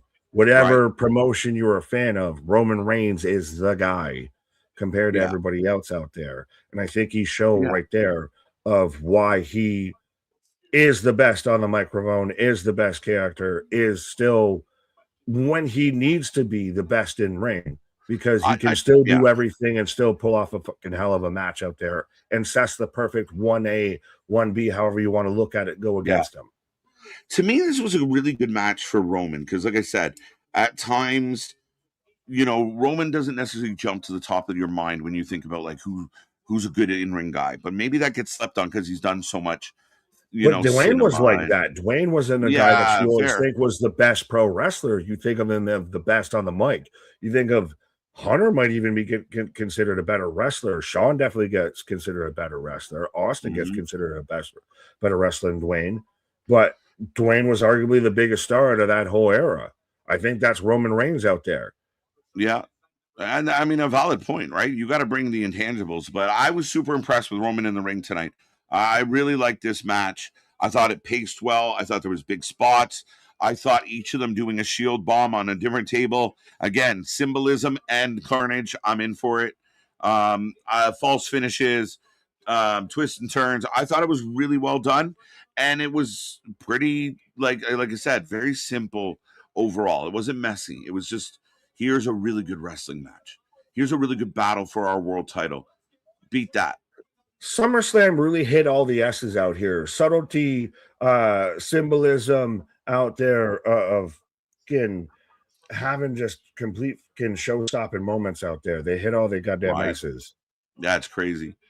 But yeah, I mean, for my money, as we will get to your ratings, Stephen White saying, I hate those kicks. It looks like he's trying to get It looks like he's trying to get sauce off his face with his shin. It's still making me laugh.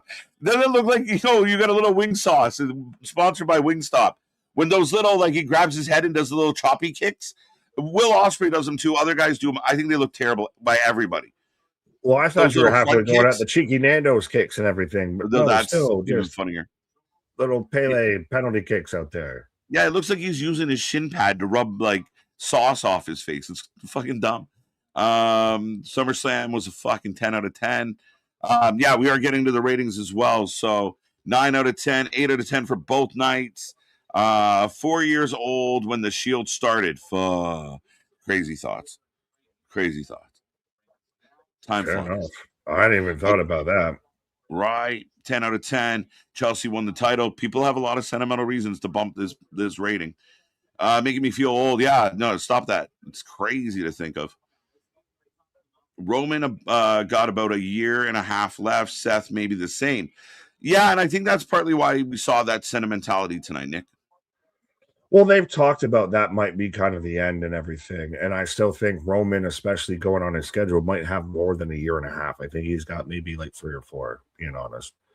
Yeah, and then that lighter load, right? He's like, oh yeah, well he's even talked about it, but still, I know I kind of played into it of how Brock pointed out how he's the past, Oba's the future, and with seeing Seth and Roman, that's the biggest example of the present you could possibly get. Because right now we are going back on the post show of Aldis introducing KO. So was tonight a 9? I know I gave tonight's a 9. 8. Was tonight a 9? Tonight's a 9, if not a 9.5. Like I could give it extra love. It's not a 10. There was a couple soft spots. If I'm being picky or being fair, but it's a 9. Chelsea wins. That's huge. KO returns, huge. He wins, huge. Roman Seth killed. I will be honest. I was a little disappointed with Chad and Penta. I didn't think it was the burner it was going to be. But I was going to say I'd agree with that. And Corbin Trick, I think, was okay. The miss of the night is the whiff of the night. Okay. And I thought the women's ladder match slapped. And Chelsea got the win. Chelsea, well, that's where, and I think the returns and the special moments and everything. Oh, yeah. Is what really, like I said, night 1 was good, so night 2 could be great. Those moments and everything hit so much more, and we talked about it so much last night. Night 2 felt different than night 1 for all the right reasons. Yeah, it wasn't a bad way. Like, I mean, I gave night 1 a good mark. I give night 2 a better mark. And that makes me very happy as a wrestling fan. I think overall, like 8.5 on the whole weekend out of 10. Combined, I think that's how the average works out in my head. I think that's fair. I think SummerSlam as a pay-per-view was one of the best wrestling pay-per-views of 2026. Now, we'll shout out Jordan out there, but Jose, if KJ and Nick don't say night 1 was better, I'm cooked. So we're out here. Are we shifting the odds and the bettings as Kevin Owens out here with a microphone? And I think we're all going to be a little bit silent as we see what Kevin Owens has to say. I'm pumped. I'm so happy. Nick, officially, so we'll say it live so everyone knows we're not on the. You can say that as I'm getting misty-eyed of seeing Big O, KO. And all of that. Crazy. They were both in the New Day at one point together. Welcome back. Yeah, man. But yeah, my guy is in the building. It's spinning. He looks good. He looks like he lost some pounds. Nick, officially, night 1 or night 2? What was better? Night 2. Yeah. Shit. with you. Fuck. It's true. It's damn true. It's damn true. Yeah. So I mean, yeah, kind of. I mean, it's hard to really. Yes and no, maybe so. I mean, there is still night 1 was really fucking good though. That's the thing. It was really goddamn night 2, good. Come on, bro. Kevin Owens, Chelsea Green, Roman Seth. Was it all on just the prizes? No, because the matches were great. You just talked about how good Seth and Roman was. Yeah, I know. But we also had great matches with Aldis. I'm not saying we didn't. Also, we had great matches with Lynn and Io. I think they're close, but I think night 2 edges it out, and it's going to because of Kevin. But that Fatal 4-Way was a really good Fatal 4-Way. The women's ladder match was a good match. I liked the Corbin Trick match. It was a little clunky, but I'm not nearly as mad as other people are about Corbin winning. I do think it was one of the weaker ones of the night. But yeah, I think Chad told a beautiful story. They made us cry in that moment. They made us cry for KO. They made us cry for Chelsea. Seth and Roman were hugging it out.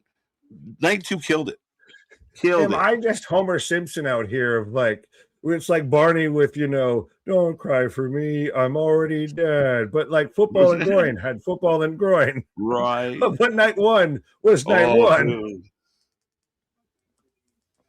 up to a month ago, I was like, we kept doing scans. Yeah. Up till a month ago, he wasn't sure if he was coming back. But this is, again, Beard game looking good, KO. Kevin is going to make him, right. You want to cheer for him as much as you want to cheer for Punk. Right. I might have to switch up the beard and go with the stripe down the middle like that. With a reverse. Right. I might got to run a reverse. 8 out of 10. Again, heartfelt, touching. Right. And he's there with Big E, who didn't get the opportunity to come back. Heartbreaking. He's the unicorn that didn't get free. Where was it? Ken MDB had something out there of saying, terrible fan voice of, so Big E, what's your excuse? Officially, can we just try and guess how many ref bumps did we have this weekend? But no, I was making sure I didn't make it up of MDB saying ignorant fan voice. So what's your excuse, Big E? But I think we had 2 at least in the main event match. So we had 2, 4? Did we get a ref bump in Punk and Cody? Yes. Oh yeah, we did. Little Nate took a bump. So there's at least 3. Did we get? We didn't get one throughout the rest of the show. Was there a ref bump in Aldis and Gunther? No. Maybe. I think it's 3 ref bumps on the weekend. What's the chat feel? What a ride. What a rush.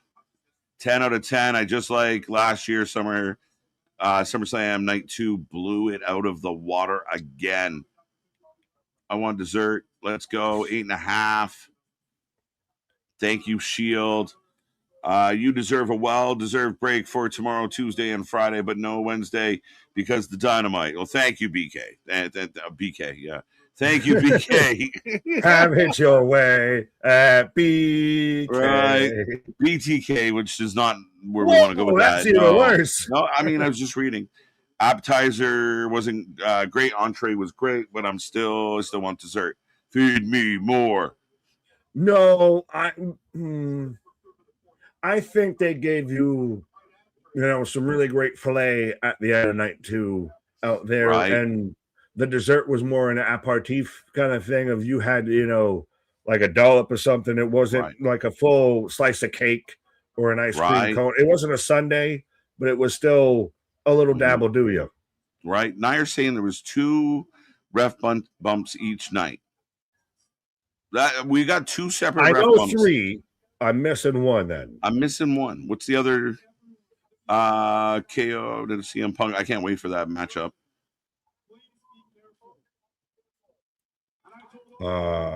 Guardian KJ Naked got beat for us, but not all countries. When Roman Seth put the mask in between, Cole said, "Hello, Dean Ambrose." Really? Did he or did I? I mean, I felt like that's what I said. Did he say it? That copycat. Kevin's still out here. Yeah, he's saying You're now the like, number one contender for the world title. Now I want to see what he's going to say Right. towards Punk. yeah, he just said essentially they've told him be safe, be careful, and I'm not doing that. I'm never safe. I'm never careful. I'm here to win. I'm here to kick ass. Yeah. Kevin goddamn Steen. Remember what everyone thought he was going to show up in AEW. Right. But no, I think this whole weekend was a lot of WWE allow me to reintroduce myself. My name is I think so. O-H to O-V. Yeah. And it feels like they're changing their approach a little bit, in probably a response to what they're seeing trend as popular matches. They're pivoting. They're starting to give us, all right, so you want an 18-minute like match where they go back and forth. You want us to remind you what Seth and Roman can actually do. You want to see things like Sammy or KO or Punk. We're going to give you all that shit. We have it here. We can do it too. So again, I think it's smart, and I think tonight delivered on all of it.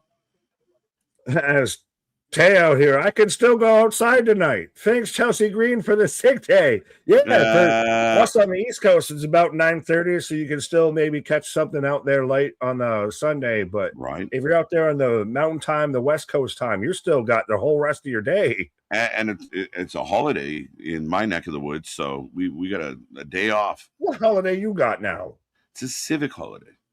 Civic holiday? What is a civic holiday? I don't know. Was it Kevin Owens Appreciation Day now all of a sudden because he showed up there? Give him the key to the country. It's Canadian Appreciation Day. You got to celebrate Chelsea Green being champion. You got to celebrate Kevin Owens showing up. Mm-hmm. All right. I might have to confirm some of these stats after we get off the stream. We got a stat collect. I think I got 3 ref bumps. How many returns, debuts, or call-ups? Kevin Owens and Randy, right? Was there anyone else?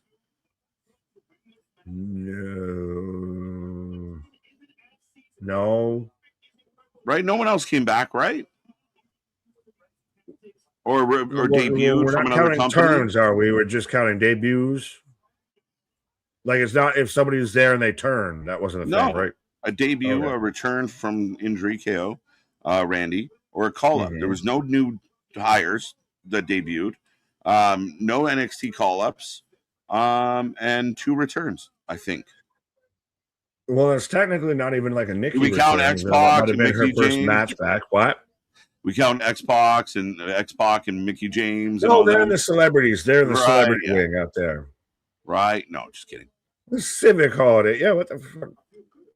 All right. So, yeah, I don't know what it means either, but I'm happy about it. How many wrestlers bled this weekend? 3? 3.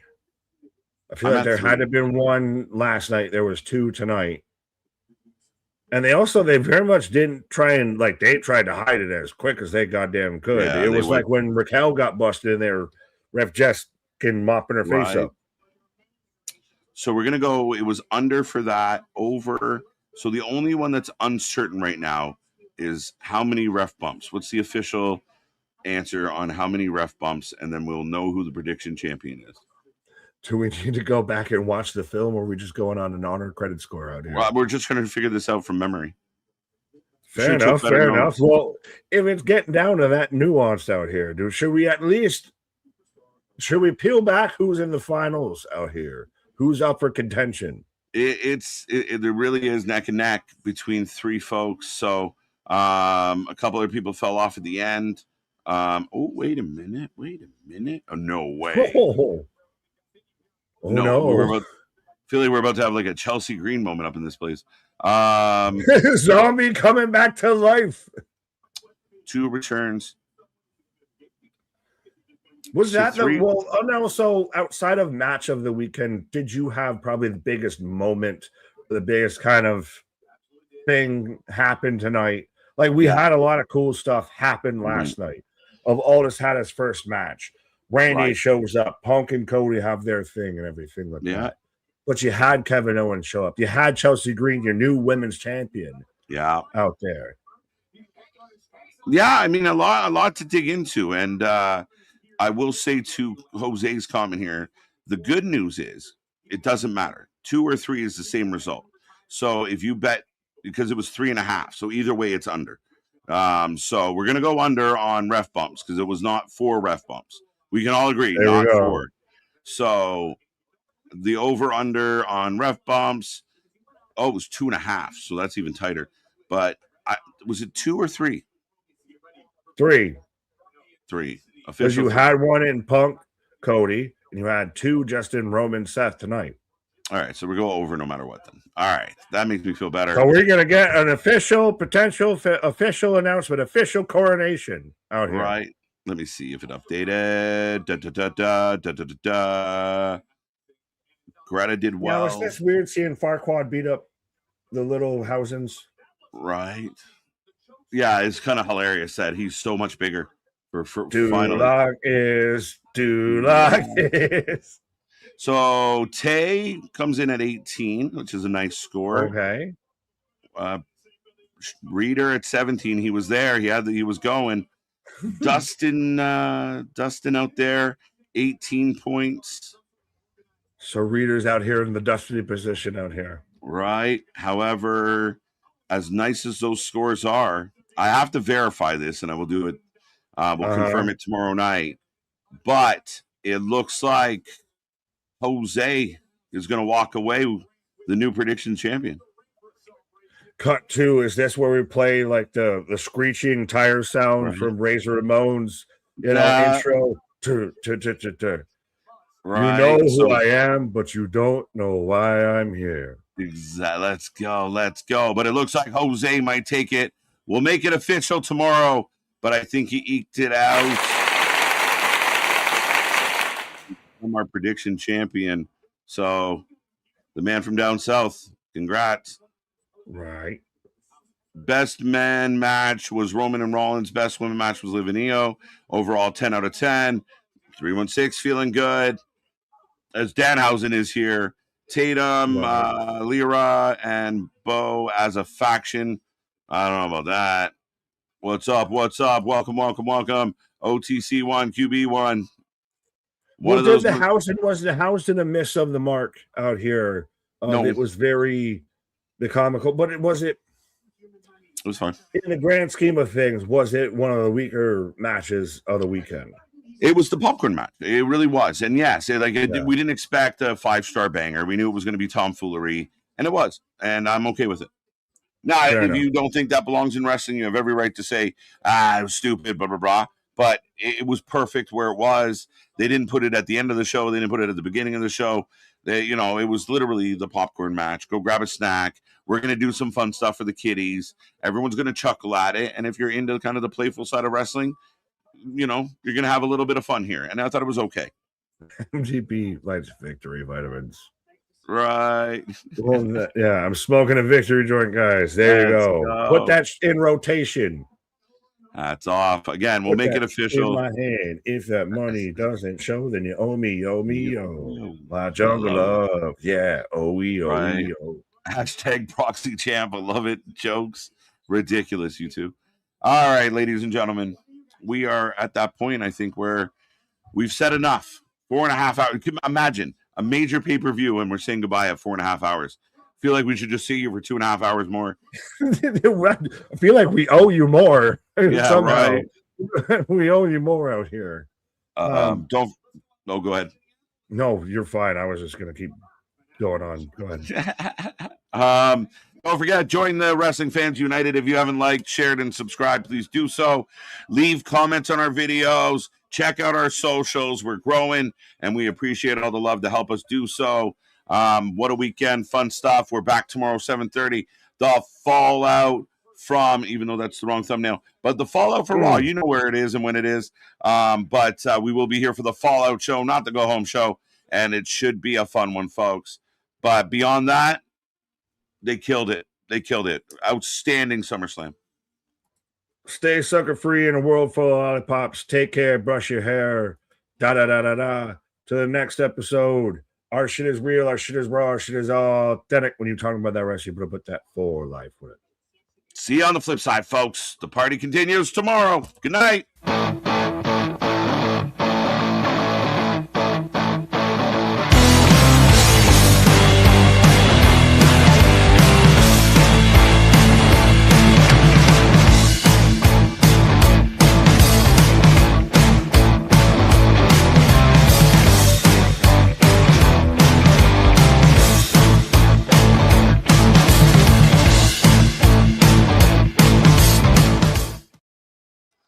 Hi. Good show. Good times. Wait, they still here? What are they doing here? Go What home. are you doing? Go home. The show's over. Show's over. Go home. It's a great time. Party. See you tomorrow. Ferris Bueller. Good night.